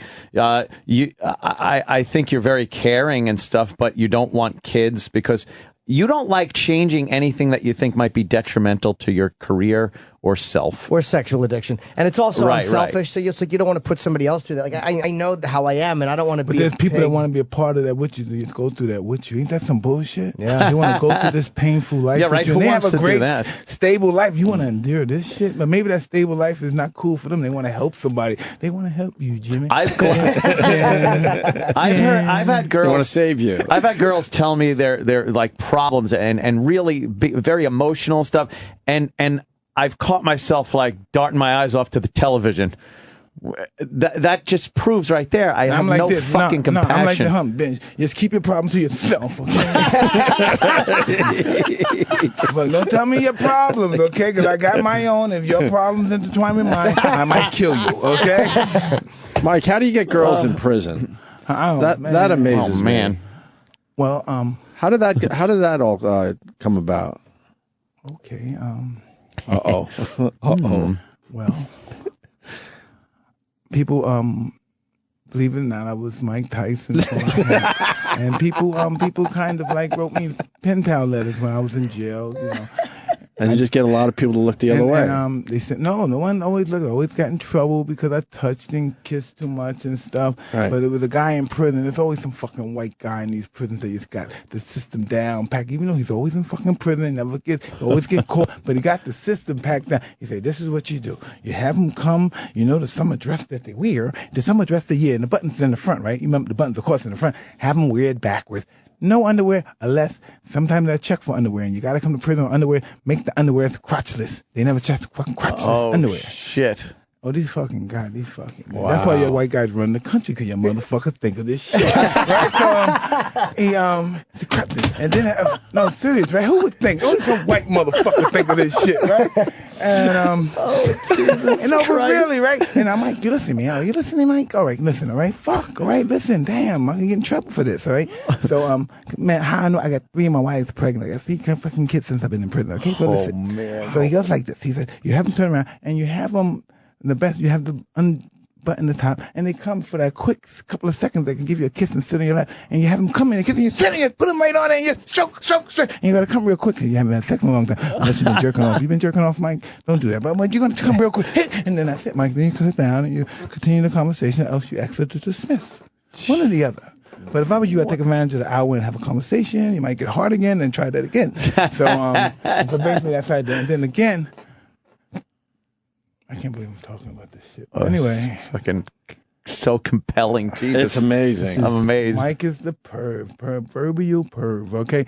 So, just had a girlfriend, had a little counselor there and stuff. I'm in so much trouble. Wow. Yeah, my That's drug handy. counselor. So I said, she kept saying, I can help your time, cut some of your time off if you take my test. I said, I don't need your damn test and stuff. And down to the possibility I could get some. Yes, I think I did have a lot of drinking problems, and I dealt with drugs in the past, and maybe you could work something out and I can get help.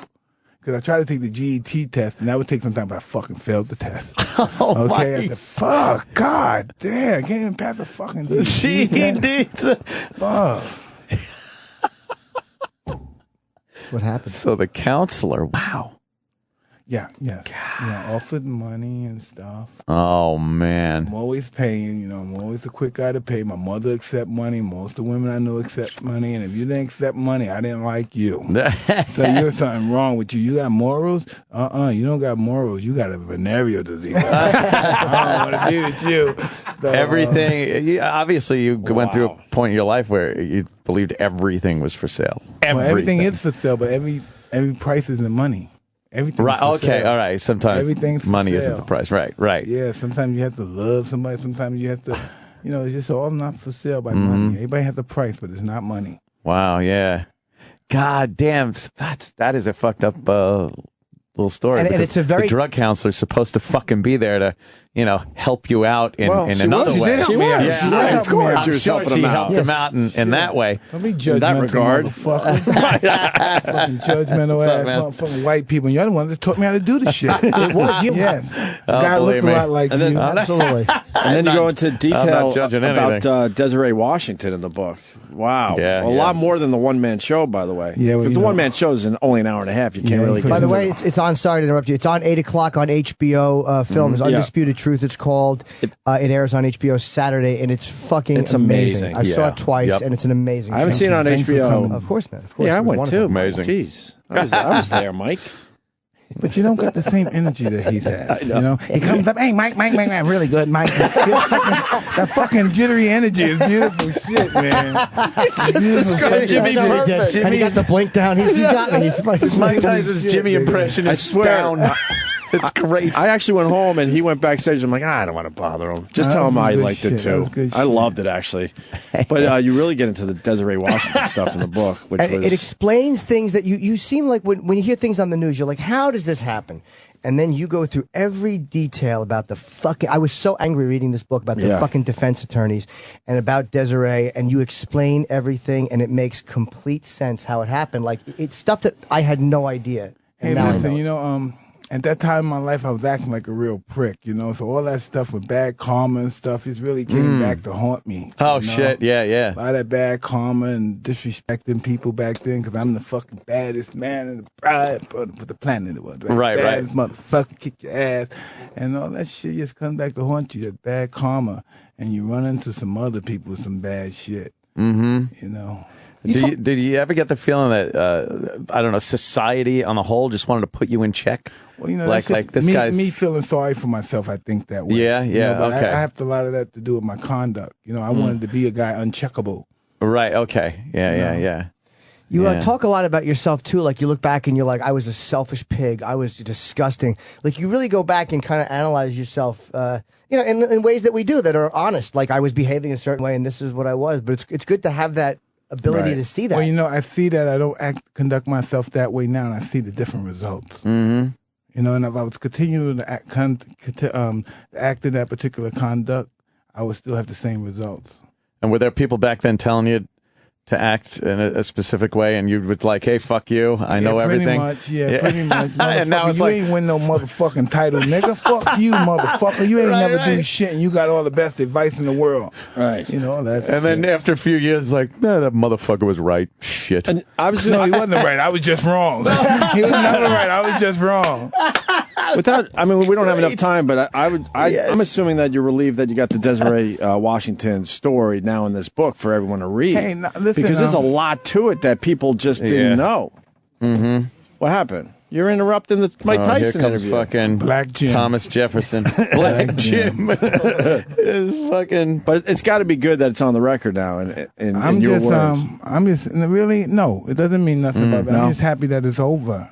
Yeah, no shit. I'm just happy that it's over.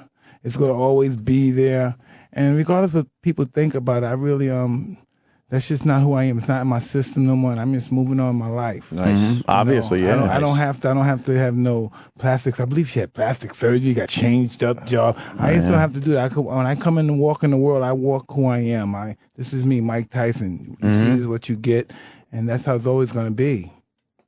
Did you ever see yourself in this position earlier on in your career, were you ever thinking, wow, when I'm done boxing and I get a little older, maybe I'll wise up a little bit? No, I didn't think I lived that long. Oh, really? Who would want to think about if I was living like a rock star? Who would want to be an old rock star? And then you realize being an old rock star is kind of cool. Yeah, Mick Jagger still gets blown. Yeah. Fuck, Nicky. He's beautiful. I think Rod Stewart too, right? Yeah, he's still Rango, Tango, Django. God damn, Mike Tyson. Holy shit. Do you have people in your life or anyone, because like you said you were using for a long time, I don't know if anybody called you on it. Do you have, like you said, Cuss died and then your sister died, people who would really rip into you when you, and people, you need that, like people who care about you enough to risk losing you. Like, I don't know. Who's going to tell the youngest heavyweight and the champ what to do? And everybody tell him what he does is great. No, I mean now. Do you have friends that will go like, listen, Mike, stop. My friends, fuck, my wife would kick me in the ass. My friends, please. My wife is my biggest fucking watchdog, fucking Pitbull City, dude. Yeah. Oh, man. The day my wife was saying, I almost fell in love with you again when I saw you last night on the stage talking with the owner of the library. And then I realized you're just a manipulator. You're just a manipulator. You don't care. You would have kicked your daughter in the face if she came on stage to steal your thunder. You don't care. You're just selfish and just a megalomania. And I said, where is this coming from? Because you almost had me fooled that you were a wonderful guy. And I said, come on, stop, baby, okay? She was always going to bust my chop. She said, the day I was saying, I'm not going today because you're not going to iron my stuff and stuff. I'm not going to take no shower. She said, you wouldn't miss the moment to be on radio and television, to be with Howard Stern and Annie and but you would never miss that moment. I don't believe it. I think, ain't this some shit? It's nice though, isn't it, to have somebody who kind of like knows that we're full of shit sometimes and like likes us anyway. There's something really comforting about that. They ground you. They like us anyway. They want to kiss us with our morning stinking shit, fucking gasoline smelling breath, right? Wolfbane breath, and they still want to kiss us. Oh, tongue like sandpaper, and they still want to kiss us. You know what the hell? That's how you know you're in love, when you can, like, when you have to shit and you don't have to make up an excuse like you're going to shower. That's how I know I'm in a comfortable relationship. And I'm like, and you shit, you want to run to bed real quick, you don't have time to wipe to get the strokes in there. That's white boy nasty. Black people would never like me to talk about that. That's some real. You're a fucking dingy dude, man. You're a fucking dinger. We got to get Mike out of here for another interview, unfortunately. Oh, no, come on. This is the place. Oh, man. It's not up to us. Because once I leave this place, I'm going to be, pretty much Uncle Tom Mike. Yes, ma'am. Theoretically speaking, yes, I did appropriate it. Yes, thank you very much. I would like to talk about that. Shit's going to change, I'll be ringing the bell at the stock market later this afternoon. The closing bell. And I'm very grateful. All them very pretentious white people really are willing to have me here and join them. And this is something that will be a highlight of my career, and I'm very grateful. And I'm trying to show gratefulness by being very gratitude for this moment, and I'm conveying gratitude. Good for you, Mike. Good for you. Sir, by any chance, may I wipe your ass, please? I will manicure your pubic hair in your ass, sir. I'm built to do this. Oh man, he's a new man. This is the Mike Tyson we've been waiting for. Yes, sir. Yes, Please, oh please. My God. I'll pick your cotton in South Carolina as well. You never disappoint, sir. Shit. Mike never Nobody better than Mike Tyson. I love it. Can we plug everything properly? Yes, please. Well, the book is out. Oh, God. Undisputed Truth is out. It's Absolutely amazing. And tell them to come see me do this signing on. I'm an ex-rebellious slave that's seen the light. Come back. Don't worry. I won't bite your ears and stuff. I will kiss your feet. Mike, you're fantastic every time you come in. We love having you in here, man. You're so much fun and just a come back fucking and see legend. And it's great to have you, man. Yeah. And stick around. I'm doing my advice show after. Oh, you're right. Yes, okay. I have to listen to that on the way give home. Advice. What are you going to give advice on, particularly? Whatever they call in about. They call in and they ask for advice on, sex addiction and stuff, and I do what I can. Have you ever been to get help for sex addiction? Yeah, I've gone to a What few do you think meetings. about that? The meeting there is just really weird stuff. You got to go to the right guy. Yeah. There's some interesting Pat Carnes. You ever heard of him? Mm-mm. Oh, man, the best guy in sex addiction. Oh, is he an author? Yeah. Yeah, I actually have heard of him. Yeah. In the Shadows, something like that's the book he wrote. Yeah. My ex-girlfriend many years ago gave me that. Here. Yeah, check that out, man. She knew there was a That's problem. a hell of a stocking stuffer. In the Shadows, man. Ready for a hell of a Christmas, Always right? lonely, right? Always alone. Always feeling lonely. Oof. The worst is yet to come. This is O&A's worst of 2013. On the Opie and Anthony channel. Opie and Anthony's worst of 2013. 2013 continues right now. It is 2013, well, the worst of 2013 for Opie and Anthony. My name is E-Rock, and we're down to our last segment of the day. Day 8 is coming to an end, and what would it be if we didn't have some highlights for the year that was for Uncle Paul? We've already featured Chip. We have to feature Uncle. What would a year be if we didn't have any Chip or Uncle Paul? A good year. O&A's worst of 2013. The nice rough surface of the pool this year, because I got it recoated this year, and the warm water, like everyone that came over has like baby soft feet now on the bottom, but the kids that do have baby soft feet, they'd walk out of the pool going, I need Band-Aids, and their toes are bleeding. Yeah, because you got to kiss them when their feet are sore. Oh, no. Make sure the vinegar's off your lips. Sometimes I would do turkey foot on a sore toe after I was eating sour cream and onion and the salt and vinegar potato chips. That's got to hurt the young child. What's that? Yeah. I'd be eating the salt and vinegar potato chips. What's that? And I would wind up hurting their feet. He's answering himself. They would go, ouch! Checking the door locks. He's talking to himself. It boings. It boings? Yeah. Little soft tootsies. Yeah. I get vinegar on my lips. Of course, Uncle Paul. Sometimes I rub vinegar on my gums. Why do you do that? Someone told me I had bad breath. Oh, what does vinegar do? It's supposed to kill all the tartar and plaque that's built up. You should just brush. I don't go to no dentist. They knock you out, then they start taking all the pictures out of your wallet. I don't go to no dentist. Why would you go to the dentist with all your pictures? That's right. Yeah. Why would you do that? You Wouldn't take you your leave them pictures at with you. home? Toothbrushes make my gums bleed a lot. So I just rub a little vinegar on my gums once every couple of Right, with the vinegar on your gums. and on my lips. So my breath is fresh. Oh, God. Vinegar breath. What a frightening man. And then you start kissing a little tootsies. Of course you do. I got a sore foot. Ugh. You little turkey footing. Disgusting. Go turkey footing on Halloween. My tootsies are stinky. I'll get them. You're just a fucking horrendous person. Yeah? Yeah. About you. All right. All right. He smells underpants. The King of Pop? Yes. He is the King of Pop? Yes. God. And go, oh, he smells just like my underwear smell. I would wear them. Oh. Not like for a long period Well, of time. But I believe would put me, 'em on. when you were popping that quarter off your ankle, you probably could have gone over there and smelled his underwear Yeah. and everything that's under it. Thank you. Thank you very much. Remember I Yeah. taught you icy London, icy France, icy Sammy's underpants. Oh. I'd do the smell check on while you were wearing them. I'd spread your legs and bury my nose in there. Oh, he's rutting. He's rutting around in your drawers.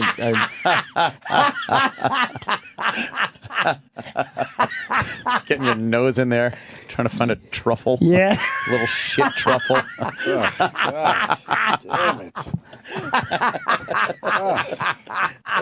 Disgusting. God damn it. I'm quite certain I would have remembered that. Yeah, I remember your little slippy footy PJs. I'd throw you on your stomach by force and bury my nose in there and see if you was minding your P's and Q's. And you'd be flicking your little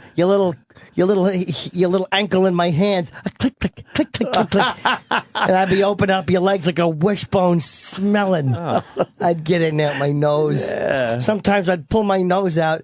Your little feety pajamas would be crammed into your bottom because of the force in which I use my nose. You'd forget to open the hatch. Yeah. You'd be so into it, you wouldn't open the hatch. Yeah, I'd slam my face in there. It looked like that plane hitting a runway in Russia.